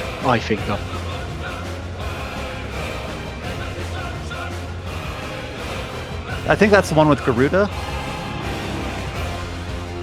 Let me see if I can find that one and get it in the link here. It basically plays in all the encounters where you're fighting. There's a few encounters it plays in addition to this, but it plays pretty much every time you fight a dominant when they're not fully primed, basically. All right, let me see if I can play that. So yes, the first time it plays is when you fight Garuda, but it also plays when you fight Hugo. Hugo, yeah. In the first time when he doesn't turn into Titan completely. Oh yeah, that was a really good fight. Something very personal, despite the epic sweep of this particular song, that I think reflects that not fully primed sort of aspect. I think one aspect I like about the fights are they're more brutal at the beginning, but they seem less kind of brutal. You know what I'm saying? I think the reason this song stands out, this track stands out to me is I actually think it's one of the best boss themes in Final Fantasy, to be honest. Yeah, for certain. And I think it takes real something for Pantheon and Final Fantasy boss themes for something to stand out against Uematsu's work and Kamizu's work, and especially coming off the back of 15, which is, I think, Shimamura's finest work, and she's done some amazing. But this melody right here, Yeah. that melody is still stuck in my head. 6 months after I played the game. So, the thing I will say about this soundtrack, I find it deeply frustrating that there's so little live orchestration in this game. There's so little live music. So what you're listening to now, pretty much everything other than the choir is not a real instrument. It's a synth. This is how Soken has worked, generally speaking. I sort of was asking some people who I know who worked on and around the game about this, and the impression that I get is basically that Soken quite likes to compose late. And obviously, if you're composing, he likes to compose against near final game, I guess. Obviously, he was composing this game also under pretty difficult. A lot was going on for him personally at the time. This has been well documented with his illness and stuff. But even then, even when he was well, he apparently likes to compose quite late. And so that means on the production timeline of the game, you don't necessarily have the time to get in a live orchestra, stuff like that. So when you compare it to Final Fantasy 15, for instance, a hell of a lot of the music in 15 is live. It's played by real human hands on a real instrument and recorded. The same is true for 13. 16 takes a bit of a different tack. There's a lot of synth. And for me, that draws it back where I love a lot of the composition. I love a lot of Soken's work. And the composing he's done. I don't necessarily love the production, where especially when you stand this side by side with 15 or 7 remake for that matter, there's just a huge lack of live music, and I think the mileage on this will vary for a lot of people, which I think is why this game has managed to sweep quite a lot of music related awards. I think a lot of people can't hear it. I'm just one of those people where I did a lot of music production training and stuff when I was younger, and I can spot a sim at 60 paces sort of thing. Friend who I was showing off some of Soken's work in 16, and kind of a similar story. The first thing that he replied with after listening to the I don't remember what, to be honest, was there's a lot of synth going on there. That's weird. Before we got into anything else. Put it this way, more live musicians worked on. You can check this in the credits of the games, and this was one of the things that I sort of had a bit of a peek after finishing 16. There was more live musicians playing on Stranger of Paradise than there was on 16. So on a weird little spin-off that had a fraction of the budget, we had more live musicians. So to some degree, it's not like it's a budget thing. It's not like they couldn't afford, to get the musicians in, because they absolutely could. It was clearly a choice on Soken's part in relation to how he wanted to compose, when he wanted to compose, the work he wanted to do. So I totally respect that.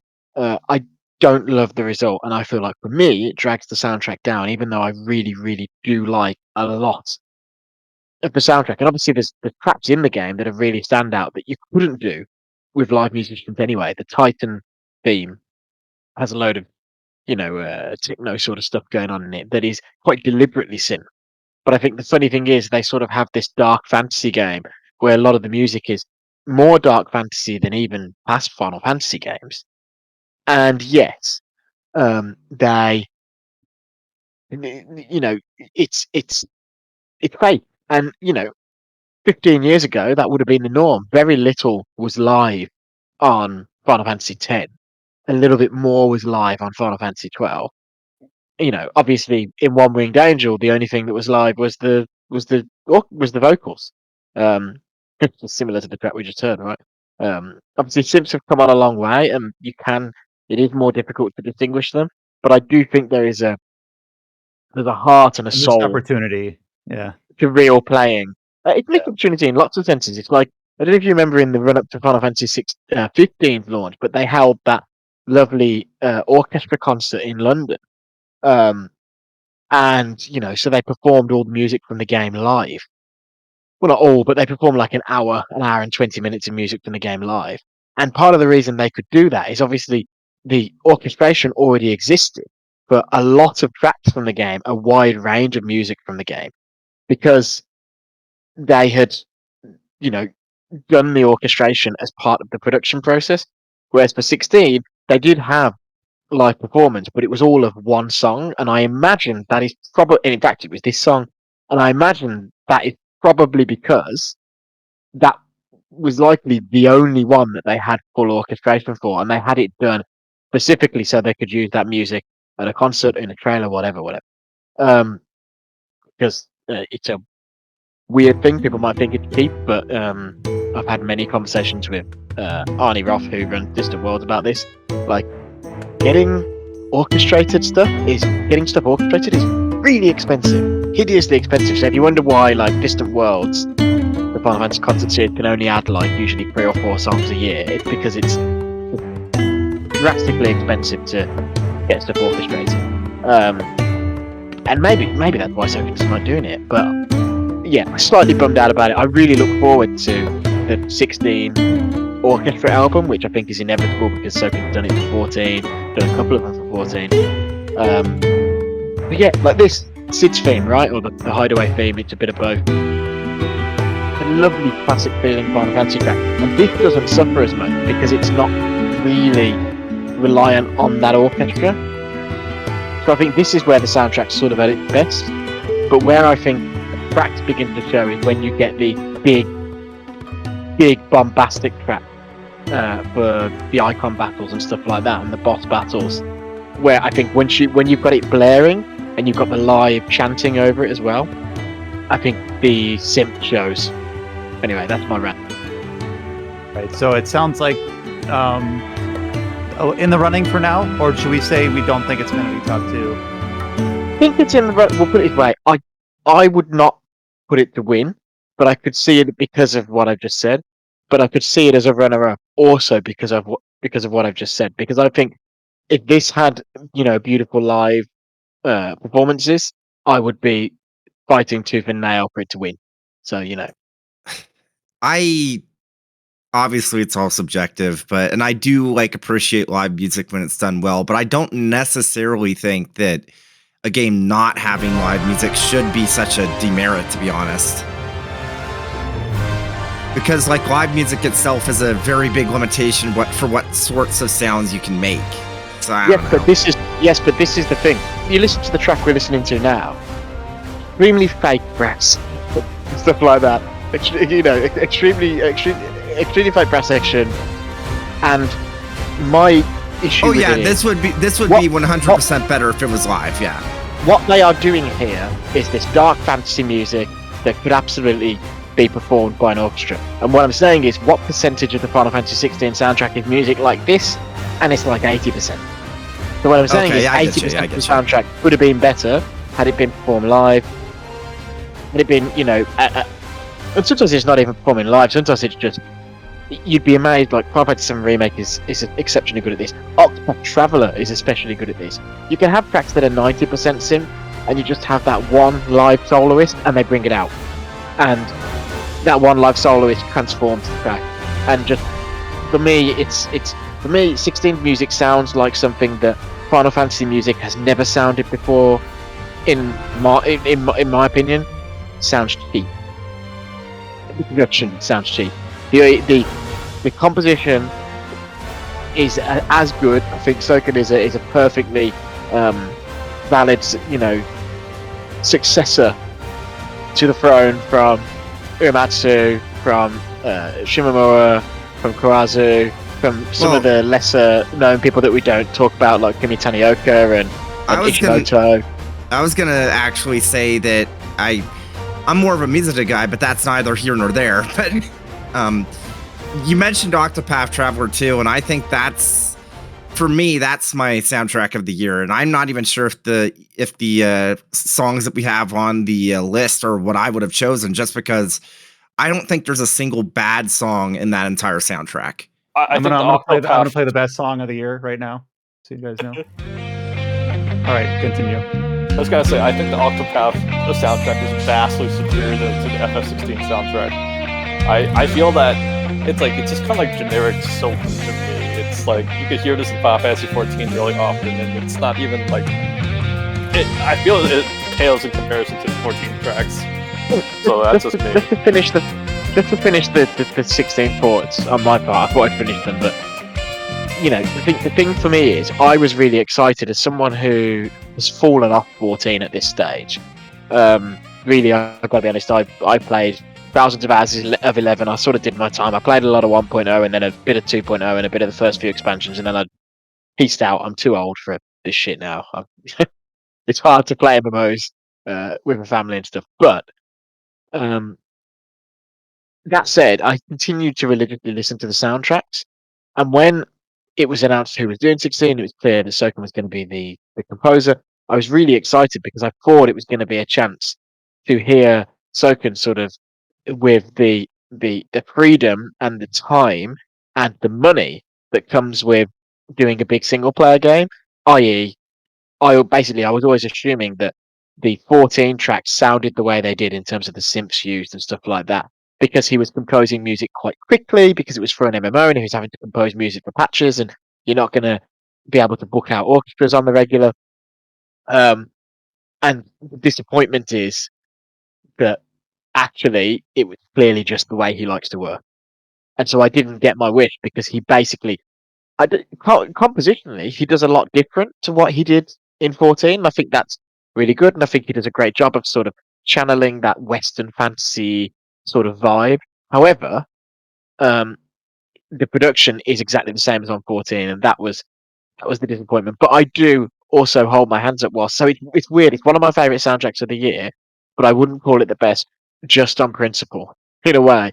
But also, I hold my hands up that I am a music nerd and perhaps a bit of a music snob. But the flip side is, I went to France to watch the recording of one of the Final Fantasy 15 DLC soundtracks, and I cried my eyes out watching that. So Programming note: if you get ads in the recording, it's because of the YouTube ads. Sorry about that. And it's only certain. It's Final Fantasy and it's Sea of Stars, and a lot of other ones people don't upload with ads. And yeah, Discord Nitro, YouTube Premium don't help. Here we go. This is away. That might be Square. They do the copyright claim and put an ad in front of a video that someone else uploaded. But anyway, I digress. I actually agree. My favourite soundtrack of the year is Octopath Traveler 2. All I will really say about that one, because I've spoken loads on this award already, is just to say, when I heard the opening theme of that game, it made me emotional. It made me emotional because, in a weird way, it sort of evoked an era and a memory just through the tone and the timbre of the music alone. It as in the same way the game with its HD 2D art style evokes the Super Nintendo era. That music sounds like, compositionally and the way it's been produced, even though it's a lot of either very realistic synth or actual live music, it sounds how you remember the SNES sound chip sounding in a weird way. Yeah. All right, Brian, play an Octopath track. Which one? One of them. Play the title theme. The title theme. I don't think I have it. Here. I don't think we have that one. Here's Agnia the Dancer. I'll see if I find the title theme. Oh, so good. There's not a single bad song in this game. But yeah, I have the same exact feeling as Alex. It's like when I boot up, it kind of reminds me of the era, and I would not skip the opening. I would just kind of make sure I hear that theme before I hit the new game or the continue button on the screen. And the thing is Octopath Traveler 2, the thing that it does really well, and the first game did this too, is that each character will have its own instrumentation, and there's this sounds very nerdy, but it has a leitmotif for the character, where this is Agnia's theme, and then we already talked about her final boss. It's like a concert stage where they just take this and they run with it. So it goes from this to This. Rack it up to 11. You have to let this one play for a bit. Yeah. Where all the like the high brass, heavy brass comes in.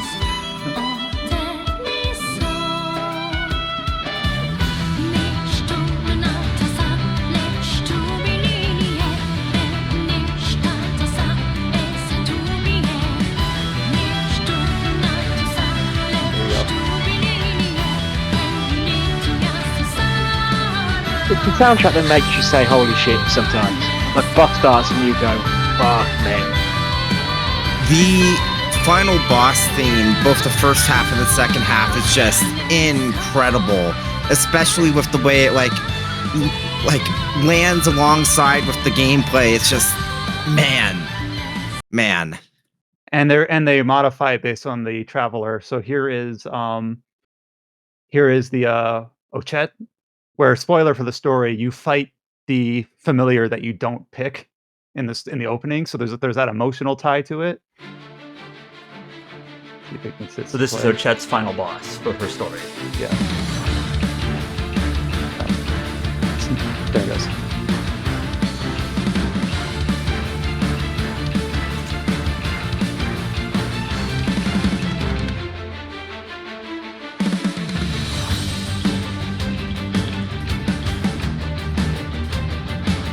And it's like bittersweet. It's somber. It's poignant because it's someone that you have to fight, but you don't want to.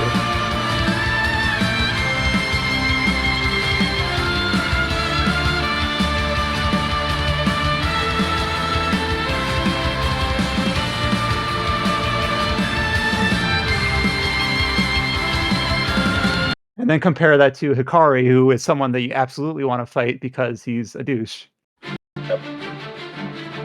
Starts the same, but then it feels completely different after the first verse.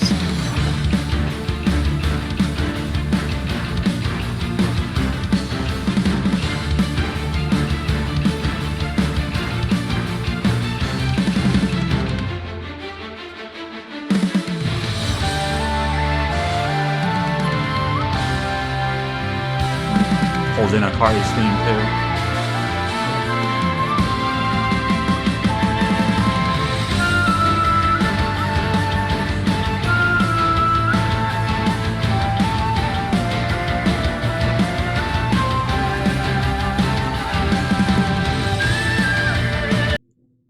And then here, since we brought it up earlier, the main theme that Chow, I believe this is it. Let's see. My justice There's an ad. will burn this earth down for me. We're trying our best. This podcast brought to you by Suicide Squad, apparently. Damn, I hate Suicide Squad. Oh, so we get different ads then. Yeah, I'm So getting that's it what I'm too, getting.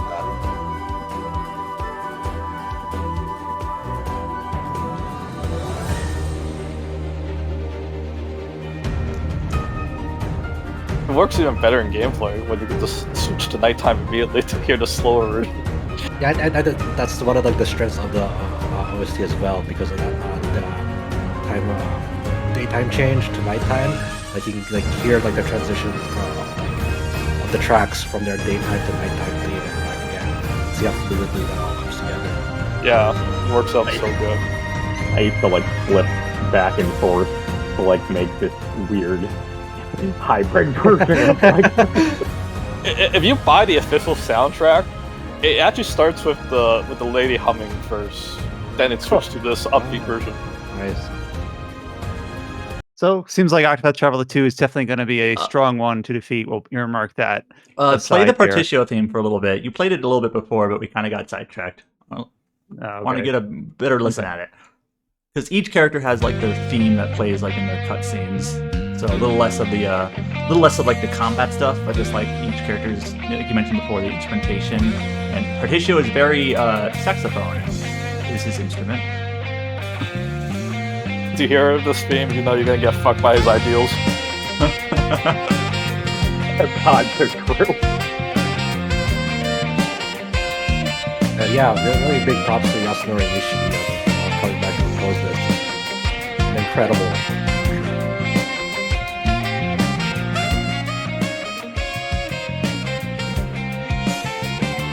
I'm letting it play because right here is my favorite part.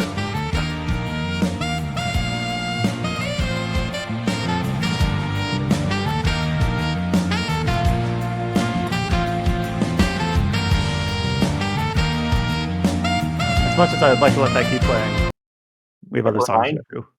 It reminds me of like late 80s, early 90s like movies in the US, but in like a good way.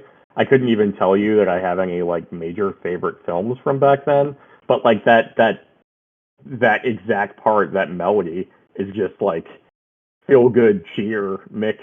Oh no, ideal like was just brought up. It does feel like a montage for like the ending of like a soap opera from the late 80s or something. But Yeah, I say that exactly. with no judgment. Yeah. All right, what do we want to move to next? Let someone else speak who hasn't taken the wheel yet. Let's do I'll do it Sea of for you. Stars. I haven't heard any of Okay. the tracks in there, so someone help me defend this. Okay, so here's I think my favorite track of the game, Path of Ascension. This is like a dungeon track. Yeah.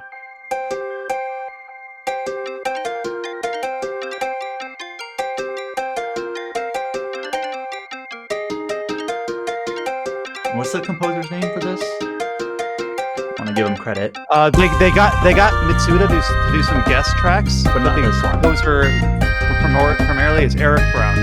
Eric Brown, easy name.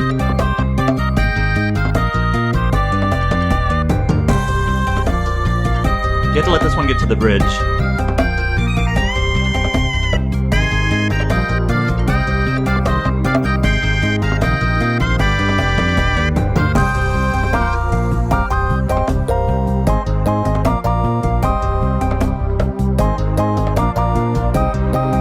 I actually wish this track played more in the game. It's just like an early dungeon.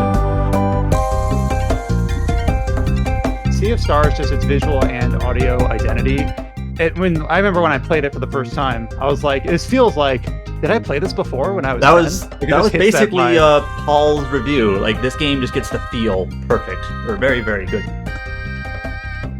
All right, here is a very popular track. From what I can tell from YouTube views, it's the most popular track, which means it probably has an ad on it.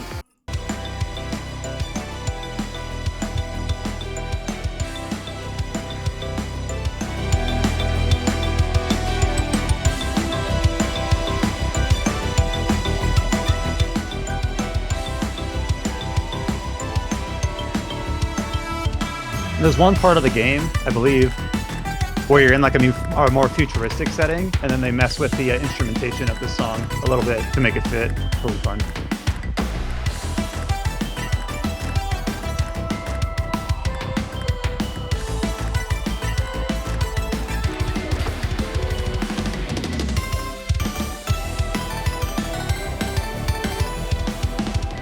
But again, yeah, it's really nostalgic. Really feels like it belongs in the era that it's trying to evoke from.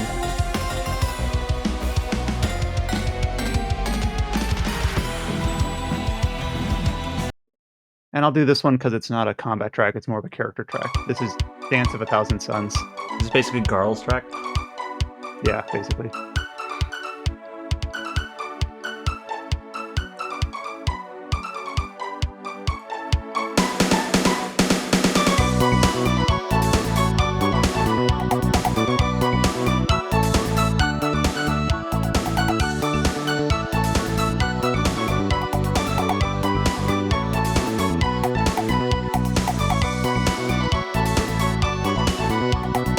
Chad, does that give you a good feel for Sea of Stars? Yeah, it kind of captures like those 16-bit vibes, but it's not gonna be my winner though. I like the 16-bit vibes going on here. Yeah, it's too synth. I'm sorry. That was a joke. I got it. Alrighty, what else do we want to go to? World of War? Get some chiptune in here. Well, let's try the Fate Remnant one. Okay, Fate Samurai Remnant. I saw someone else had nominated this game, but then they had like a couple tracks listed, but they actually didn't list the track that I wanted to list, which is Distant Bonds. Which, if you played the game, this is the track that plays when you face off against Miyamoto Musashi, and that's like a critical moment in the game, like probably the most critical moment in the game. So, this is a battle track.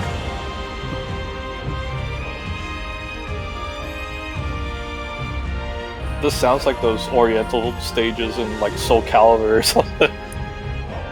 So, kind of the backing of this track is this character that you're facing off against at this point is your master. You're basically someone you've never beaten, never had a hope of beating. So this is basically the student surpassing the master point of the game. So it's got that all that feel encompassed into it. So.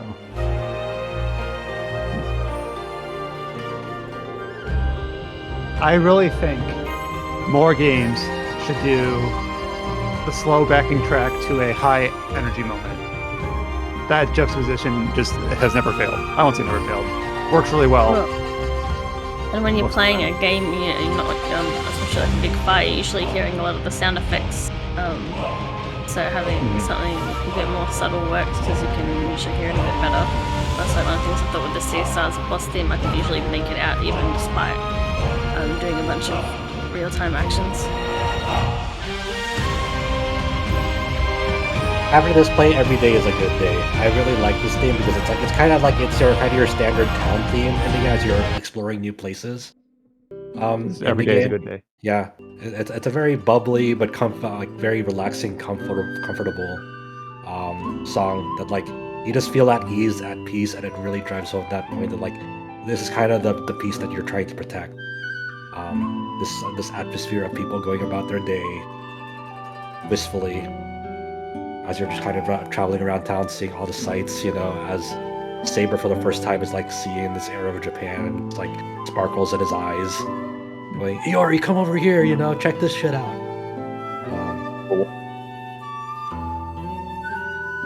I just love like the instrumentation identity that they instill in this game. A lot of flutes, a lot of wind instruments, a lot of instrumentation on the strings to accompany that, and like they find really, really creative compositions to just back like the sound design of this game. I really like it for that. This one's really good. Like I could see listening to this one like at work as like focus music.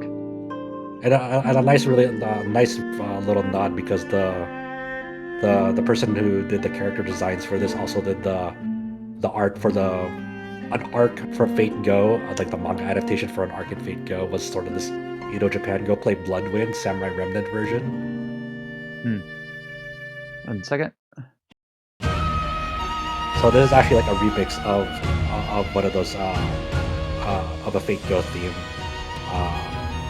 where Musashi first appeared in. So there's like a really nice like nod to like fans who dabbled with Fate, another Fate property, and seeing Musashi there because Musashi comes from Fate. So this is like a really powerful remix.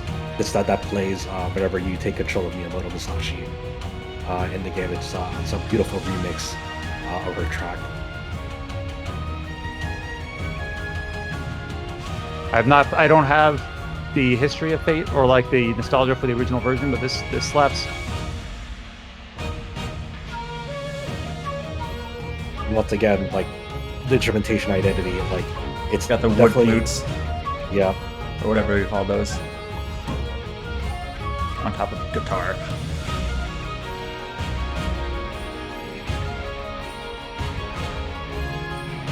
But for me, I would keep it on this list because if there's anything like an aspect of Fate Samurai Remnant that it does very, very well, it's its honesty for sure. Yeah, I really like this.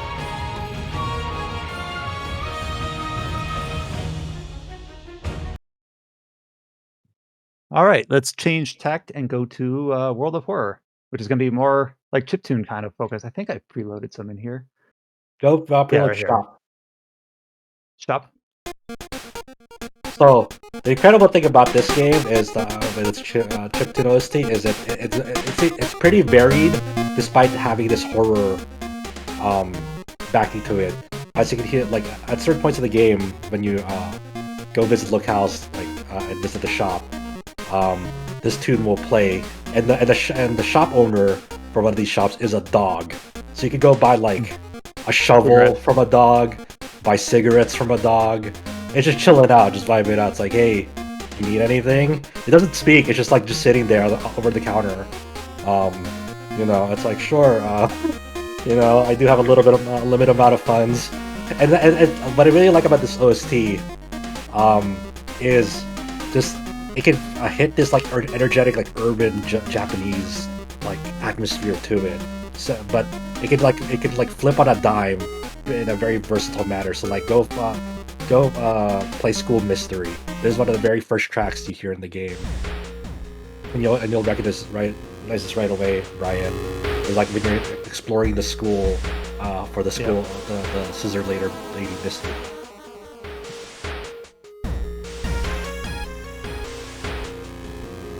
I don't It know. meshes that melodic while also being very uneasy at the same time. Yeah, and it's not something like it's not like the sound design's not there to like scare you. It's like as you mentioned earlier, Brian. It's like it's that feeling of dread as you don't know what's behind like the next corner, what kind of like monstrosity you might encounter. Not to jump scare you, but you're just like you encounter it.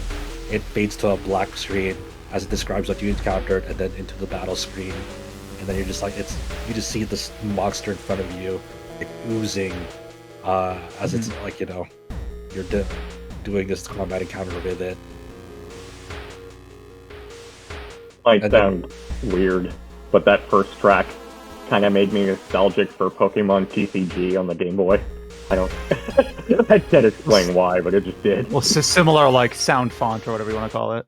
Yeah, and just kind of quirky, a little. Yeah, so I just think it's a really phenomenal OST that accompanies this little game. I'm not sure if it'll stand toe to toe with like some of the heavy hitters here, but I just wanted to call attention like this is such a really cool OST to come out of this type of game. It reminds me of like so what Harry atmospheric. Kavanaugh did with like VVVV or whatever it is. This game with all the spikes. Oh, yeah. Spikes.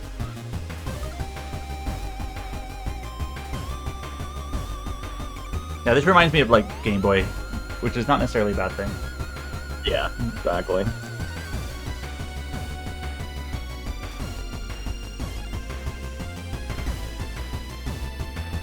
Has anyone ever decided how VVVVV is supposed to be pronounced? Okay. Well, you know me, Adam. It's just. Yeah. All right, let's go to Small Saga. So these I didn't see these on the dock. They must have been late editions, but we talked about Small Saga, of course, a lot with the art, and I'm interested to see what the music sounds like. Which of these tracks should I hit first? A good one is Deep Sea Denizen. I think there's a nice versatility to this OST. So it is actually like based off like a character theme of I forgot the name of was it the Scottish? Bruce? Yeah. And it's like the go for it. I bought the soundtrack as soon as it released on Steam because it's just got that good variety of, it's gone for the fantasy theme, but we're including bagpipes, we're including his flute because we've got a bard character, so we're making that part of it, but then we're still doing some like rocky tracks or yeah. So there's like an alternate like more amped up theme of that character's theme, because like the boss that you encounter as an introduction to this character is a Kraken because you're going through this like sewer system to find an alternate path into like an early town that you visit. So it's very fun. The regular battle track to the bottom of it when I saw it because I was like, oh, what'd you forget that one for? But there's 83 songs in the soundtrack because most of them are about a minute long. Yeah, but think about it. It's 83 tracks for like a game that's barely 6.5 hours. Yeah. There's a lot of unique themes in this game for a lot of shit.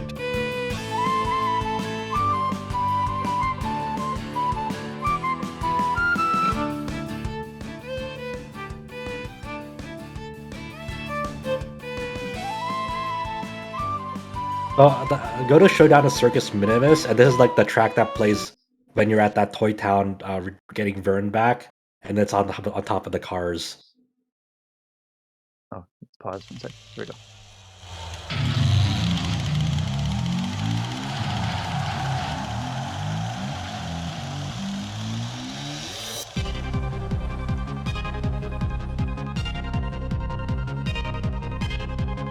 So basically setting the stage is like, as you're trying to get your friend back, there's like this in the middle of this gladiator arena. He finally like he's kind of lost his will to fight, and then like as seeing his friend in trouble, he regains the will to fight, and then you're up against like this like kind of like competitor, like last competitor in the gladiator arena, and like you're trying to escape because you know this person's trouble, but then like so you kind of like there's an ongoing car, and like you just get into the car, let's go, and then so you're just making laps around this gladiator arena on this car, and this competitor chasing you, and so you're so you have this duel with Vern and this character on top of like moving cars around this gladiator arena. So it's very fast, like very fast paced. Like the background is always moving, as the crowd is cheering on. And then the last one that I put is Manus Domini, and that's the OST that plays during that like really dreadful like fight with the god that I described earlier. It's like basically a pair of human hands, and then this is the OST that plays for that. It's remarkable at that moment.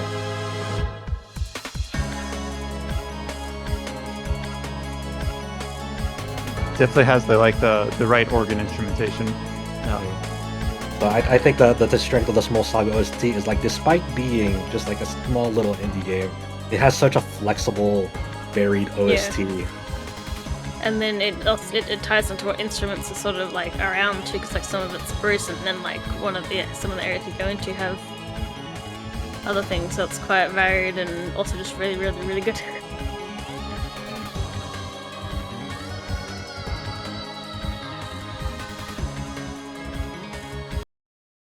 All right, looking on the list, we still have a couple more to go before we have to make some decisions.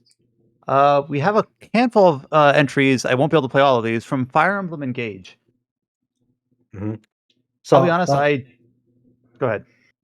Fire Emblem like engages like OST is actually pretty solid. It is a celebration title, like that's why I put the Fire Emblem theme. You can pull up the Fire Emblem theme. Everyone remembers how the Fire Emblem theme normally sounds, but this one is very much. Well, this is the theme that they sung in Tokyo Mirage Sessions, right? Yes. That was a joke. But this one, you can feel like that this is a celebration of how many years of Fire Emblem,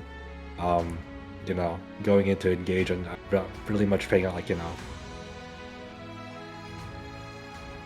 thinking back on like your memories with Fire Emblem. So it is kind of like the opener of the game to like celebrate that and introduce it as a celebration title for the series. Oh, I recognize this song from a Dragalia Lost event. Only with Dalco singing it. Fire Emblem. But it's a nice like. Yeah, this is one I added because it's like when you just start an encounter with one of the four hounds, which you fight quite a few times in this game, and I was just like, whoa, what is that in comparison to like the rest of the soundtrack? And it's like one of the two tracks that stuck out in my head.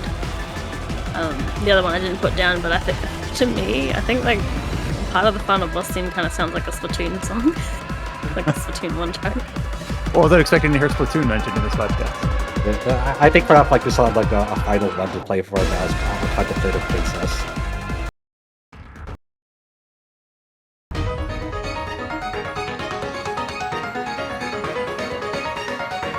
Like, in my opinion, I don't think there's any bad modern Fire Emblem soundtracks out there.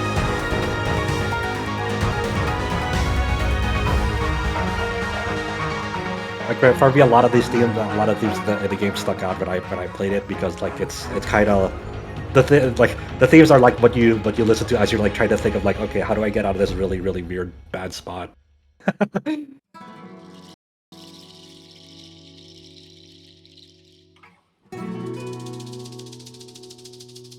I remember the battle music and the combat music that kind of accompanies it in like the desert country is really nice. Was that this one? No, yeah, Desert Roads. No, I don't may not be this one exactly, but it's similar in this grouping.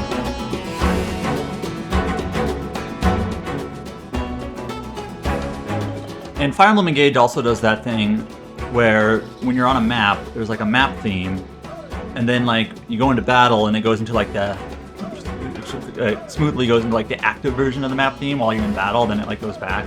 So there's some kind of neat transitions too between like combat and non-combat on a map.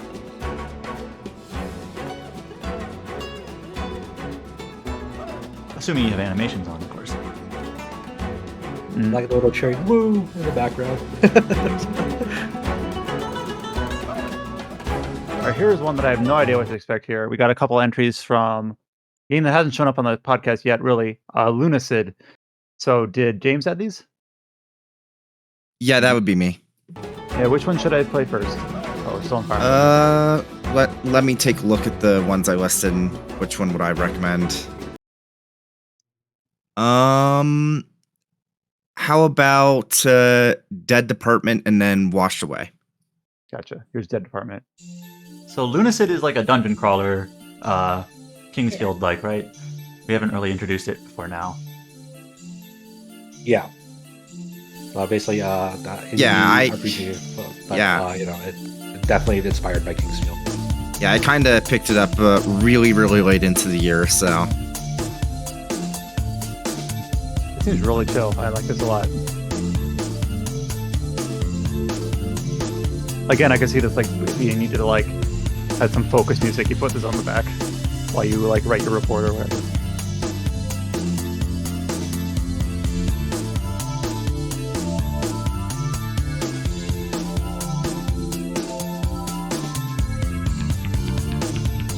We got a baseline here.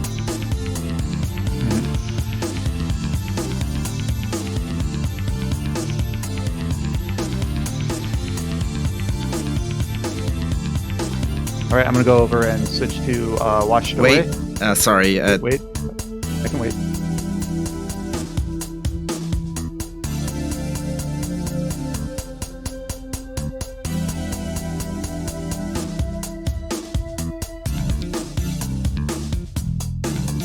We get a funky second here. Okay. Yeah. I'm glad I waited. Base goes hard.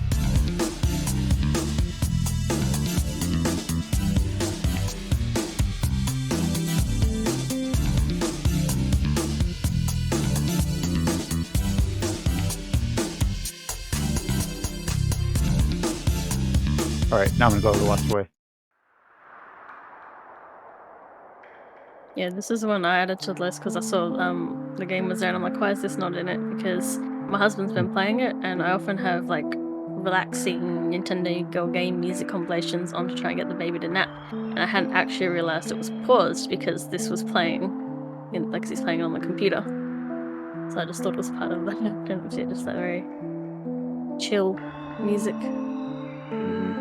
Yeah, like the overall vibe for Lunacid is like a lucid dream, and the soundtrack definitely kind of matches up with that vibe, I feel like. Yeah, like I was actually gonna say, like having not played the game or really watched a lot of it, I was introduced to it when we talked about it on the podcast. I'm like hot tub. That's what I'm thinking. Like sauna music. Sauna music, but that back on the cover. Yep. And honestly, maybe play a little bit of the other one I posted, just because it's a little bit of a different type of song that I feel like gives a better example of the kind of range that the soundtrack goes for. Okay.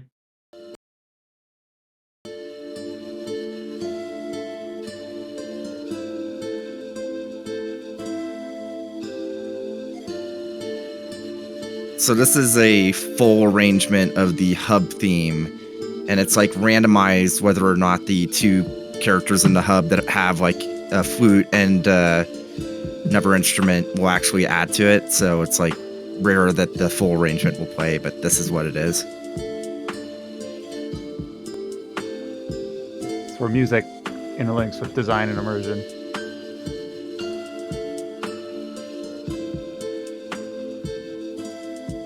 All right, last but not least, it looks like I'm guessing Xiao, but maybe not, put on some tracks from Genshin Impact's Fontaine update. I actually like the soundtrack a lot. The thing is that one of the things that happened with the soundtrack is that, they put it all out, new region, And then they later on said that their main composer has left before this started, so that people wouldn't have like this bias saying, "Oh, the soundtrack sucks now because the main composer's gone," or stuff like that. All right, so I'm gonna go ahead and play Fontaine. I'm guessing this is a city track. My justice I'm getting an ad. will burn We are- this earth yep. down for me. Same as Squad. Why next year? Here we go.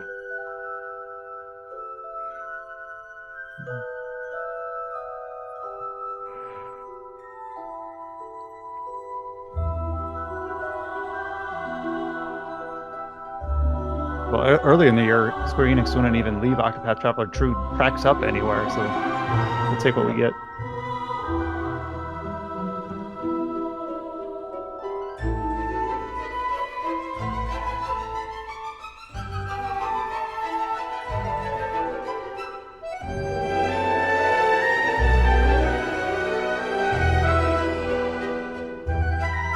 I like this track.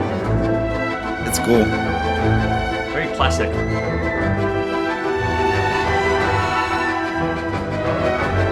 It feels like a track that plays like in one of those mid '90s films that like a child getting lost in the city. I'm thinking like Disney movie. Yeah, Isekai Disney movies. There was one. play the battle theme. I hear that. Oh, here's another ad. Nice ad. Apologies for ad. We'll clean up what we can, but yeah. All right, here we go.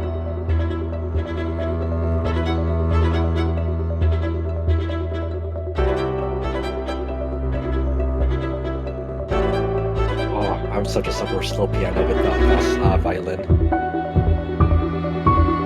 The Shimamura special. Yeah. I just like this little backing bit. I'm not sure what instrumentation that is. It's really nice.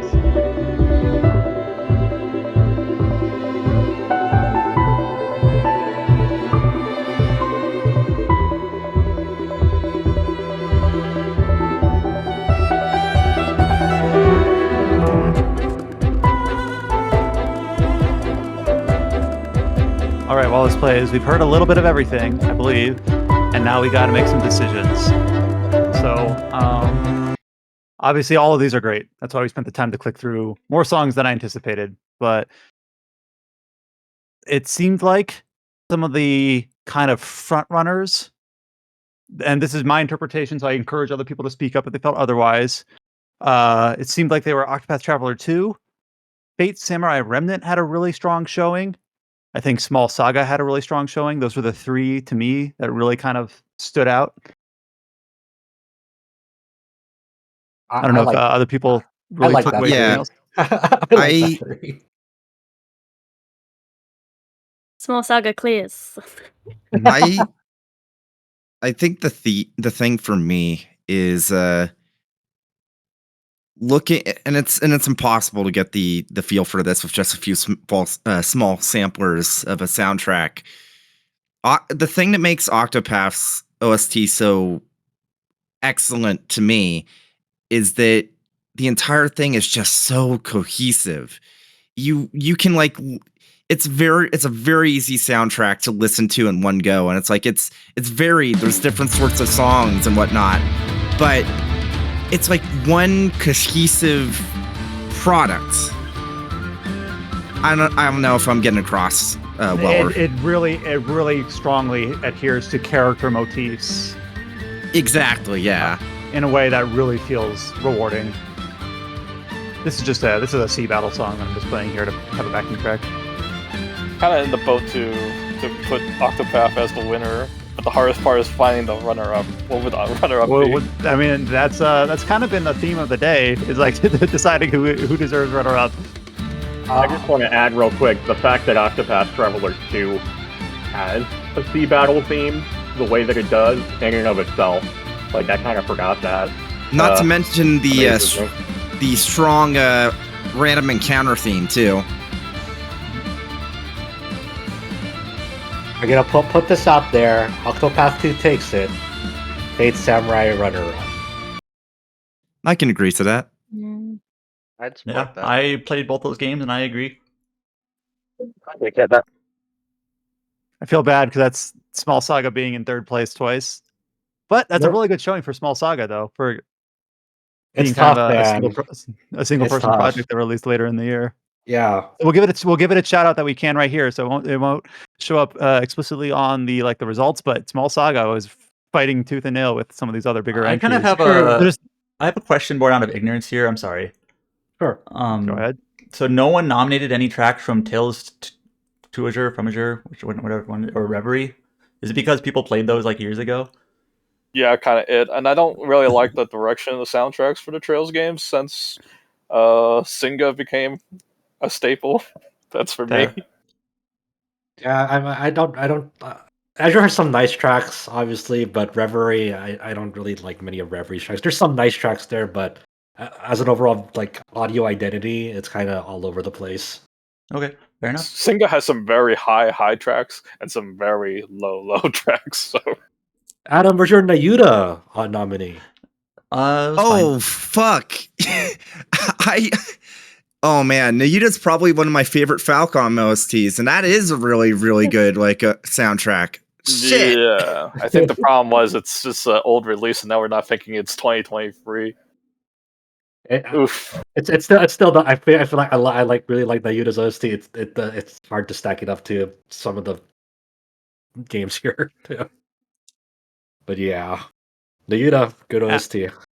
I was listening to some of the tracks, and I think a lot of my favorite tracks are from Zero, not from Azure, which would have been last year. And honestly, Reverie, I played it this year, didn't really leave an impression in terms of soundtrack.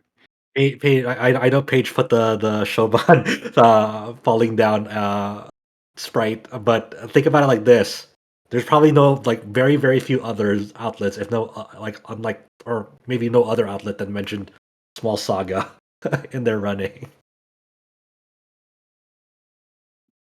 All right, so we listened to a lot of different sampler sounds from a lot of different soundtracks. As we were listening through them, I thought Sea of Stars would do better, but as I listened to the track, it's good, but just not as good as a lot of the other entries. So Sea of Stars worth shouting out. Same with Small Saga. Definitely impressed by just the variety on display there. And Chain Echoes too. Octopath, all these indie RPGs have really like outstanding soundtracks. Like considering we're comparing like these small team projects to Square Enix and Octopath, so yeah, and even then, even big hitters like FF16. Yeah, FF16. I think no one's really pushing for it to be runner up here. So just that I feel like I'm listening to other stuff here. I feel they're just much better. Sorry, that's just my opinion. No apologies. So we have the winner for the best music or soundtrack for RPG Site 2023. We've got Octopath Traveler 2, followed by Fate Samurai Remnant. And that covers us for all of the categories. So how do we feel about that so far? So go over our winners again and run it. All right, yeah. Summarize what we've done. So summarize what we have RPG done. Site, yep, it's only been several hours, but we have decided our winners for our 5 category awards. For our best remaster or re-release, we said that Star Ocean: The Second Story R was our winner, with our runner-up being Crisis Core Final Fantasy VII Reunion. And if we had a second runner-up, it'd be Super Mario RPG. Writing and storytelling, for the best writing and storytelling in 2023, our winner was In Stars and Time, and our runner-up was Baldur's Gate 3. For best art or artwork, we have our winner being World of Horror, with our runner-up being Baldur's Gate 3. For best design and immersion, we had our winner being Legend of Zelda: Tears of the Kingdom, and runner-up Baldur's Gate 3. Turns out Baldur's Gate 3 just does a lot of things pretty damn well. Best music or soundtrack, our winner, Octopath Traveler 2. Our runner-up, Fate Samurai Remnant. I'm good with this. I think we had a lot of really good discussions. We had some surprises and then some that were expected but deserving in a way. I'm feeling really darn good. This is going to be a tough list once we get to the master list in a bit here. All right, we're going to be moving into the last major section of our long Game of the Year podcast. This is basically for the top of the list. This is the final RPG Site RPG of the Year deliberation. So how this works is I have a list here of basically every game in consideration. It's not absolutely every game that we've covered on the site, but it's the vast majority of them. So our goal here is to pick a top 10, and then from those top 10, pick a runner-up 5 and a top 5. And then from our top 5, we pick one overall winner. So while there are some games that as I read them out might not say like, is that really going to be a game of the year? Maybe not, but it could sneak into the top 10. So we're trying to cast a wide net here because sometimes people who have been on this podcast in the past can attest to that deliberation between positions like 9, 10, 11, 12. Sometimes it's the most contentious.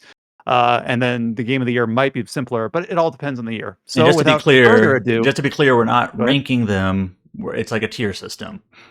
Just Right. You're either in the top 10 or you're not. Like there's no number 7, number 8, number 9.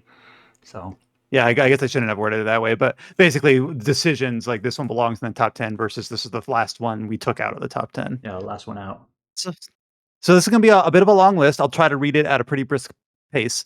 So these are all of the games that we have listed in the running for our RPG site, RPG of the Year.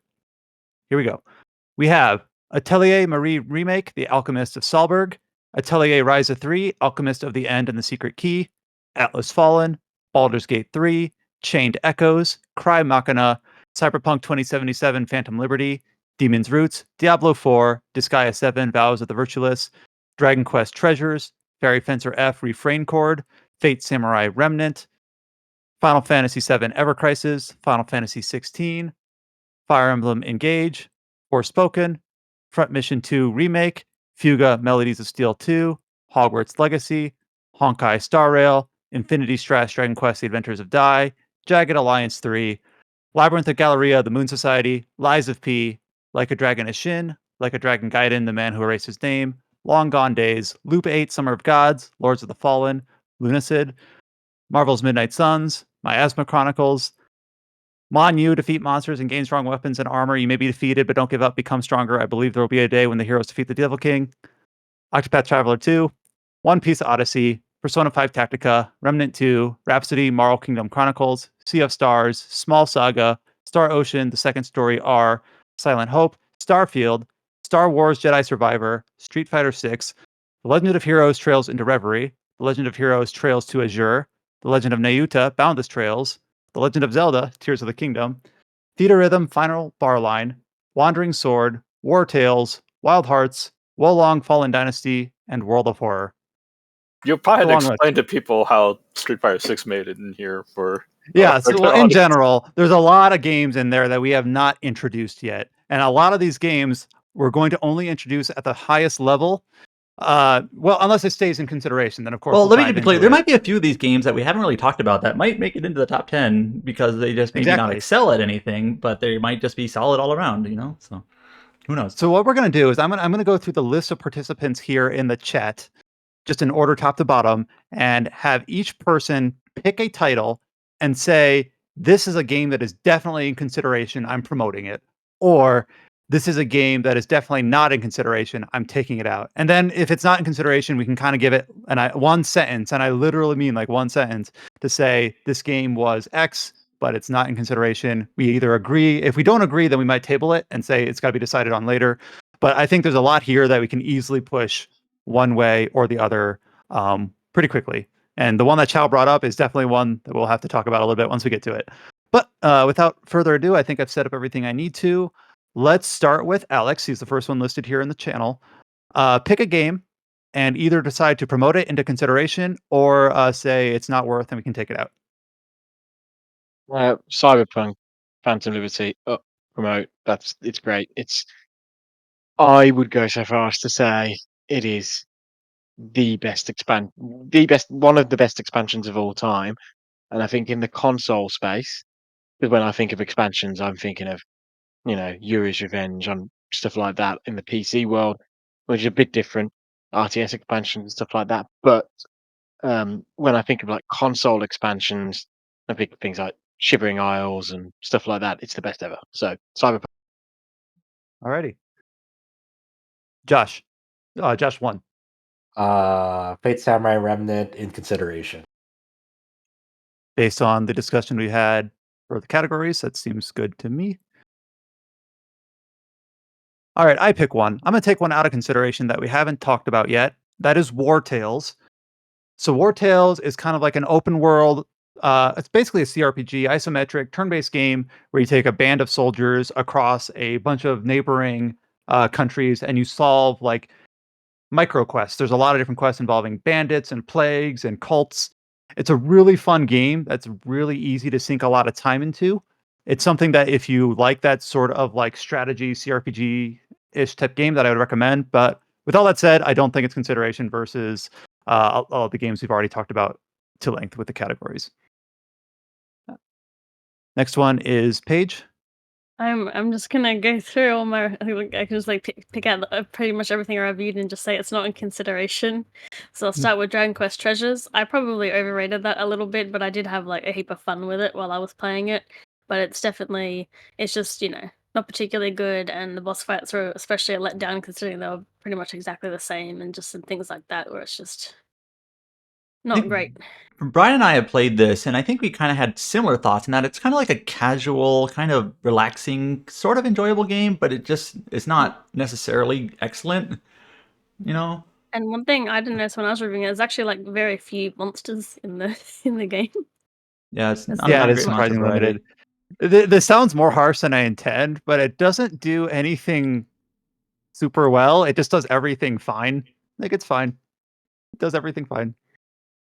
We'll go to Quentin. I'm going to take out of the running Front Mission 2 remake. It's I think the thing that I keep coming back to every time I think about the game is the localization, the translation. Yep, I knew you were gonna say that. Yeah, yeah. It's just almost it is incomprehensible at certain points. And then there are other points where you understand the gist, but it's so poorly done that I don't know. It hurt my brain. You only get the gist, Yeah. and that's it.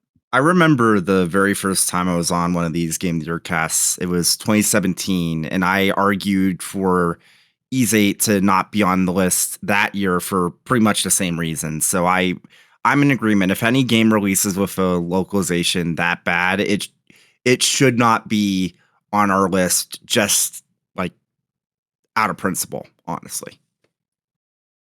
Yeah, Adam. definitely. My turn? Yeah. I'll take one that's just kind of going to be kicked off by default. Monu, with a long title that you just know. Monu? I don't know of a game called Monu. Okay. Are you sure it's the full title? The game I'm thinking of is, you deleted it. How am I supposed to remember what it was? Okay, the game I'm No, thinking don't of read it again. is Don't Monu read it Defeat again. Boss. Okay. This is I'm sorry, I just had to. This is an experience dungeon crawler, and I've played, and I think James has played pretty much all of them, but I was not interested in this one. I don't really like the art style. It came out at a bad time. It wasn't that interesting to me, and no one played it here, I think, so it has to be out of consideration. That's it. All right, James.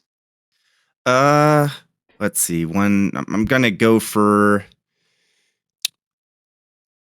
Let's kick off Wolong. I don't think that's gonna make the top 10. So I like Wolong Wolong, but it's kind of I like Wolong, but it's mostly just I kind of accept that like I just like this style of game, and I would pretty much play any of them, and I like all of them. So Yeah, I think Wolong is like one of my biggest disappointments this year because everything about it, like in its marketing and when it was announced, it's like, oh shit, this is a really cool looking my kind of game. I really love the Three Kingdoms era and the period, and it's been made by the Neo team. So this and looks Neo like a 2 match was made in heaven. excellent. Yeah, and they're trying out new stuff, but when it came time, it's just like very clear that the main Neo 2 team is on Rise of the Ronin. Excited for that next year, but as for Wolong, it's fine. It's good. It's a game that like you have to really master your parry timing down, and then you do that ad infinitum. The magic system is kind of not well thought out in it. It also feels like the parry timing is just so generous that the game just becomes really, really. I don't know. It just it goes to show that when people say stuff like, "Oh, Sekiro is only a game about parrying," it's like, no, you also had the stuff that you needed to like to counter, and then also the stuff that you had to jump over. It's like, and it feels like Wolong is kind of like the proof in the pudding that those sorts of elements were the glue that held that game together. And there, in the absence of a similar system here, by the end of the game, I didn't feel anything. Yeah, bummer. Josh too. The if I'd like to try in the vein of those types of games such as Wolong, I'd like to add Lies of P for consideration. Um, of the many I've sort of tried, um, I Well, think in consideration, right? You put it in the Oh, sorry. wrong. consideration. I just put in the wrong thing. Not intentional. All right, go ahead, Josh. Yes. I think it's like one of the best tuned ones of those games I've seen. And like if other than differences in the what do you call it? What other than differences in like the writing and the mood, you could easily convince me that this was like a From Software joint. So I mean, and that's one of some of the highest praise I can give that style of game Yeah, was for sure. given. It was also a real surprise. Like as I mentioned in my review, my initial reaction to it was very like, "Hey man, I haven't finished. I mean, I'm not done. I'm not all the way done with Bloodborne yet. Why would I try this?" And I'm glad I did.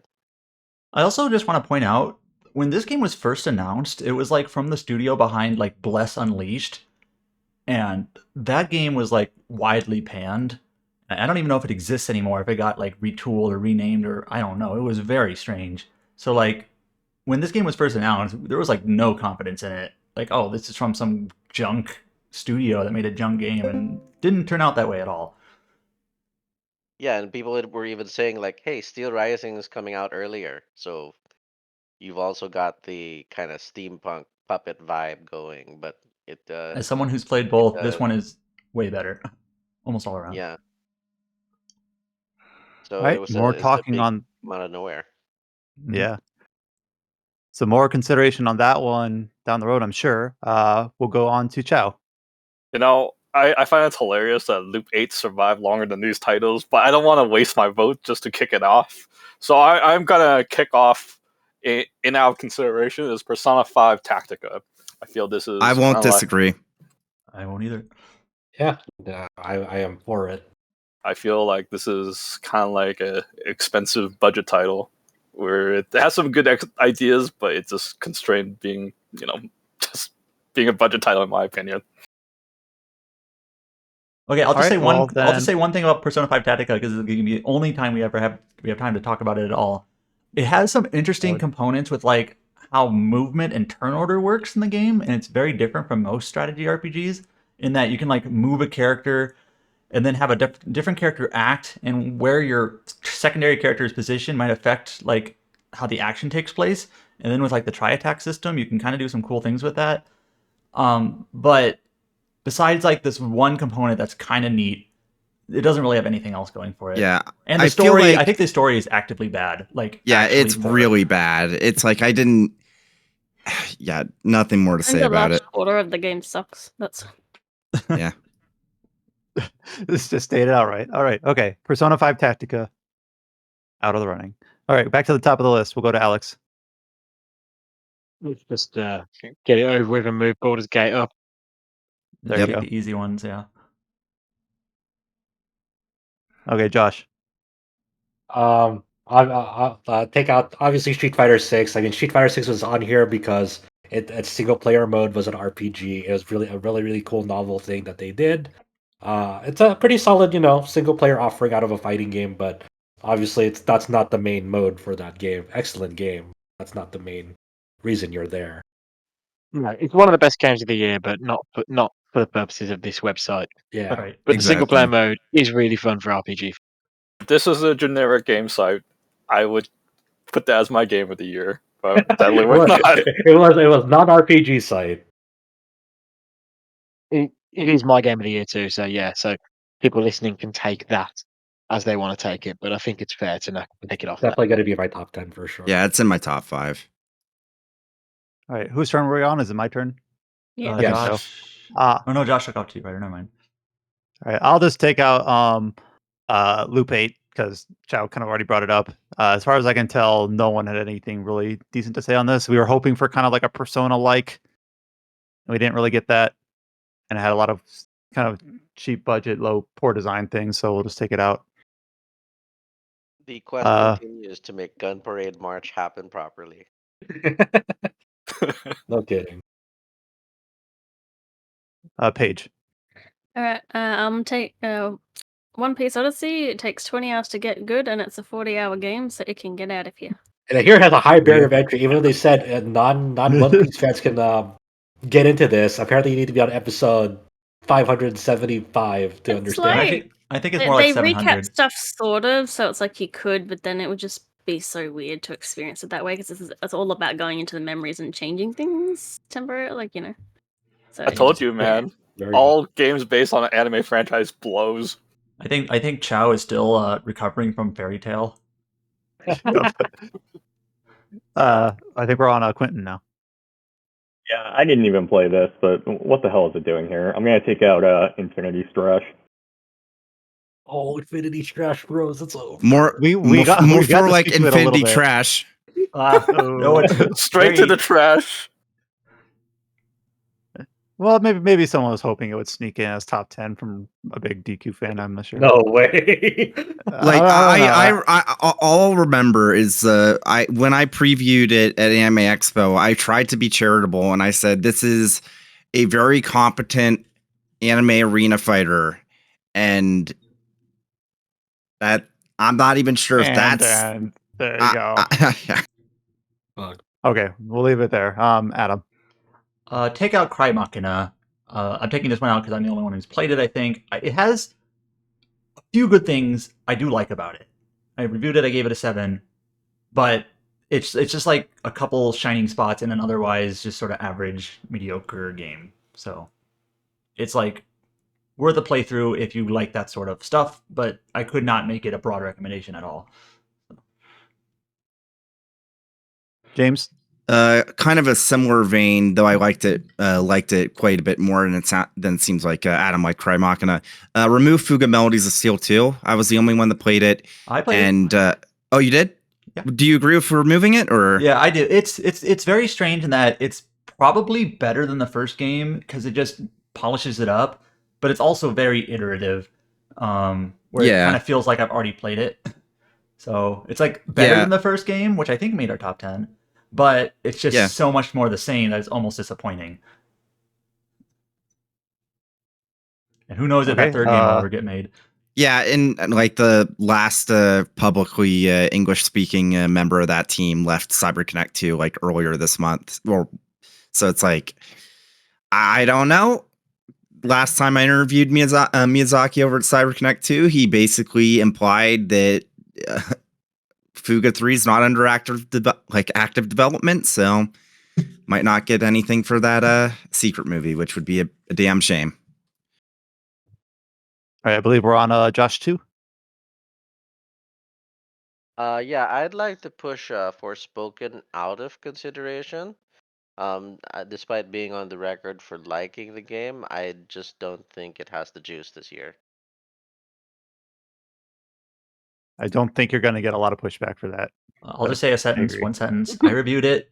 I actually felt very similar this game compared to Assassin's Creed Valhalla, which I know might be a weird comparison, but like they both had like kind of very tedious open worlds, and I felt like I was just fighting too many enemies in like a barren open world. And the one thing about Forspoken that I felt was like the weirdest thing to me is like all of, like the major story beats in that game don't take place on the open world. They kind of take place in like a castle or an alternate place. So it kind of felt like the open world is almost like disjointed from like the actual game. And like, does that make sense? Like none of the story stuff actually took place in it, which is very strange. Yeah, it's like a dead world basically. Yeah. So in fact that kind of fully undermines some of the good ending, where the good ending is I guess I guess we can spoil it or something. But where Yeah. the good ending is, I'll stay here and help fix stuff, and there's like, what's there to fix? And also, okay, I Done? have a pet peeve here. There is Jesus. the villain is never given any clear or satisfactory motivation for what he wants revenge on. He's just like, I want revenge, I want revenge, I want revenge. And it's like, for what? You never say it. I even looked into the lore. I'm like, am I missing something? Is it hidden? And no, it's just never explained. Game's writing is just all over the place, even from the very beginning with the way they introduce phrase like, "Oh, come on, is that really how you're doing it?" It's like, I will say that some of the early scenes that made around like with the English voice acting, it wasn't that bad the rest of the game, but it wasn't good. It just some of the stuff that went around like social media when the game first released Yeah, it's was like the worst of it. I think Forspoken's a good it's a good illustration of how a game is more. I mean, the experience of a game is like way more than minute-long clips that get circulated on Twitter. But at the same time, Mm. that doesn't necessarily mean it's way better than that. But it's still, So to Mm. give it some I mean, flowers, I do think the combat is pretty good. I think it is a strong suit, but I also think there's just like almost like too much of it. You spend so much time Yeah. like mowing down mooks that it almost gets boring. It takes a All right. long time to get the fire spell. That's true. and then you get the fire spell, and it's like, oh, that's the first of the three. Obviously, I still have a lot of the game left. It's like, nope, you're basically 60% of the way through the story. All right, so that's enough on Forspoken. So missed opportunity. It was a kind of a high-profile game. Unfortunately, didn't quite pan out to compare to the contemporaries. I think we're on Chow now. I'm gonna take out Atelier Mari remake. Mm. It's a pretty expensive title for what it Yeah. feels just like a PS1 title that's just giving a facelift. That's basically it. There's not enough quality of life, like like from the Square Enix remixes. So I'm taking off this one. All right, back to the top. We'll go to Alex. I wouldn't be surprised if I'm the only person to have played any of this. Obviously, it's a funny old game because there's just other stuff surrounding it, but I would say let's take off Hogwarts Legacy. It's basically, if we just put the uh, art and the artist thing to one side, um, it's a pretty competent, decent clone of a BioWare game circa 2010, 2012, with a few things pulled from more modern games, like, got a more seamless open world and things like that. But basically, it doesn't really do much of anything new. Um, it's it's basically a strong 7 out of 10. If you if you take it away from whatever you make of the surrounding situation, if you take it away from that, that's the sort of game it is. It's like a solid 7 sort of thing. And yes, with the quality of this year especially, and many of the games on this list, I just don't think a solid 7 makes the cut, whichever way you slice it, even if you are removing external factors. Yeah, in some years, a 7 might slip in, but I don't think this year is that year. We'll go on to Josh 1. Take out Diablo 4. Yeah, kind of a marquee release that we didn't really touch on much, but I'm not sure. Well, You need to. I guess here's our last chance. I mean, like, while the single player campaign is like okay, that experience, everything outside of that feels very hollow and boneless. Like the open world aspect of this is like it's a very weak thing. Like you're just going from point A to point B in this open world, and there's nothing really to like see or like do that's like interesting in that world. The way that the seasons have like panned out for this game, like the post launch support have been, it started off horrid. Now it's like somewhat almost decent, but overall it feels like a big step down from what I love about the Diablo series. It's a really Yeah, see, I'd keep that a bit longer, but Realistically, will it make the top 10? I Well, don't think so. I think there's we can put it in like limbo for now. There, limbo mode. All right. I'm gonna just do a quick one. Octopath Traveler 2. I'm gonna put it in consideration. obviously, yeah. All right, Paige. I'm gonna kick Atelier Ryza 3 because it has really tiny text and I hate that. Okay, there's more issues with it though.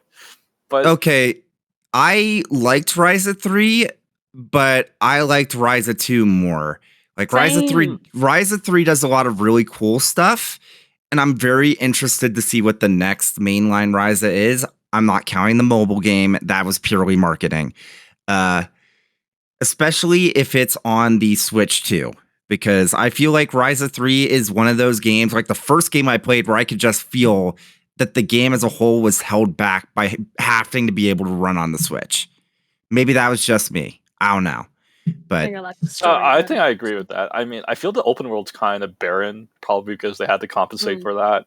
And then there's also localization issues when the game first started. I'm not sure how much it's been fixed now. apparently they put out a patch. I haven't gone back to check it because, I mean, Ryza 3 is already a pretty long game, especially for an Atelier game. It's like, I think it took me like 60 something hours. Crazy. Rip Ryza. If in any other year, I'd say that it would have a spot in the top 10. Just too many other games this year. All right, Quentin. I'm going to push to take Atlas Fallen off the list. That's gonna be mine. Adam, yeah, okay, yeah. It some of its DNA feels like almost like the developer was banking on Forspoken being the next big thing. It's hard to describe, but it's like there's just a weirdly lot of similar to Forspoken. yeah, like they were hoping to kickstart the term Forspoken like, and obviously that's not going to really go anywhere. I found speaking of very barren open worlds, thematically I kind of get it here, but it's just not at all engaging to me outside some of the combat, and even then it's kind of a give and take. Like sometimes it gets very samey, sometimes it's fun. Depends on the situation, which I mean I guess you could say about a lot of Well, the RPGs, combat in but this game specifically, the weird thing about it is I think like it was well tuned for like fighting multiple enemies, like groups of enemies, but not for bosses. Like they didn't know how to do bosses. So what that means is almost all bosses in the game summon groups of enemies so you can fight them because that's what the combat is designed to do. So it's like they yeah. didn't know how to do like a boss fight, like a one-on-one action combat fight. So there's a weird and like it ties into like the morale or the momentum system and whatnot. Like the mechanics they put in place like did not work for the bosses, and there's plenty of bosses and they just don't work. Yeah, it's a bummer too because the momentum conceptually is like a pretty cool system, but it falls flat at a lot of places somehow in that game. Exactly. Yeah, and the story is just very flat. Yeah.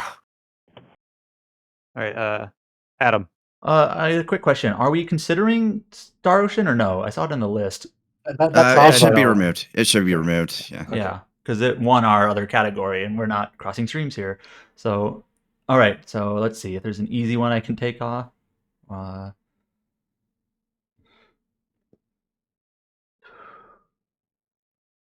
Come on, it's not that hard. or Miasma Chronicles. Miasma Chronicles is a tactical game from the Bearded Ladies, I think is what they're called. Like a Norwegian, I think, or they're some European developer, and it's from the team behind Mutant Road Zero, and it's a pretty good tactical RPG. But like everything involving stories and characters are like actively poor. So it really holds it back. So like if you're mainly playing these games for tactical RPG reasons, it's totally fine. It's just like but nothing else. So Yeah, they're looks based good out of too. Sweden. Bearded Ladies. Sweden, not Norway. Okay. Mm. All right, James. I'm going to bump Wild Hearts up to consideration. I can see that. I don't know if it'll be top 10, but I'm okay holding on to it for now. Yeah. It's like I really liked it. I still really like it, and I feel like it hasn't gotten enough appreciation for the good stuff, like all the good it does. So I do want to argue for it for at least top 10. Josh too. That was funny because I was going to drop Wild Hearts next, but anyway. Uh-oh. So while we're putting up games for while we're promoting for consideration, I'd like to promote Remnant 2. It's a really interesting, to me anyway. I mean, to someone as someone, maybe this is less surprising to someone who has played the first Remnant, but it was surprising to me how well tuned it is for being like sort of a sort of a gun souls like, I guess, in some ways. And the class system is I mean, like it's classing. I mean, like it's power system, however you want to put it. I think it's archetypes, right? Yeah. Um, the archetype system is really interesting, and the way it was kind of mixed up and stuff. And James and Was Josh have said a lot of good things about it too. So yeah, Yeah, and definitely. I'm not even all the way done with it yet. Nice. All right, Chow. I'll be a hero. I'll take off Honkai Star Rail in our consideration. Dang, what a hero! He's so talented. I was leaving it for you. Primo gems have been removed from our accounts. Damn. That's Help. fucked up. Wait, in or out of God. consideration? The reason I'm taking it out of consideration is I'm just not because paying attention to where I'm putting I things. feel like we're being drip fed way too long, and the content is kind of like starting to kind of run into a drought. So it's just been like, ooh, it's been running too long. We're falling into the MiHoYo trap. So I'm taking out consideration for that, because you can't.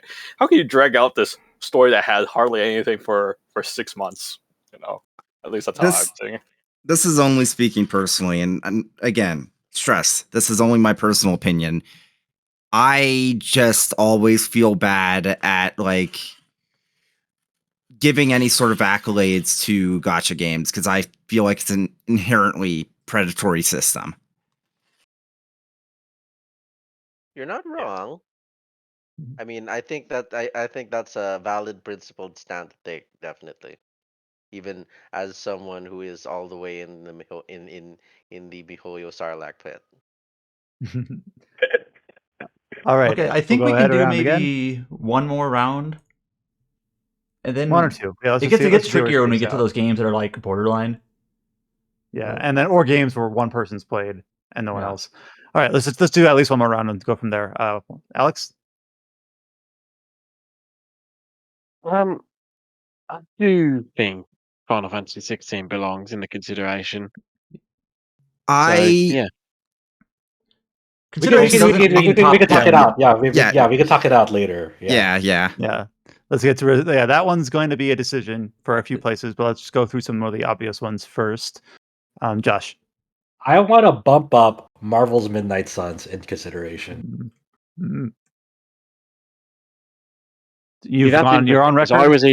I was either gonna demote Midnight Suns or promote 16. So that's interesting. Oh boy.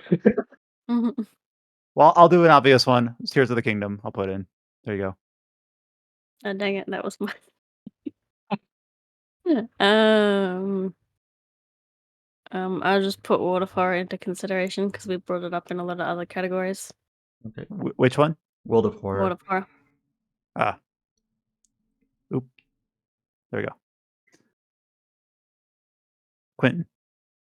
Can we go ahead and get rid of FF7 Ever Crisis? I don't hate it. I'm playing it, which is more than I can say for gotchas in general. But it still has a lot of those, inherent downsides. It's fine. It's just not top 10, 2023 fine. Adam. Well, put Fire Emblem Engage in consideration solely on the strength of its mechanics. James. Put Labyrinth of Gloria in consideration for everything we already talked about in the categories. Josh. 2. I would like to promote. This is going to be this is a borderline case, but I'd like to promote Starfield into consideration because we haven't said anything about it, and I'd like to see what we have Uh, to say. I'll be honest, until I saw it like 10 minutes ago on the long list, I forgot that I'd even played that game, and I put over 100 hours into it and did guides. You I might write. want to forget about it. I still have guides that I'm writing, and I was gonna get rid of it. I like it, okay, but man, Yeah, there's a lot to talk about in the in consideration list for sure. yeah. All right. Ciao. I want to get rid of was it Like a Dragon, the man who erased his name. I feel like this entire game is carried by its ending, and I don't think that's enough to fight all these contentions over here. It's like a decent Yakuza game. I put it in limbo, to be honest. Yeah, I don't think it ends up in the top 10, but I do. It was nice to have a brawler game starring Kiryu. It does serve. It has like a fun little niche that it's in. I think we can go one more round. Yeah, one more round maybe. All right, And then Alex. Well, Chained Echoes goes up, right? I think so. I will drop Trails into Reverie. Between the two Trails games on the list, it's the worst one. So I'm just going to take this one out. Good taste. I like Out of Reverie, consideration. but it's like one of those things where it's like two of the routes are good. One of them is so bad. It's like, God. I haven't played Reverie, and I think I'm like one of the only people in that Trails sphere who hasn't. And what I've gathered is that one route is good, one route is okay, and one route is bad. That's sort of what I've understood. It's the least route that you expect to be bad. Who are we on? Paige. I'll put Small Saga up. Let little guy fight. Fighting, support the little guy. Did I skip Josh one? I think you Or did. did I? Oh, my bad. Oh, we skipped Josh one, and he didn't say anything. My bad. I mean, can I say He's something? fuming. Yeah, go ahead. I'm gonna promote Wandering Sword in consideration. Oh, good choice.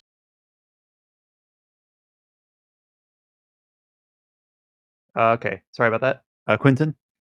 Well, I was going to promote Small Saga because at this point, like, come on. But Paige predictably beat me to that. I'm going to promote Trails to Azure.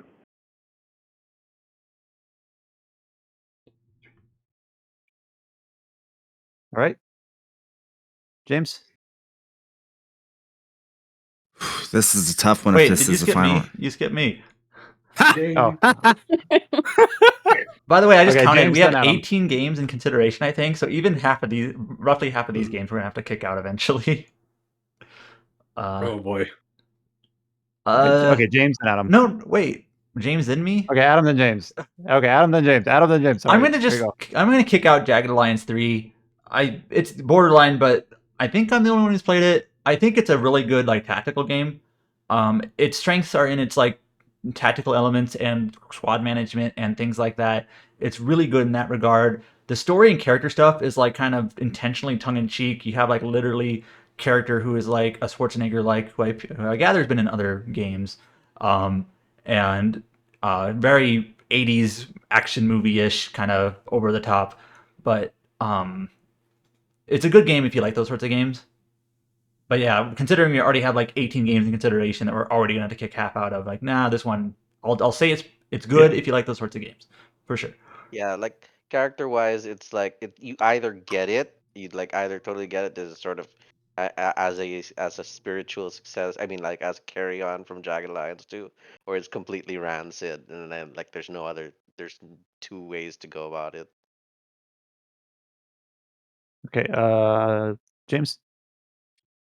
This is a tough one. I'll just ask: do we consider Star Wars Jedi Survivor anywhere close to enough of an RPG to even be in consideration? Unfortunately, I think it's out of consideration for me personally. Okay. Yeah. Okay, then will that count for mine, or can I pick a different one? Go ahead and pick a different one. Okay. Let's You need to pick Fairy Fencer because you're the one who's played it. knock it down. Knock it down. I figured. Adam's like, break it down already. Well, I would feel bad for me to say knock it down when I'm not the one who played it. Well, okay, now James, do you have a real choice? Not someone making a choice for you. No, I'm not picking 3. Okay. I'm gonna do it for Lords of the Fallen. Knock it down. Knock it down. Oof. All right. James with all the power, doing all 3 of them. Bulldozer God. James, holy shit. All Do you want to use your Right. 50-50? right, Josh too. Um, I'd like to try knocking. I mean, I'd like to knock down Long Gone Days. Yeah, Paige played that, right? yeah, I remember it's all right. your criticism in your review was that you thought the writing was fine or good even, but I remember you said like the puzzles made you feel like you were an idiot in terms of like they handhold you so much. Yeah, it was like they had to make sure that the character had to comment on something, even though I'd already figured out a similar thing using that same like draft, and they just had to like. It was really annoying.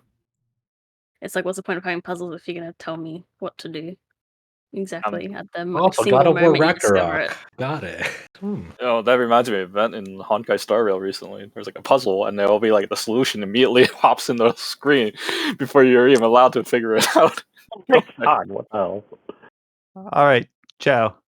Let's see. I would like to knock down Rhapsody Morrow Kingdom Chronicles out of here. It's just because I feel it's just compared to what we have right now, it's hard to compare, and these are the ports of old games. Quentin, did you end up All right. playing these? Rhapsody? Yeah. Oh yeah, yeah. I Just give enjoyed a quick them. I mean, sentence on those. I am legitimately curious because this is like two games from like the PlayStation era that were never localized before, and finally get one. Beautifully cheeky, eccentric. What else? What other good words are there in a nutshell for this? Are they girly pop? Oh yeah. Oh, very, very. I mean, it has the flavor of like PS1 era girly pop, so might not be very noticeable in the broad spectrum of what we think about today. But yeah, no, I like all three. I'm so glad that these two are here now. It's certainly not like top 10 of the year. Mm-hmm.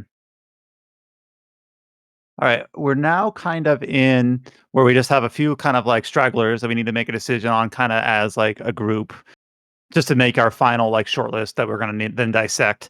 I feel like Sea of Stars can go up for now because we've kind of already spoken to its I think Sea of strengths in a Stars few is worth places. considering in our 20 top games or whatever. Mm-hmm. I feel bad for the Sky of Seven because I feel like everyone I know that's played it really likes it, but the only person that could have fought for it was Junior, and he went to sleep 2.5 hours ago. Well, it comes with the territory, unfortunately. Yep. Okay, so I'll knock down. I know we're basically just we have what 6-7 games left that we haven't decided on. Knock down Nayuta Boundless Trails. I think it's actually a pretty darn good game. Not enough of an RPG. It is more like action platformer, and it's great for people like me who it's like it is a PSP game, literally remastered, kind of like that PSP era action platformer, charming, cartoony kind of game. The story is kind of overdone, but that's fine. Yeah. I think they're saying for just everything but Lunacid on this rating list. You can knock down. You can knock down Demon's Roots. I don't think it's gonna make our top 10. You can knock down Like a Dragon Ishin. I don't think it's a top 10. Silent Hope, neat game. It won't make our top 10. Theatrhythm, not really an RPG. It's a phenomenal rhythm. A game with RPG progression. We gave it a 10 out of 10, or James did more specifically. Yeah, I agree with that score. It's fucking awesome. It's definitely on my top 10, personal top 10 this year, but it's not really in the spirit of an RPG. Yeah, for people listening to this, if you're still listening, thank you. Us being a genre site, we kind of have to make that consideration. Like a great game may not do as well on our list just because it's not really in our scope, or maybe barely is in our scope. So, or Theater Rhythm's kind of like its own thing, where it's in our scope because it's so tethered to an IP that's in our scope. Yeah, but it's not really an RPG. It's a rhythm. Yeah, but an excellent game. We gave it a 10. Yeah, like to put in perspective, we weren't even going to review it until Square reached out to me and offered a code, and I was like, sure. Well, we should. And then you knock down Silent Hope out of consideration. And some of these later games are good games. Just I knocked down the wrong thing. All right, there we go. Too many. There we go. All right.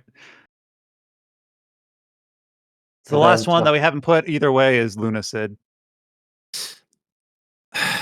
Paige, you said you haven't played it, but your Her husband did?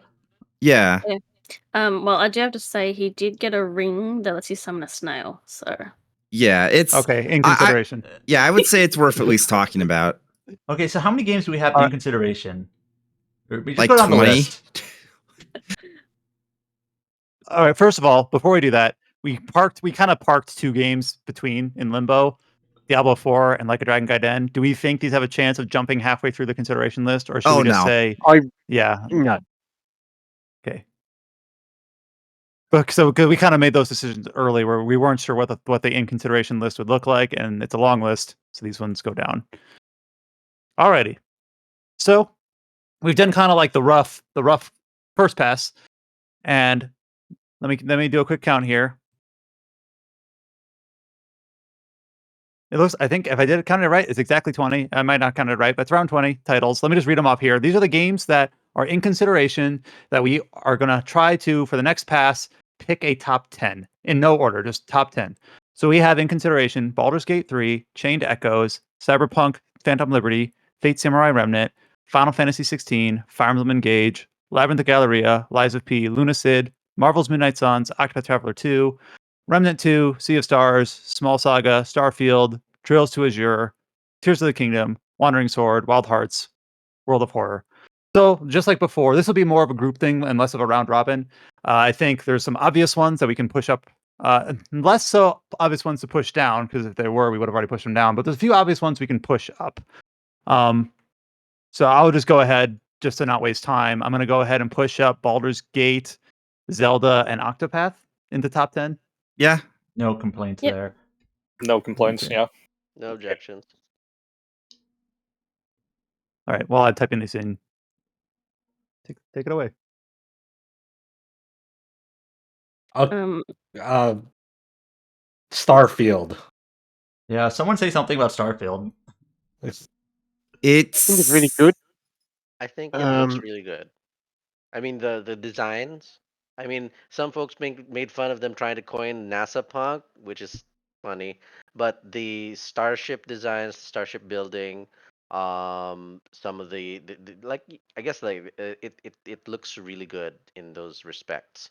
I also like the character creator. They did a good one there. Allows for a lot of like body type diversity and stuff. In a way that's not really you don't see in most games with character creators.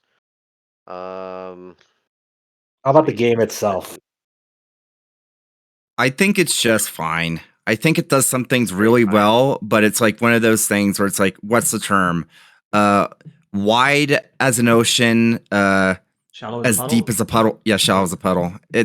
It really just it's the thing I was afraid of when they announced just how many fucking planets there were going to be in that game. There's only a handful of them that actually matter in the grand scheme of things, and all the rest of them are basically just it's procedurally generated content that's just nothing. Nothing. I think Absolutely in many nothing. ways, it's in almost all of the individual systems, it's the best one of those games that they've ever made. In 90% of them, the shooting, um, the sort of like the extracurricular stuff like scanning and crafting and cooking and all that sort of stuff. All that is more competent than anything they've done in Elder Scrolls or Fallout. But in a weird way, nevertheless, it's somehow like less than the sum of its parts. The Yes, way in that's which it's been stitched together is is not that satisfying. It And yet, feels for me personally, it would be on my top 10 of the year. Um, but it's sort of James sort of summed it up when he said he played it for hundreds of hours and sort of doesn't remember any of it. I wouldn't go that far myself, but it is funny because it's one of the games I've put the most time into, and I know it's on my favorite games of the year, and yet I don't remember it very well. I Well, would I'll kind of go ahead, James. I would say that between Starfield, because this is the obvious comparison, because it's the two like exclusive RPGs here that isn't Zelda, between Starfield and Final Fantasy 16, I think I preferred Starfield over 16, but I didn't. I don't think either of them would be in my top 10. Neither of them. So I I'll would put it at agree the with bottom that. of the list I'm for not sure about now. the others. So. What about Well, Cyberpunk? I would have 16 over. I would have 16 over Starfield, and I would have Cyberpunk over both of them. And not even close. Like that Phantom Liberty campaign is, like I say, I said it earlier. Um, it's it's the best expansion in a very long time, and you know, if it was a standalone game and it wasn't attached to perhaps some of the reputational stuff around Cyberpunk to begin with, I think we would be saying I think it would have been a shoe into the list in the same way that Baldur's Gate, Octopath, and Tears of the Kingdom are. Yeah, I haven't even gotten to it yet, but everyone I've seen that's talked about both the 2.0 update that came like right before this and Phantom Liberty absolutely loves it. So I mean, like I'm not gonna tell anyone to not put it in top 10. It obviously deserves it. All right, so this is starting to come into focus. That we have a lot more decisions to make. Are there any games here that we say are like a weak link that needs extra support to remain? I guess. No, these are all strong games. It's Yeah. kind of But I mean, like, we need to start cutting shit. So, Sea of We need to- Stars, does this make this top 10? Sea of Stars, I actually was about to say similarly. Okay, here's some criticism of Sea of Stars. The writing side of it is very strange in that, like, the main two characters almost feel pointless. Like, it's not even their They suck as main story. characters, to be honest. I The don't story understand is like the their archivist story. guy. It's his story. And then like the main two characters are like along for the ride. It is very strange. And then like at the end of the game, they're like, "My planet needs me" or whatever, and they leave. And Yeah. it's very like the writing side of it. Like I like the game's like art and style, and I would actually recommend this to like people who are fans of that era because it does invoke a lot of those feelings that we mentioned before. But when you come down to like some of like the narrative details and writing things, it gets very awkward. I think I took the wrong lessons from Super Mario RPG and Chrono Trigger. To be honest, I don't. There's a lot to this game that I don't like. That I won't list them if it's not making top 10. That's so. I just don't want it in top 10. I just think there's so No, much against this game. And then Sea of Stars, I just thought its ending was. I don't want to just judge a game on its last hour of story, but it was so bad that I was like almost like angry at it. Oh Just yeah, like, oh god. Final boss is so like, okay, you beat me. Bye. It's like, okay. so Sea of Stars does a lot of things well, but doesn't come together to be in a top 10 of 2023. so. How about? Go ahead. Gotta say, I think we should compare with Chain Echoes. I think that's probably the games that was like trying to fight for that spot between the two.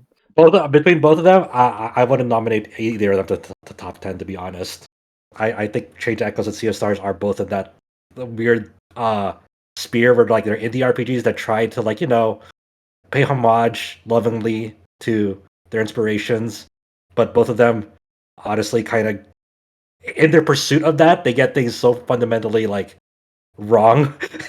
Like for example, like Chained Echoes for me is like a Frankenstein monster with no identity of its own. I will quote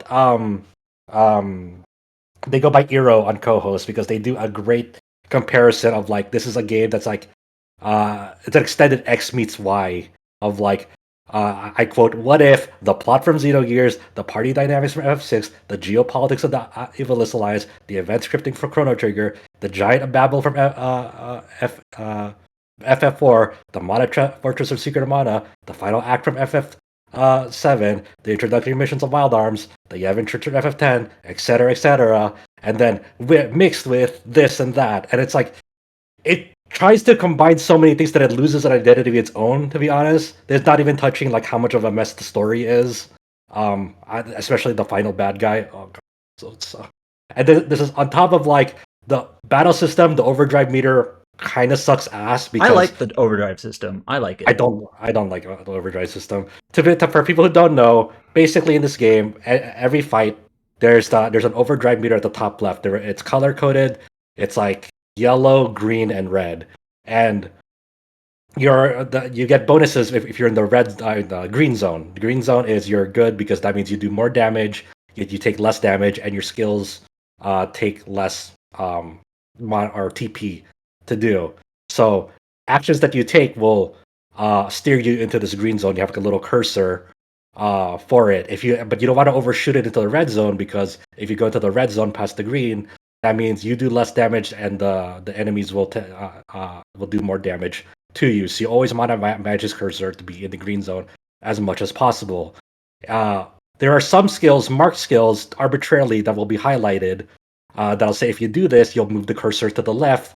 You're more into the green zone and less into the red zone, or run the risk of doing that, because normally actions will move your cursor to the right. That will you're get closer and closer into the red.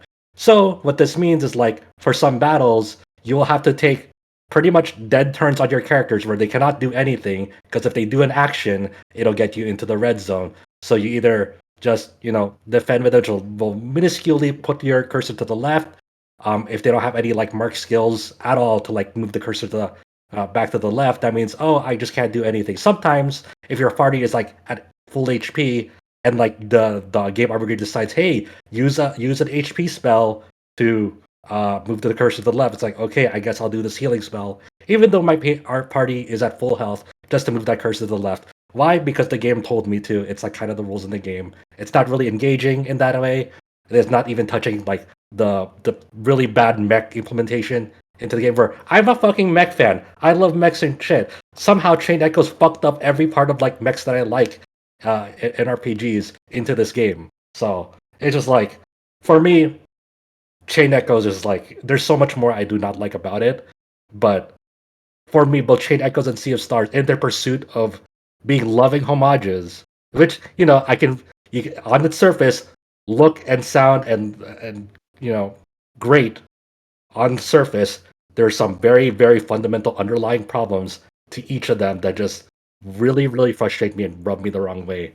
And I I agree completed with both of you these to on Chained completion. Echoes in terms of how it toes the line of banality in terms of like its inspirations. I agree with you on that. But the one part about Chained Echoes that I actually really, really, really like is that your character building, there are so many passive and active and different skill setups that you can use for each character. You can have 8 of them in a battle, 4 of them in your party, 4 of them as reserves, and then 4 other characters to choose from that are all pretty different from each other. So I was really compelled by just like the level of party coordination, like party construction, putting together these builds and characters and abilities that basically create like an engine of combatants that works really well for me. And that was actually the part I reviewed this game. I gave it a 9. That was the part that kind of felt like, here's the novelty.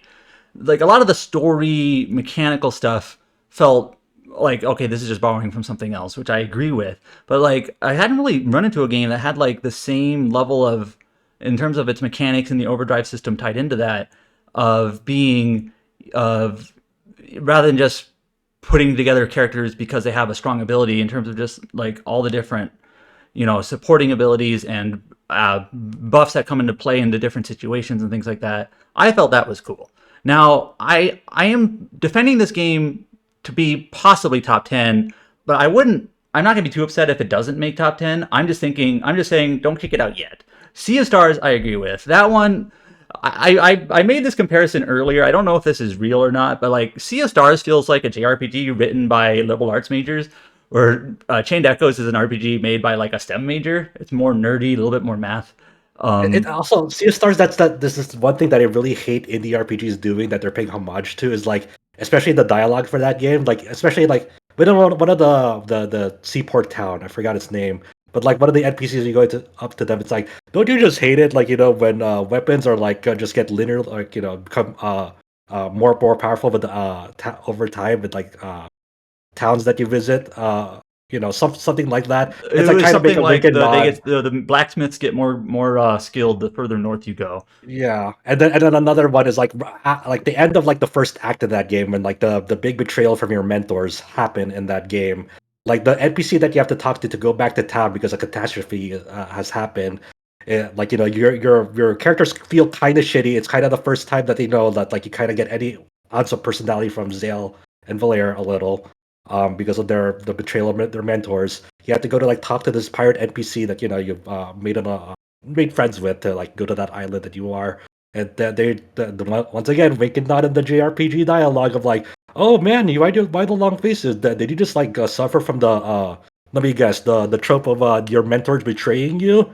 And it's like that. It's like, oh, it's that, isn't it? And it's like, come on, man. A little Like you bit can't. too self-referential. Yeah, it's like it's so Like just frustrating when like indulge in it or don't sort of yeah, thing. yeah. All right, so we'll keep Chained Echoes as kind of like a fringe, maybe. We'll see what else can leapfrog it. Sea of Stars I put here at the bottom. What do we feel about Lies of P, Adam? I support it top 10. Like I think it'll make top 10. Like I will defend it. Um, I'm sure we Josh haven't too really will touched also on it too defend it. much in this podcast. It's I think in an earlier podcast I mentioned that I didn't think the enemies design or enemy variety was that great, but then like I was actually thinking about it after I said that. I'm like, there's actually quite a good enemy variety in terms of like different humanoid enemies. There's a couple of different mech enemies, a couple of different like zombie-ish sort of things that you fight. I forget what they're called in the game, but there's I feel like a pretty decent enemy variety, especially for like a debut title. I feel like level design is really solid. The combat's solid. Um, it's got a really novel and neat weapon combination system that I actually tinkered around with it when I ran into a couple bosses that I struggled with. Like, okay, this boss, I think I need to have an acid weapon, but I want to have a longer reach. So I was kind of putting together weapons to do that. Uh, I think it has some interesting NPCs and sort of like side quests going on. It's got a really great tone and art style and music, like I mentioned earlier. Um, I think it's top 10. And based on what you stated now and what Josh too stated when it was being promoted in the first place, definitely seems like I haven't played this myself, but based on the strength of your two's argument, I'm on board. Two games that we've talked about at length on some of the categories that I anticipate being top 10 just on the strength of their performance in the later sections were Fate Samurai Remnant and Labyrinth of Galleria. How do we feel about those two? Let's start with Fate Samurai Remnant. I I really, agree. I'm in favor of this making the top 10. I think there's elements of the game that's come together in a really splendid way for that game. Learning the different sword stances and learning like filling out your, uh, not even like your personal skill tree, but also you also have your different servant skill trees. You have Saber's skill tree. You have all the other minor servants that can join you in your journey. Like progression in that game feels really satisfying when you learn new skills together and like how you incorporate into your core battle strategy and maneuver, because there's a lot of skills that you can learn together like as a separate skill, or you can learn it like skills together that you can work with Saber, and that all feeds into like this like the big encounter system in the game where like more powerful enemies have like this break gauge that you have to kind of work towards shattering it before they um are able to do like an enrage attack. I just think the way that they incorporate the era of Japan in it, along with the battle system, just works really, really wonderfully. It flows really well.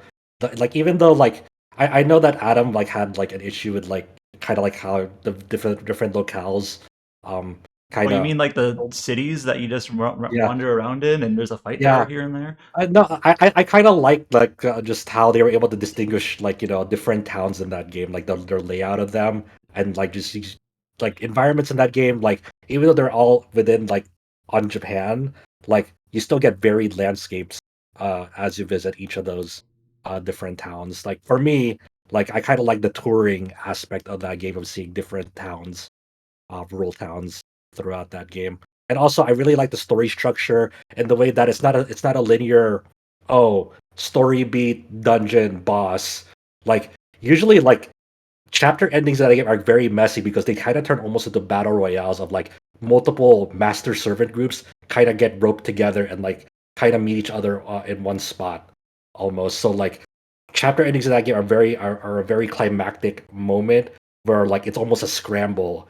And like for example, when you Saber learns their noble phantasm for the first time, and it's because it's there's a rampaging Noble Phantasm from Assassin that writer kind of took control of, and it's a very scrappy situation of like trying to do with the most that you have at that moment, sort of deal. And then like Musashi also gets is working with you in that specific event.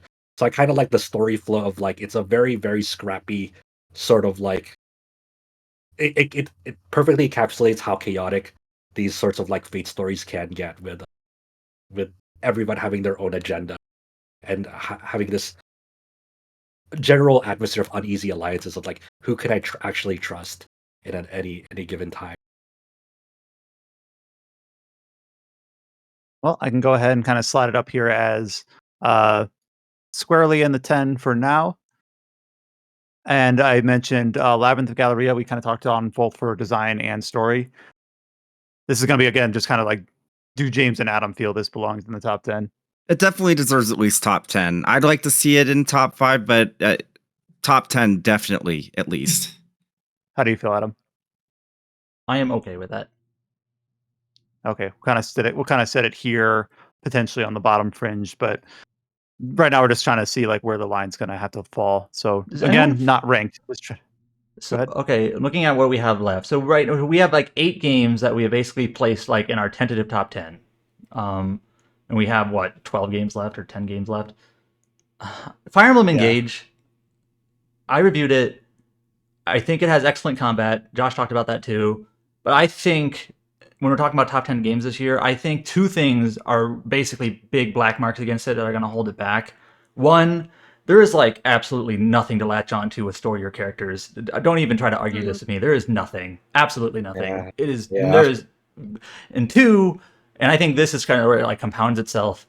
Everything involving Somniel and that like home base vestige that they kind of brought back from Three Houses just doesn't work. It's very strange. So like I kind of wish first of all I wish they just had better writing and like a better story.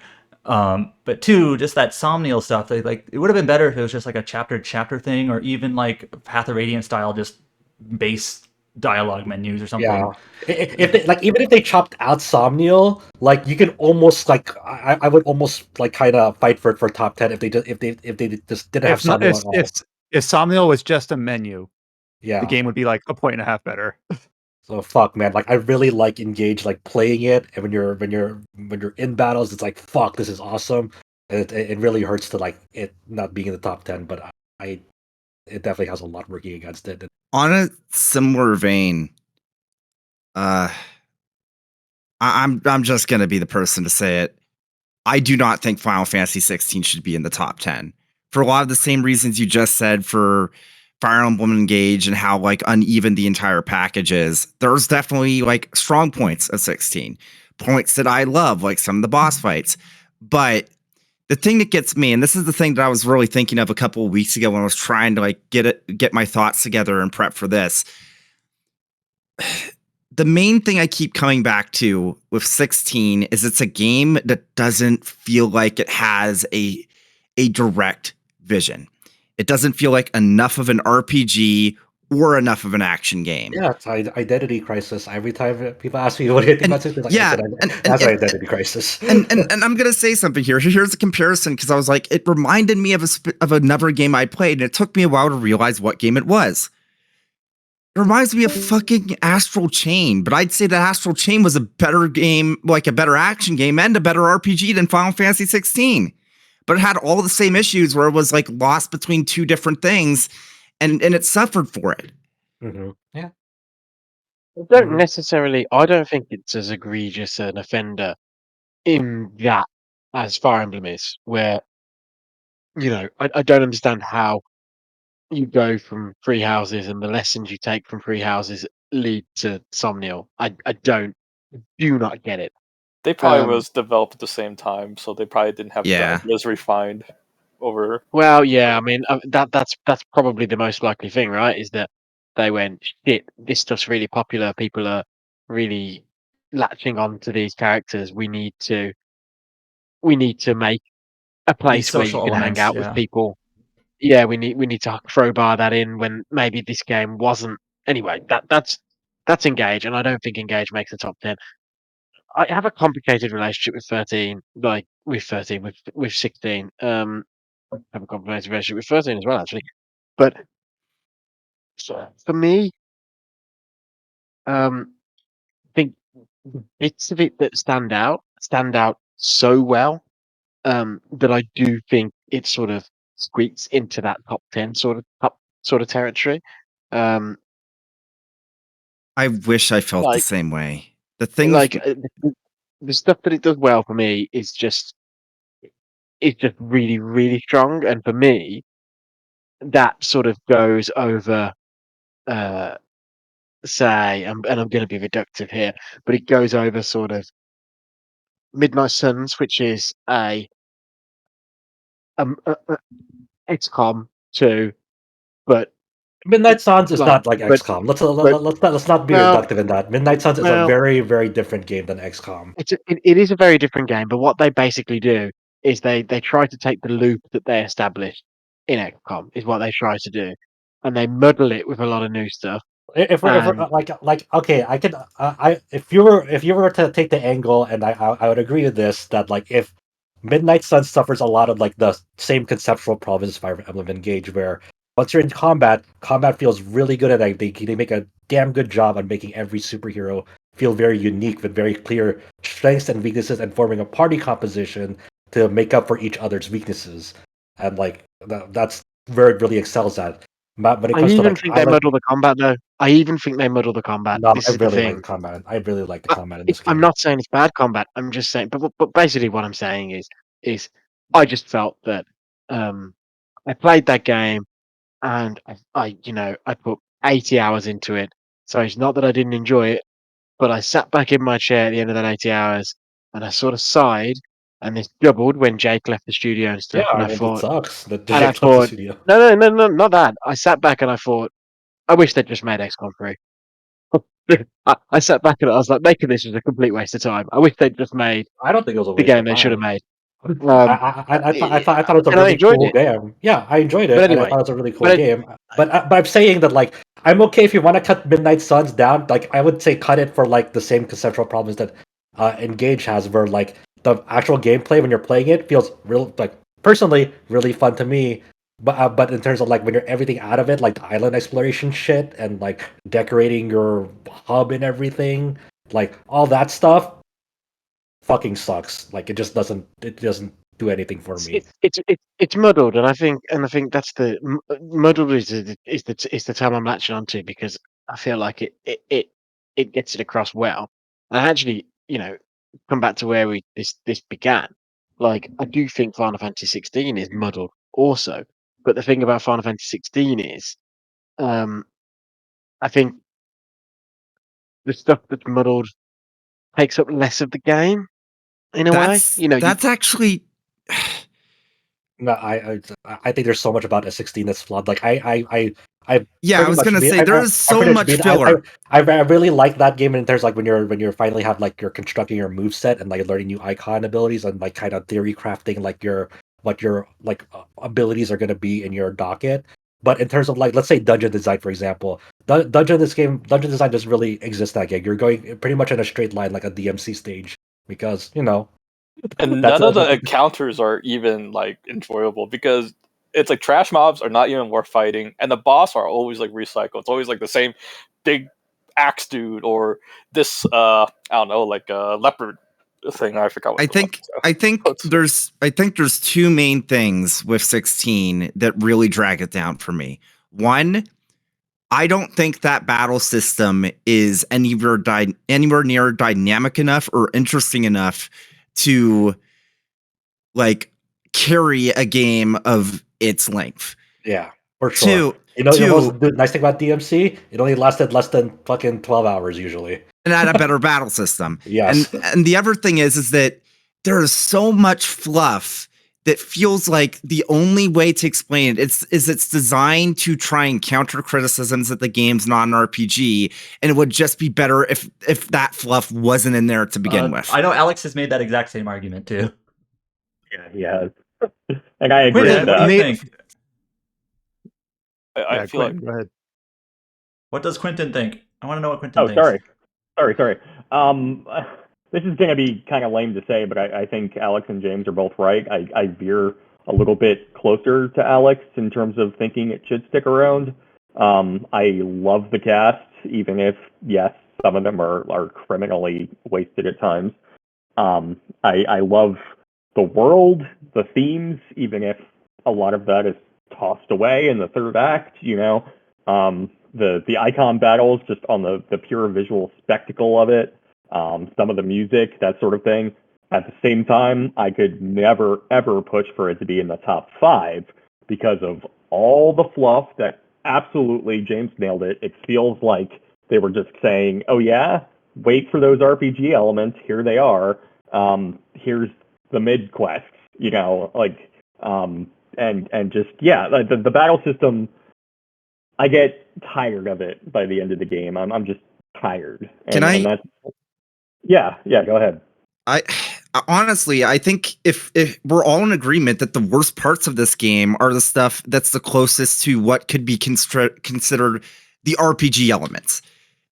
It sounds like everyone's in agreement that this game would have been better if it wasn't an RPG, and as an RPG, it's bad. And I think if we're in agreement on that, it can't be in the top 10. It's a bad RPG, and we're called RPG site, and yet we want to put it for top 10. My thinking is that it's definitely kind of on the outside looking in right now, but if we're going to keep it out of the top 10, let's find 10 games that are clearly above it, sort of thing. There's Am I the only one here who hasn't very played easy. this? That's very easy. Am I the only one who hasn't played this? I am watching with amusement. Yeah. What are some of these other games that are down here that we can talk to? Remnant 2 would. Okay, Remnant 2 would definitely. Wandering Sword, I'm kind of leaning not in top 10. I like it a lot. I haven't finished it. It's got some cool mechanics. Maybe I'm being too differential because I like. I want to be fringe on Wandering Sword. So here I think it's a really cool game. I kind of got obvious. Likely, I would fight for Wandering Sword over 16. Remnant 2. Man, I really like Remnant 2, but there's other games on this list that didn't make it more. But as a site, if we're in agreement, if there's more in agreement here for Remnant 2, I'm also down because I really like Remnant 2 a lot. I mean, I haven't played this, but I know 3 people who have: James, Josh 1, and Josh 2, and you all like it. So yes, I'm totally okay. How about this is a hard one because I think most of us here played this years ago. Trails to Azure. Nah, it's my favorite Trails game, but I don't know. Me with Trails is just so mixed these days. It's just one of those things. It was one of my favorites X years ago. In the modern time, it's hard to go against all the stuff, and it's kind of like watching a Simpsons episode these days. You're like, That's the problem with the Trails games with this group is that most of us play them in Japanese, so by the time they get localized, it's like you just don't have the passion for it as much anymore. Yeah, I mean, Kuro 1 or Daybreak tomorrow, next year might have a real shot. Yeah, because that one the delay is not as long. But for this one, I played these when they first released in English unofficially with Geofront, which was then based on which the official translation was then based on. I always like Zero more than Azure. If this was Zero, I think did Zero sneak into the top 10? Yeah, Zero wasn't our top 10 last year. Yeah. So Zero, I would fight for top 10. Azure, which I played pretty much right after, I never felt as strongly about. I was like, I don't like it as much as Zero. It's good. I'm not gonna say it's a bad game. It's good. It's one of my favorite Trails games. It's probably my 3rd favorite. But I'm not gonna push for top 10, and it sounds like no one here really is for Azure. I haven't played it, so I'm watching the amusement. I'll just say, I put it on here, but at the same time, I don't have any strong feelings about it going away. I get that I'm the snail kind of here out of everyone that's related to Trails. This was my first time with it. Had a blast. A little scared of some of the things to come with the commentary I've seen about, looking back, I sure wish this panned out better. But, on its own, I think it's great. I also think that there are probably 10 better games. Well, if you're the snail, then I'm just like a rock. I don't even move at all. Well, the thing is, with this game is I feel this game is actually better than Zero for me. But the problem with it, it's this is when the Trails formula start to become formula. repeating these formulas. Oh, we're in a pinch. What we're gonna do? Your friend comes out of nowhere and save you. Oh, you And mean then, the not so fast? yeah, it's like all the problems comes from this, and no one seems to die. Chow. Literally, you have people coming out of nowhere to save Estella and Joshua in Trails in the Sky first chapter. I know, all the time. But now all the time. It's taken to like a next level, and then nobody actually like even dies anymore in this storyline. They'll die in a flashback. Or wait, we managed to make an extra clone so you can use it as a spare body later on. Okay, we're getting out of hand here. You're just venting about the state of the franchise. We're getting out of hand. All right, okay. Azure, good game, not top 10. Okay, I'm just gonna ask it. I'm going to ask Brian about this because I know he's also played Wild Hearts. I really, really like it. I would say it's top 10 material, but I know that I'm not going to be able to win that argument unless you agree with that. So how do you feel about it? I enjoyed Wild Hearts more than Chained Echoes or Final Fantasy. Okay, then we're in agreement. My main thing with Wild Hearts is that despite like any like performance issues at launch, it's a game that had a vision. Like the whole like Fortnite-esque like crafting stuff actually really worked, and I loved how it gave you another thing to consider for your like loadout and when facing different monsters and whatnot. It's strange because I wasn't expecting it to work as well as it did. Like when you talk about here's how you build a wall or a catapult or a hammer, I was like, that's not going to work. Is that going to be fun? And then like 20 hours later, my favorite thing is to do like the giant comically big hammer that like fucking mallet that slings down on a monster's head when you knock them down. Like hell yeah! It's made out of wood, but it still goes rubber hose when it smacks down. It's like, oh hell yeah, hell yeah. Okay, switching gears. Looking at this list here, I'm actually willing to knock off Chained Echoes at this point because as much as I like defended it, I actually do agree with Josh that it does kind of feel like too much inspiration from other games where it's just like this is just this from this. I still like that game quite a bit, but I do think it is a little bit of a black mark that would prevent it from being like a best game of this year. So what does that leave I have us a with? question for you guys. So if Wild Hearts' only drawback is this performance issue, has all that been fixed now, or is that still an issue? It's fine on consoles, and if you have a good enough CPU, like they did put a lot of patches in on PC that's in a better state, but also, I mean, probably not the best person to ask about that. I got past like the first like big boss, and then I just there were other things, but like from a little I played, I was like, okay, there's like a vision here that it seems really cool with how they implemented building into like the Monster Hunter formula with this game. So I definitely want to get back to it. So a couple of games that were still sort of in the fringe category here that we talked about a bit already: World of Horror and Small Saga. Yeah, unfortunately, Paige had to step out. That's fine. I would take out Small Saga. It's a really, really cool RPG. A nice, brief 6.5-hour ride.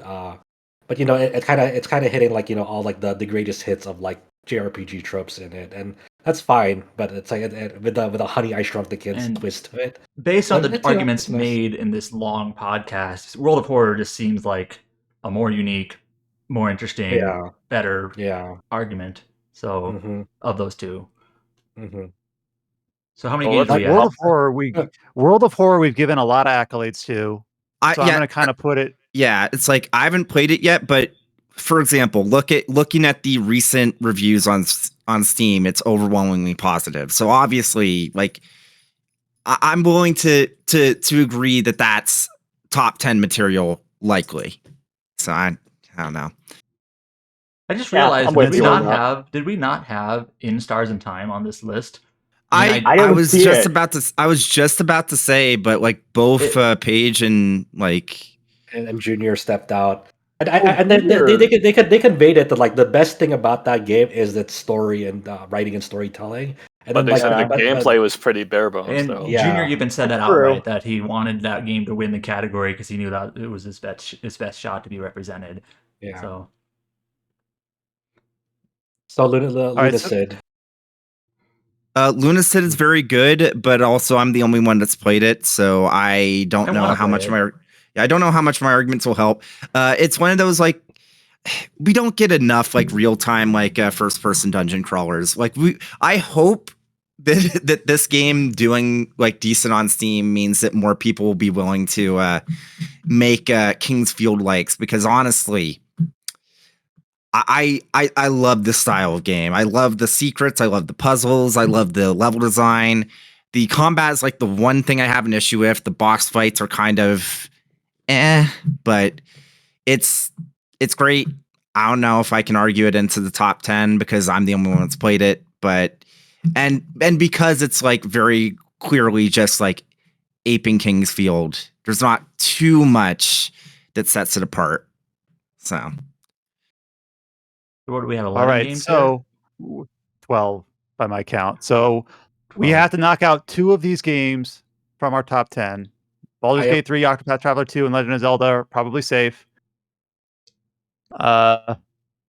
Based on the arguments made, I would say Lies of P and Fate Samurai Remnant are probably safe. Phantom Liberty as well as seems safe. I'm doing the ones that have already had. I agree with this the so far. most- I would say those 6 are top 10. We'll have to Yeah. argue top 5 later, but based on all the arguments made, I think those are those ones.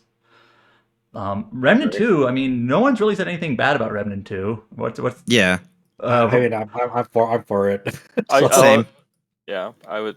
Wandering Sword was kind of this fringe one. I would rather knock out FF16 before Wandering Sword, to be honest. I am in the same boat. I am kind of like in the FF16. The more you play it, the more you dislike it. Wandering Sword has a very clear identity of what it wants to be and pulls it off pretty admirably. I think the last like fourth of that game, it has pacing issues for sure. Like the last region that you go into is pretty much it feels very linear in that way where they're kind of wrap it up. But the way that like that story manifests into that game, you kind of become, I don't want to say you become Superman, but you definitely become like you feel like a martial arts master trying to stop like a very inevitable war that's about to like ignite in that game. Sounds I just think like all of Musha Nawal's endings. Yeah, whatever you guys decide on Final Fantasy 16, my hands are clean. And I just think must be nice. I just think the Wandering Sword is a way more realized RPG in terms of like what it wants to do. It has a very clear vision of what it wants to do, and I'm instilling that feeling of like mastering martial arts, and building up your character through your martial art like journey is such like a cool feeling in that game. Gathering cultivation methods feels so cool in that game. I mean, looking at the James. 5 games that are left, we have 4 games that have a very strong vision and unique gameplay in at least one sort of form, and then we have Final Fantasy 16. I feel bad about it, but I can't say I disagree. And one thing we haven't talked about on 16 that frustrated me as like a gearhead is you go through the game and a very RPG, very common staple is that you defeat enemies and you get materials. Like here's magic ash, or here's bomb ashes, or here's sharp stones, or whatever. And it's like, oh, you got 400 sharp stones. Now you can do the linear upgrade to your one sword or your one accessory. And it just felt like it almost felt like a vestige of like a more involved system in development that then got pared back really far. Because by the end of the game, I'm just like, I've got 1,000 magic ash, I've got 800 diddly doos. Yeah, none Well, of it matters. at one point inside baseball, it did have multiple weapons. So yeah, I wouldn't be shocked. I wouldn't be shocked. Each icon had a specific weapon. Shiva was dual swords. Titan Yeah, that would have was been great for that shield. game. That would have been amazing for that game. So when you switched I icon, want that Clive game. would also switch weapons, and they took that. That would have immediately fixed my problems with the combat. Same. You know what's cool with DMC? You can have multiple weapons in DMC. I also would not be shocked if there was actually elemental weaknesses at one point, because they say, "Oh, the view of the spells looks different, but they're all exactly the Let same." me remind you when you fire a fucking fire soul into a bomb, it just does normal damage. There's no immunity. It doesn't fill up the bomb. It's just like off for aesthetic. Like how can I fucking vouch for fucking FF16 when it doesn't have like any sort of like elemental like interactions in this game? It's like what the. I'm just gonna put it this way. Most years, I'd probably be fighting a little harder right now for 16 to be in like the the lower end of this. I can't. Everything that's being pointed out, I agree. And just just the fact that, like, and I think we all kind of suspected it at minimum, that there was eventually, at some point, there was more going on with the equipment system and the upgrade system and all that. Even just without, Alex just saying it just now, thinking about that again and thinking about how damn linear it is going from sword to sword, and everyone's going to go from that sword to that sword. There's absolutely no reason not to. Everybody is going to say, oh, now it's time to upgrade to this type of, bangle or whatever. I don't even remember. That's just not good. Yeah. And there's a few places where it seems like it's going to branch out. Like, oh, I've got a few, because you get like the icon weapon shards that you like put together, and first of all, it's like 2 stats, right? It's like attack and stagger, and that's it. I'm not saying more stats is better, but there's not a lot differentiating the weapons. And then, like, at one point in the game, it's like, oh, now you've got whatever the name of his like iconic sword is, like the Invictus or whatever. Must not be iconic if I can't remember it. But it's like, oh, you had a few choices in swords. Well, as part of the story, you get this one, and it's better than anything you've had so far. You just equip this one now. It's like, oh, okay, I guess I just equip this one now. The thing that stands out to me about the like equipment and the illusion of actually having a progression system there is that when you upgrade in a piece of equipment you already have, you'll get like some health, and it's like, oh, cool, I get some extra health. You get like 5 or 10 HP when you start off the game with like over 1,000. It's nothing, actually nothing. I think You the know only what game sense of actually like, did? Go ahead, Chow, then I'll go. I was gonna say, like, the only sense of progression you feel is like unlocking icon abilities, but in the end there is like nothing involved to it because you could simply reset it to assign it where you want to be, because they don't want players to be screwed over because they assign the wrong abilities, right? So I don't know. In the end, I feel it's just like this entire game just has no direction where it wants to be. And we didn't even cover the worst part about this game, which is the side quests. A lot of them feel half baked, with only a few interesting ones that I could probably count with my hands. And There's even a number of at the interesting end. ones, but they're all at the end. Yeah, They're all at the they're end. like there's like 6 or 7 that are pretty damn good, but it's like, oh, you've unlocked the final dungeon. Ignore that for a bit. Do the actual side quests. and It's a like, lot oh. of them require you to have done all the shitty side quests beforehand too. I always you know how many I always people- dread. Anyways, go ahead. You know how many people just go and get to that end point, and by then they're like, I'm too exhausted of this. There's no way that these are going to be a higher quality, and they missed like some of the absolute standout best moments of the game because of it's not. You can't blame them. It's it's just how they're trained to feel by that hour 40 mark. Exactly, and like imagine like I do not know a single person that got to like the back like last stretch of that game, and then when you finally got to like the almost last part of that game, you got the final batch of fucking side quests that are like 1 billion pages long, and you're like, yay, I can't wait. No one I know is like, yes, hell yeah, thank God, I have to do more side quests. Yeah, I think I watched one streamer. What they did was like, oh, they just go straight to the last boss, and they didn't fully understand the ending. And they're like, you should have done the side quests. I'm like, I was exhausted. I just want to get this over with at this point. You got to do them for the DLC too. I have one question just for something that I did think was actually good with the game, but when I went to like read common, opinion later, it seemed like I was alone on this. One of my favorite late game boss fights was the Barnabas Odin fight because it's a little bit more grounded. It's not just a full kaiju quick time event. I love that. I love that fight and the first Hugo fight when he's untransformed. Those are my 2 standout fights in that game. Yeah, everyone's always says that the Titan fight is their standout. I did not care for Titan Loss. I did not care for Titan Loss at all. Yeah, it's a cool fight, but the thing is, once you see it once, you don't want to do it again. You just want to hit the Bahamut fight, or not? Is it Bahamut? Yeah, Bahamut fight. Yeah, Bahamut with fight. Phoenix and Ifrit. My favorite, and even when I was doing Final Fantasy mode, I got to Barnabas Odin, and it was a real tough ass fight, and I really loved it. Probably my favorite fight in the game. And then I go to like Reddit, and they're like, this fight wasn't as cool as Titan or Bahamut. I'm like, I liked it a lot more than those. I feel like the more grounded human versus human fights. Yeah, stop going to Reddit. Okay, well, unfortunately, I don't mean to like bag on Final Fantasy 16, but I think the argument's kind of been well made that it falls short. And I accept it. Yeah, same as Alex. When I look at this list, I would not put Galleria in the top 10, but also I haven't played 16, so I can't like say I would actually do 16 because I can't. So, Well, you it know. looks like we're at 11 now, so we need to cut one last one. Let me just say one thing about Wandering Sword real quick here, because Josh put up a defense for it, but I also just want to say, like, I don't really care too much about, like, I feel like a martial arts master. Like, I don't really care about that.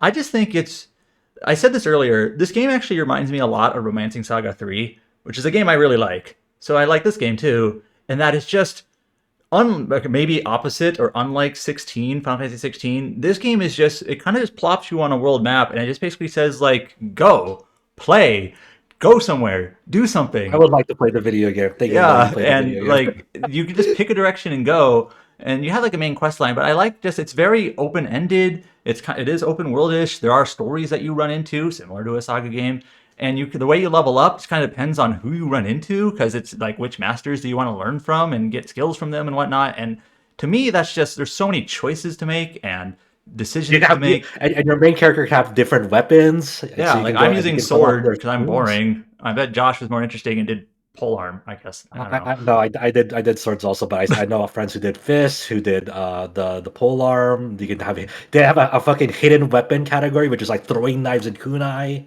Yeah, now I will say some of the. I'm going to tease you a bit. I'm going to tease you a bit, Adam. What was the weapon that you used in Wellong? Sword. What's the weapon you used in Neo 2? Sword. Ooh. Adam, what's the last game you didn't pick the default weapon type? I don't know. What'd you use in Lies of P? What's sort of funny in this game in Wandering Sword, it's you can tell like I'm an RPG. I have an RPG gamer brain. I was actually talking to Josh about this when I was like talking about like my gameplay and strategy.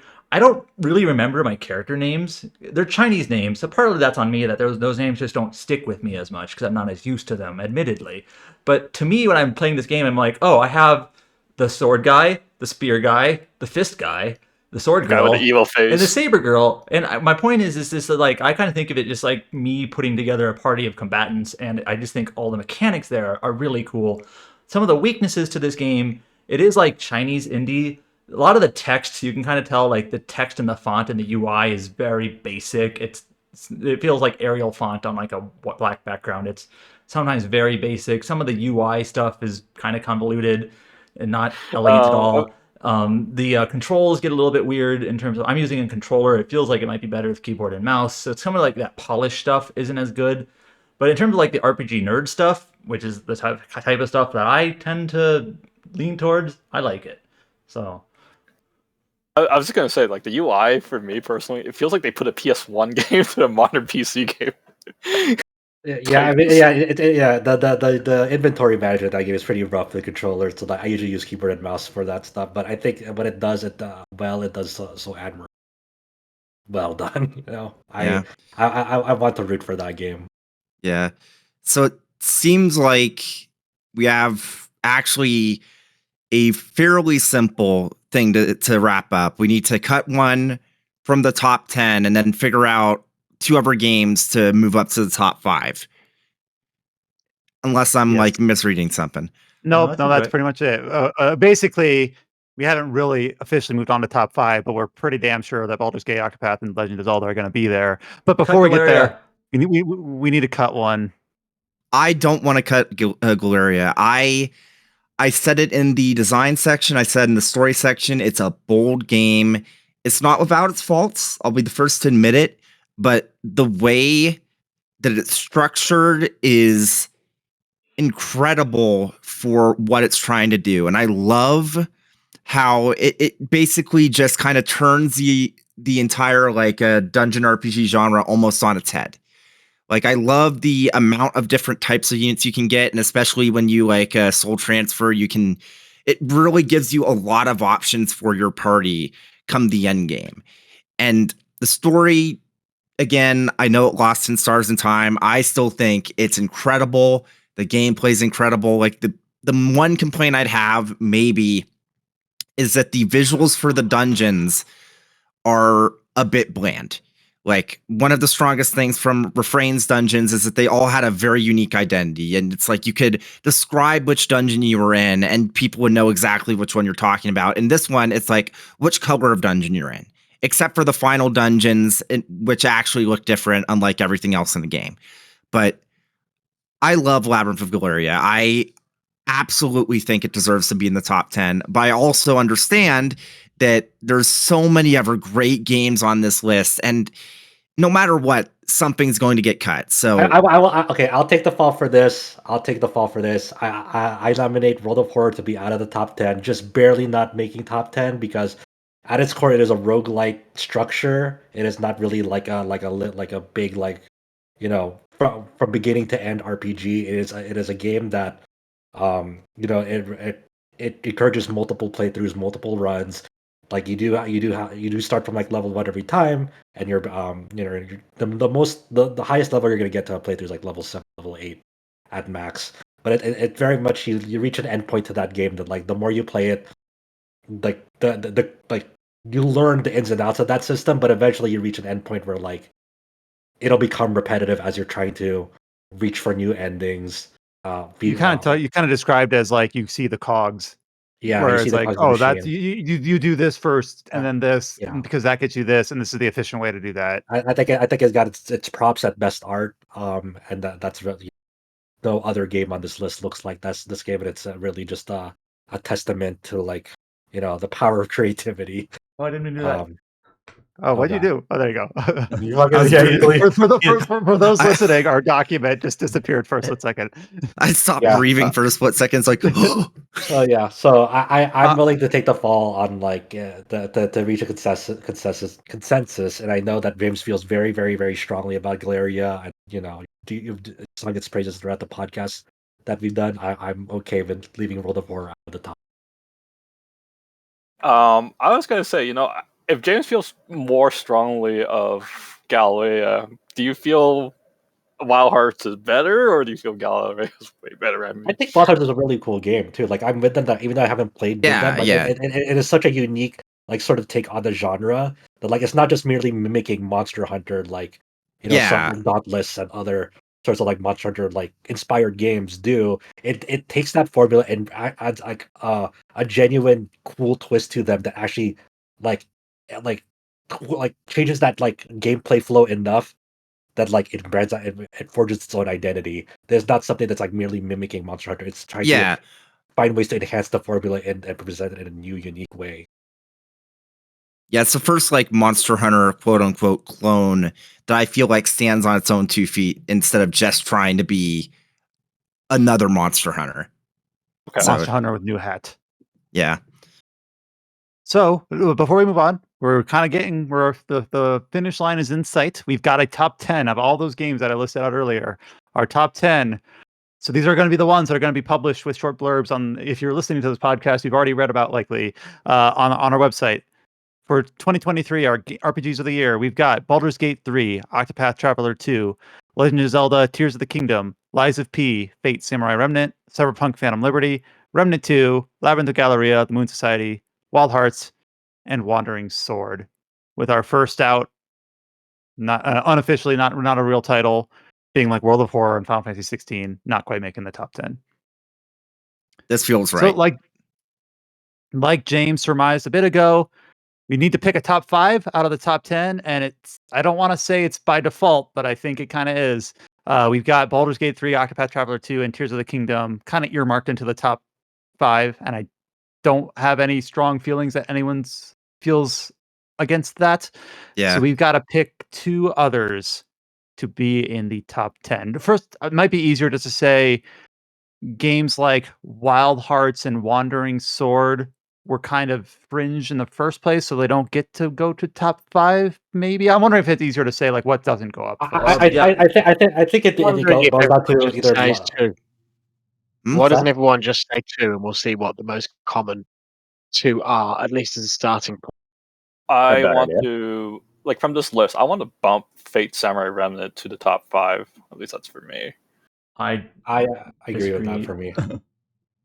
I agree with that So, for me. so for me, it's Lies of P and Cyberpunk. I want to hear from Josh too, because he's the one that put Liza P in the top 10. Do you believe Liza P goes into top 5? No, Mm. it's really good, but I don't think it goes into the top 5. Yeah, which of these games, two of these games, do you think should be in the top 5? Which of these games? Let's see. Yeah, we have our top 10, and we're basically just deciding between how we split them in half, basically. I was gonna say Fate to 4, but I'm not sure about you, Josh. I would not put Fate in top 5, but I might be alone on that. I personally think the structure of like going from city to city, doing just battle after battle after battle against like hundreds of mooks and like the same bosses over and over, it kind of wore on me. Mm, Like how many times do I need to I fight Berserker like Samson? I don't know, I fought him like 20 times. I feel like Wandering Sword would go into top 5. Have you I mean, played like it? the two I would pick out of it. I mean, the two I think I feel comfortable promoting based on like what we've said here and what I've seen and played would be Cyberpunk and Wandering Sword into top 5. Have you played Wandering Specifically for Sword? Wandering Sword. That was unexpected. I haven't Well, I mean, played it, but like everything I've read, I mean, everything we've said so far seems like I don't know. I guess I have a novelty bias, but it seems like a really different and interesting kind of RPG. I haven't played it either, but I will say, based on the strength of your argument, Adam, you've described it as what I would consider as a top 5 game, just the way, and Josh won as well. I haven't played it, but you guys have really argued pretty strongly for it. I'm actually going to copy what was just said to a T. I think all of these sound great. I think based on the arguments, I haven't played any of these either. It's Wandering Sword and Cyberpunk for me as well. As someone that's played neither, I think that seems perfectly fair to me.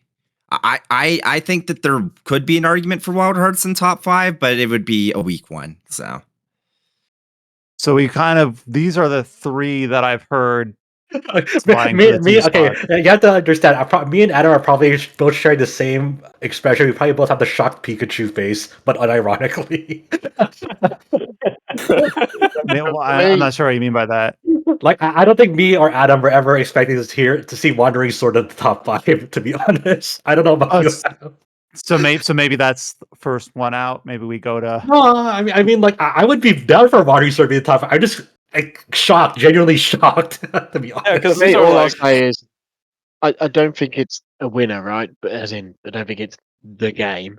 But I feel quite strongly about the Cyberpunk thing because not only is Phantom Liberty amazing, but it's part of the whole thing about this is what that game as a whole should have been to begin with, and they got there in the end. Okay, And so I have a proposition. So split it up like this, and then people mark an X between Fate, Cyberpunk, and 2077. Which one would you like to see in the top 5? Oh, okay. I mean, I'm just gonna say verbally, I'm voting for Wandering Sword because I played Fate and I played Wandering Sword. I haven't played Cyberpunk, so by default, I mean, I'm not super hot on Fate. I have to pick Wandering Sword. yeah, I haven't Well, I haven't played apparently Wandering everyone's Sword, agreeing but with it's like one of those things where it's like it sounds excellent, and also it's the underdog. It feels good. Feels good to give it to the underdog. Okay, so it's looking like Wandering Sword and Cyberpunk are both top 5. Jeez, I was not expecting this. So yeah, the shock Pikachu. Like I said, I I need. have I feel not like I need played to hedge Wandering this a Sword, bit. but Go ahead. like everything in the so far most of our top 10 is very strong entries in familiar genres. So I think especially this year, um novelty carries a lot more weight than it would otherwise in a That's different year. absolutely true. I agree with that 100%. I do like Baldur's Gate, Octopath, Zelda, Cyberpunk, Wandering Sword. Have we even reviewed Who's Wandering rounding it out? Sword? Do you want to review it, Josh? no. I'm not I done with want it. to We read have it. to I vote. haven't played it. I I mean, might, but I could. I was thinking about reviewing. I'm still sort of plinking away at colony ship Oh actually. yeah, colony ship. So and some stuff I mean, for I might. other review obligations. Yeah, I might be able to do a bit of a review for Wandering Sword then, since I actually completed it. Yeah, I want to read it. Yeah, I To be definitely. clear, I'm like 30 hours into it, haven't quite beaten it yet. I think I'm pretty close to the end. Also, I think that we really didn't mention about this game is like this game does offer both turn-based and real-time modes and its live alive format. So, like, usually in this game, like in turn-based mode, it plays like live alive, where it like battles take place on this like kind of tilt-shifted grid, and you can like when your characters and your opponents both visually, you can see their action bar fill up, and once their action bar's filled up, they can move to a space, go attack, and so forth. And like That's cool. when you, of course, when it's turn based, it's all frozen. But in real time, it actually that limitation gets like it no longer exists. So as soon as like anyone's action bar is filled in real time mode, they immediately get to act irrespective of turn order. So like there's like a lot of 1 versus 1 duels in this game. So like for like tougher 1 versus 1 duels, you can almost kind of cheese it with real time mode because you can actually actively dodge with this real time mode because you can visually see the action bar gauges of your enemies in that That's game. awesome. So it's kind of like a weird little twist to it. So it seems like our top 5, in no order, remind you, for RPGs of 2023, we've got Baldur's Gate 3, Octopath Traveler 2, Zelda: Tears of the Kingdom, Cyberpunk: Phantom Liberty, and then Wandering Sword, Shock Pikachu. And then not in the top 10, but not reaching the top 5 to round it out, we've got Fate Samurai Remnant, Lies of P, Remnant 2, Labyrinth of Galleria, and Wild Hearts. That's another one that I wouldn't have expected going in, but I definitely feel like it feels right. All right, so I'm just gonna ask it. I obviously would not be opposed to Baldur's Gate 3 being the top game, but I think the more I think about it, Octopath 2 is the RPG that I had the most fun with this year. I do feel like it's between those 2 games. Oh man. Yeah. Ugh. Time First to of all, put your vote. just so we don't unceremoniously discard them, genuinely, does anyone feel that Zelda, Cyberpunk, or Wandering Sword deserve above those 2? Let's No. do it, Adam. So we're doing it. Well, Wandering actually, Sword. Wandering Sword. No, I think Wandering Sword has a couple of flaws that hold it back. Just mostly Yeah. polish things. Yeah. So, We fooled everyone to stop making it to top 5. Oh yeah, I ended up doubling some of these. My bad. All right, so we've got But yeah, that's fine for Baldur's Gate 3 and Octopath 2 being the consideration for the winner. I think those are the top 2 for to kind of fight over it. They're probably so my Baldur's game of the Gate. year. I do think it's obvious, and I do love Octopath. And what's interesting, actually, I think, is to some degree what you have here is 2 throwbacks in a weird way. You have Kind of, yeah. a CRPG, a very pure CRPG, and a very pure JRPG, if you're allowed to use the term. And I guess, but I think the thing is, Octopath is a lovely game, and it's like a big warm hug of a game. But the scope and scale and just Octopath is a lovely game and it's a brilliant game. Baldur's Gate is a brilliant game and it has its moments where it's lovely as well. But also, moreover, it is just a fucking bonkers, astonishing achievement as well. Um, it's just and and although ultimately we're judging what's the best game, of course, but I think in years to come we will look back and this game will be a turning point for the entire genre. I agree. In the I sense agree. that it has it has it has changed the game, and there are many developers who are looking at this and going, "Oh, so we can make this sort of game." Um, and I think you'll even have companies that have perhaps thought about making games like this, like BioWare, for instance, who are probably going, "Holy shit, we actually could have made one of those," rather than I, trying to find ways to make it more action oriented, whatever. I have to Whereas imagine Octopath right is now. just a lovely game. Yeah. I have to imagine right now that there are probably people at BioWare, like I don't know what Drickwell's going to be like, but they're probably like just thinking what Alex just said, just well, food for thought for next time, If there is a next time. if there I is know an we're we're at a point where we're kind of we have to nitpick one of even though anywhere in the top 10 we're kind of nitpicking, but especially here.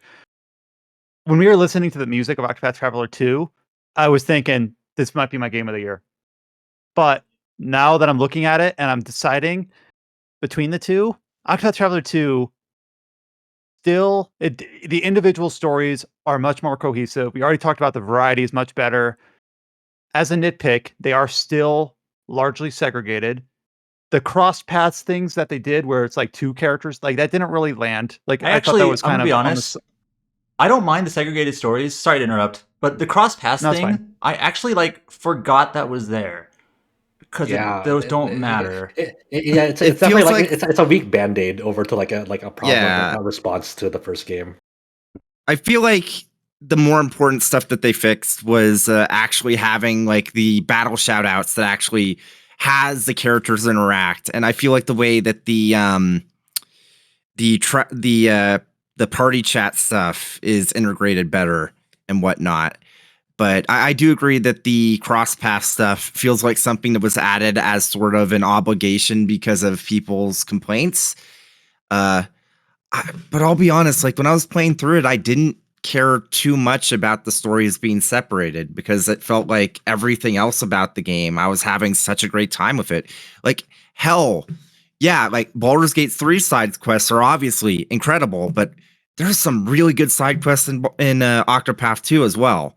They're more bite-sized. It's like, but I feel like it almost feels rare for like RPGs these days to have consistently good side quests. And I feel like we're looking at two games here that kind of both had really good side quests. And the best part is it doesn't hold your hand. You have to figure out yourself on how to solve these side quests. Instead of like In most both games, you games. just instead of like Final Fantasy 16, where you're like, there's an objective marker, just head over there, talk to that guy, and go to the next one. And I keep thinking about like this one side quest, like back when the game first came out. I think I was actually talking with Fuchsia, or it was someone, where it was like, okay, there's this like sword in the stone. It's like, okay, Oh. you can get a pickaxe to get it out, or you can get a full like a group of 8 people to manage to pull it out of the stone because that's enough force to get it out. So there's like side quests that have multiple different ways for you to clear it, and it happens enough that it's like really neat that they actually thought about that. Yeah, there's like so many side quests with multiple solutions. You're Talk just about like, the bridge. Can we talk about the bridge too, along similar veins? Yeah. Yeah, you have to have all those people, like the max number of people, like following your party along, so that that wooden bridge collapses, so that you can get to like the A super hardest boss. obstacle dungeon. Yeah, the super boss, which is phenomenal, just absolutely phenomenal. You can't do that in most other games, you know. I think what we're saying here is that like Octopath Traveler 1 had weaker stories, so it's like, man, this game would be much better if only the stories interacted. And then Octopath 2 has much stronger stories, so then you're like, you know what? These stories are really good on par. You know, some are weaker than others, but a lot of them are quite excellent, and I don't really need them to interact. So I think that was kind of a wishful thinking from reception of the first game, and then they addressed it. And it was like, you know what? I don't really need that anymore because what you've got here actually hits the mark. Apart from the campfire scene, the campfire scene nailed it. I would, Yeah. I need That- I need that scene in the game. Yeah, that like the true ending stuff, like it, like the cross path stuffs or whatever, but like the final conclusion where everything actually does come together and you see how bits and pieces of each story was part of a larger whole. Yep. I feel like, yeah, it's like I feel like it's the best of both worlds. You have the separate stories about different people's separate lives, and it's like, yeah, their stories don't have to be directly connected to everyone else's. But then at the very end, you realize, oh, there is that connection. It doesn't devalue each of their like individual character arcs. It just goes to show it's like something that thematically, after all the traveling they've gone through, it only makes sense that they would stand together to like push back the real big bad. And it really makes that final like twist in the final battle like all the cooler. It's like, holy shit. Yep. I do think it's still a tiny bit superficial, but I guess that's sort of a it's a consequence of the structure of the game. You can't really, without changing the structure of the game even more significantly, you can't really make it less superficial, right? Um, but yeah, I I respect it a tremendous deal, and it is a very rare example, especially for a Square Enix game, of a developer truly um, looking at the feedback from the previous game and absolutely nailing on almost to 100%. I don't think quite to 100% in every element, but almost nailing on to 100% and addressing of those issues, I which really is value impressive. that they said, like, this is a game about 8 travelers. Like, we're not gonna make it a single party, traditional one, we're gonna make it what we want. We're gonna still address the feedback. And I also do wanna say that I've been talking at length about Octopath 2 here. I still think that Baldur's Gate wins. Octopath Traveler 2 Yeah. just has the inherent kind of interesting nuggets to latch onto for discussion because you can compare it to the first game. Baldur's Gate 3, there's comparisons you can make. You can compare it to, of course, Baldur's Gate 1 and 2. You can compare it to Divinity. You can compare it to other CRPGs. Um, Baldur's Gate 3, when we talked about this on the podcast back when it came out in August, like the thing about that game that is so compelling to like being a full fat RPG for grognard nerds, and I say that with complete endearingness, is when you're going through that, comparing it to like Final Fantasy 16, where it's like you have a critical path and you have side quests, or even like Octopath, where you have a main story and then you have side quests.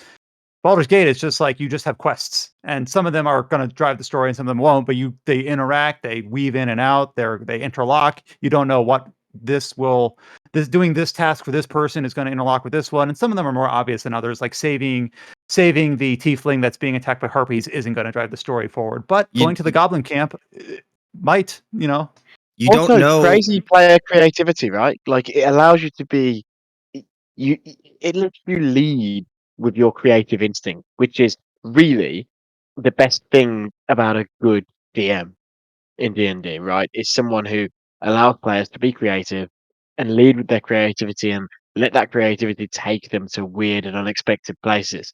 And that's a very difficult thing to nail in a video game because obviously you can't, you can't legislate for everything a player might do. And yet, it feels like they have.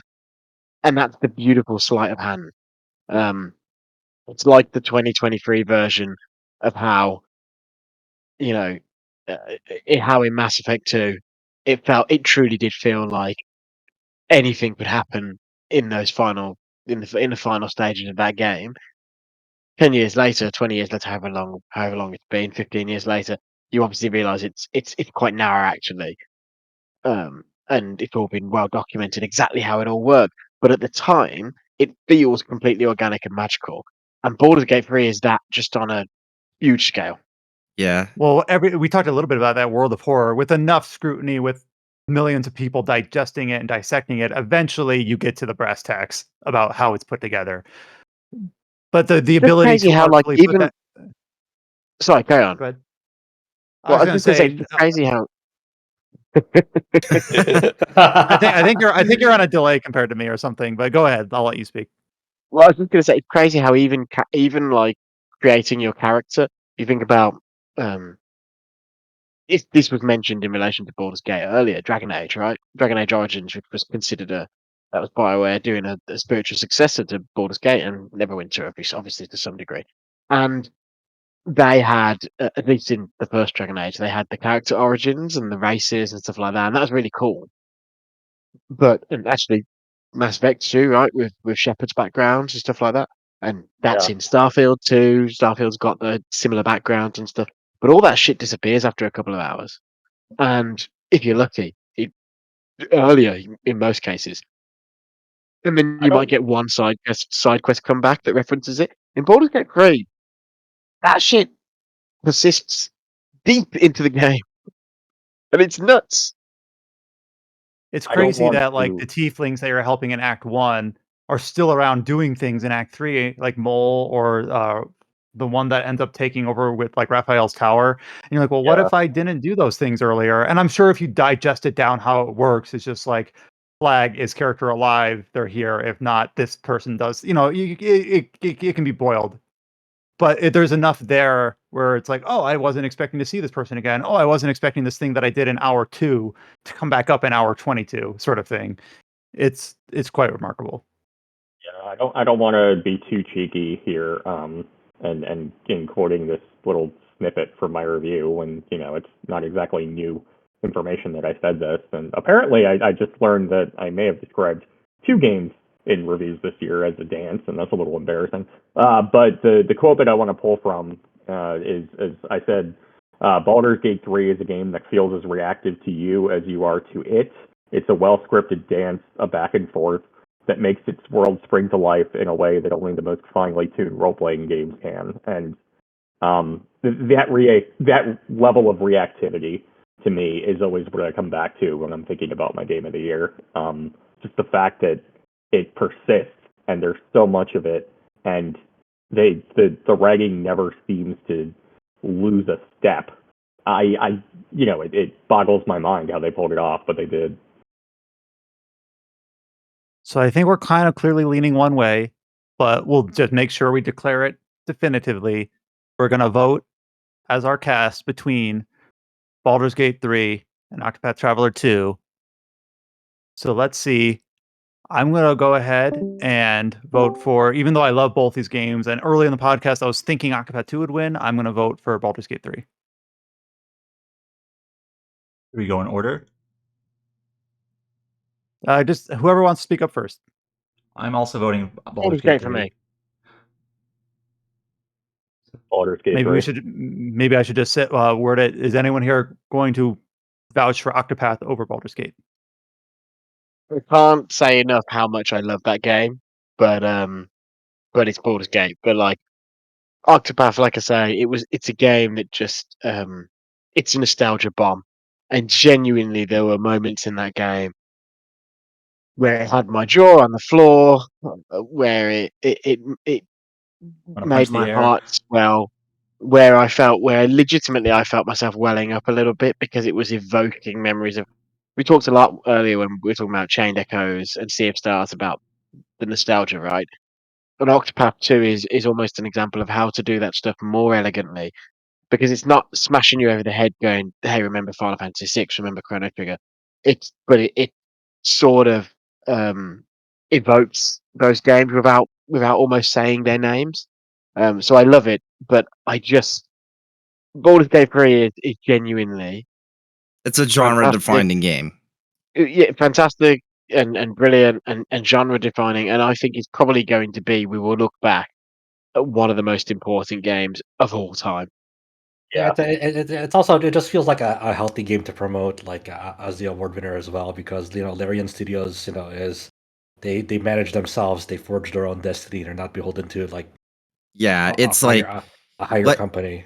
like I said earlier, again, I'm not going to share the exact number because I don't think they want people to know the exact number, but hearing how much money they put into that game completely from their own pocket, not knowing it would blow up like this, it's like, yeah, it was nothing but passion and hard work. And I'm glad to see that it's paid off.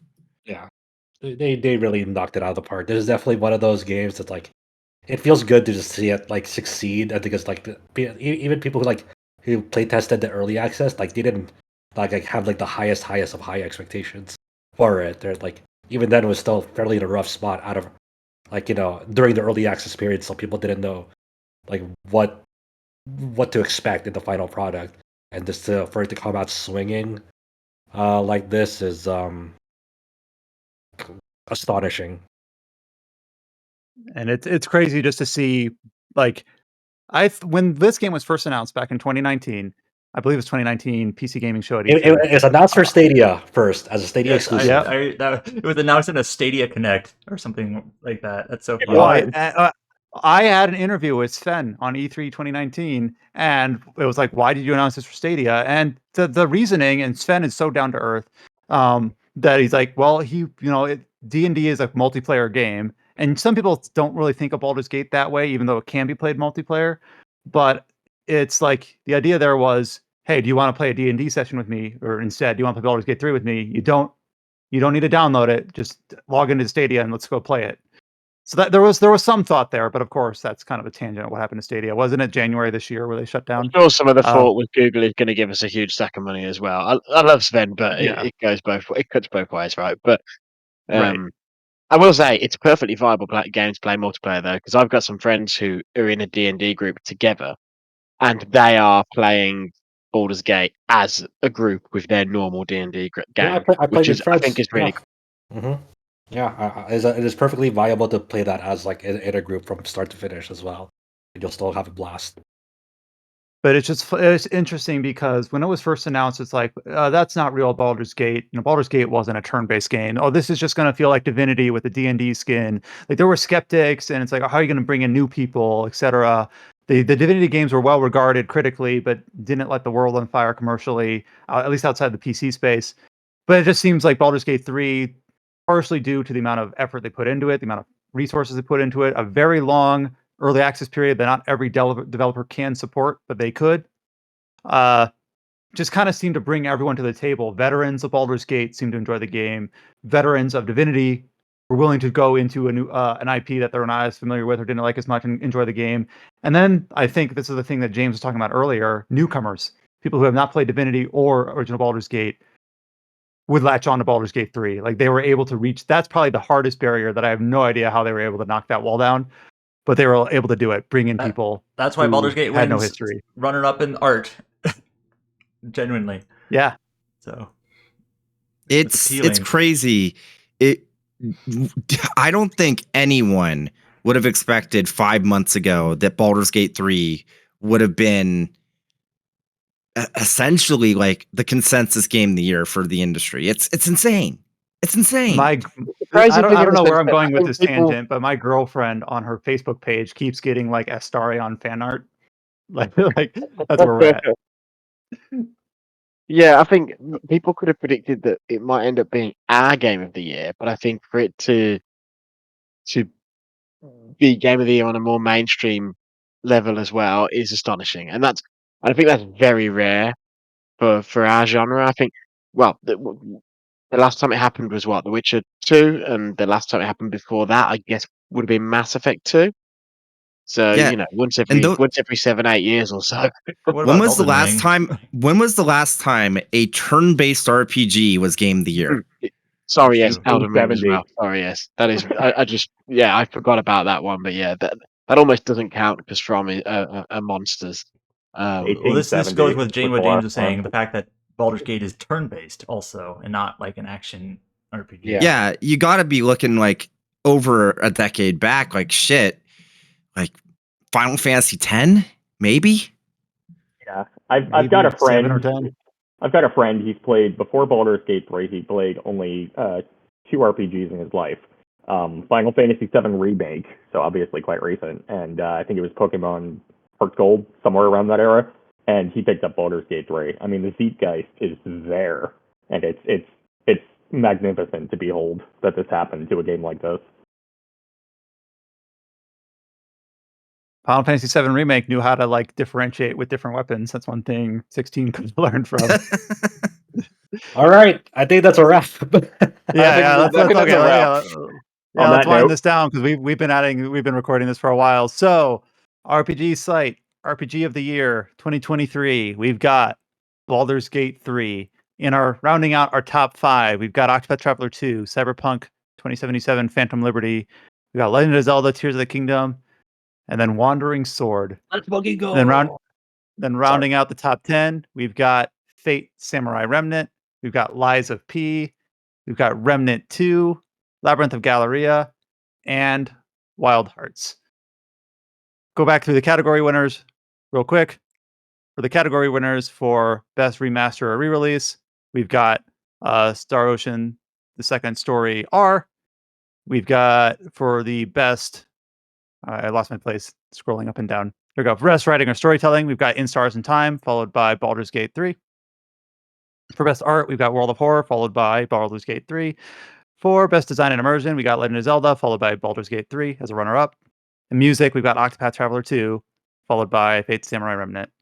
So I'm going to keep the outro short because we've been at this a long time. But thank you all so much for listening. If you've made it to the end of this very long podcast, We appreciate it so much that you listen to us, hopefully weekly with the Tetracast, but even if you just stopped in to this one recording and listened all the way to the end, we appreciate it so much. We love to see the feedback, the comments, the activity in our Discord channel. I guess I'll go round out through those. Join us on Discord, discord.gg/RPG site. You can, bookmark our website, rpgsite.net. We're on Facebook, Twitter, YouTube, and Instagram. Just search for RPG Site, and you should be able to find us. And then here's to a 2024 that's even half as crazy as 2023. I know we're not going to have really a lot of time to rest. We're going to be right back into it for the rest of the year.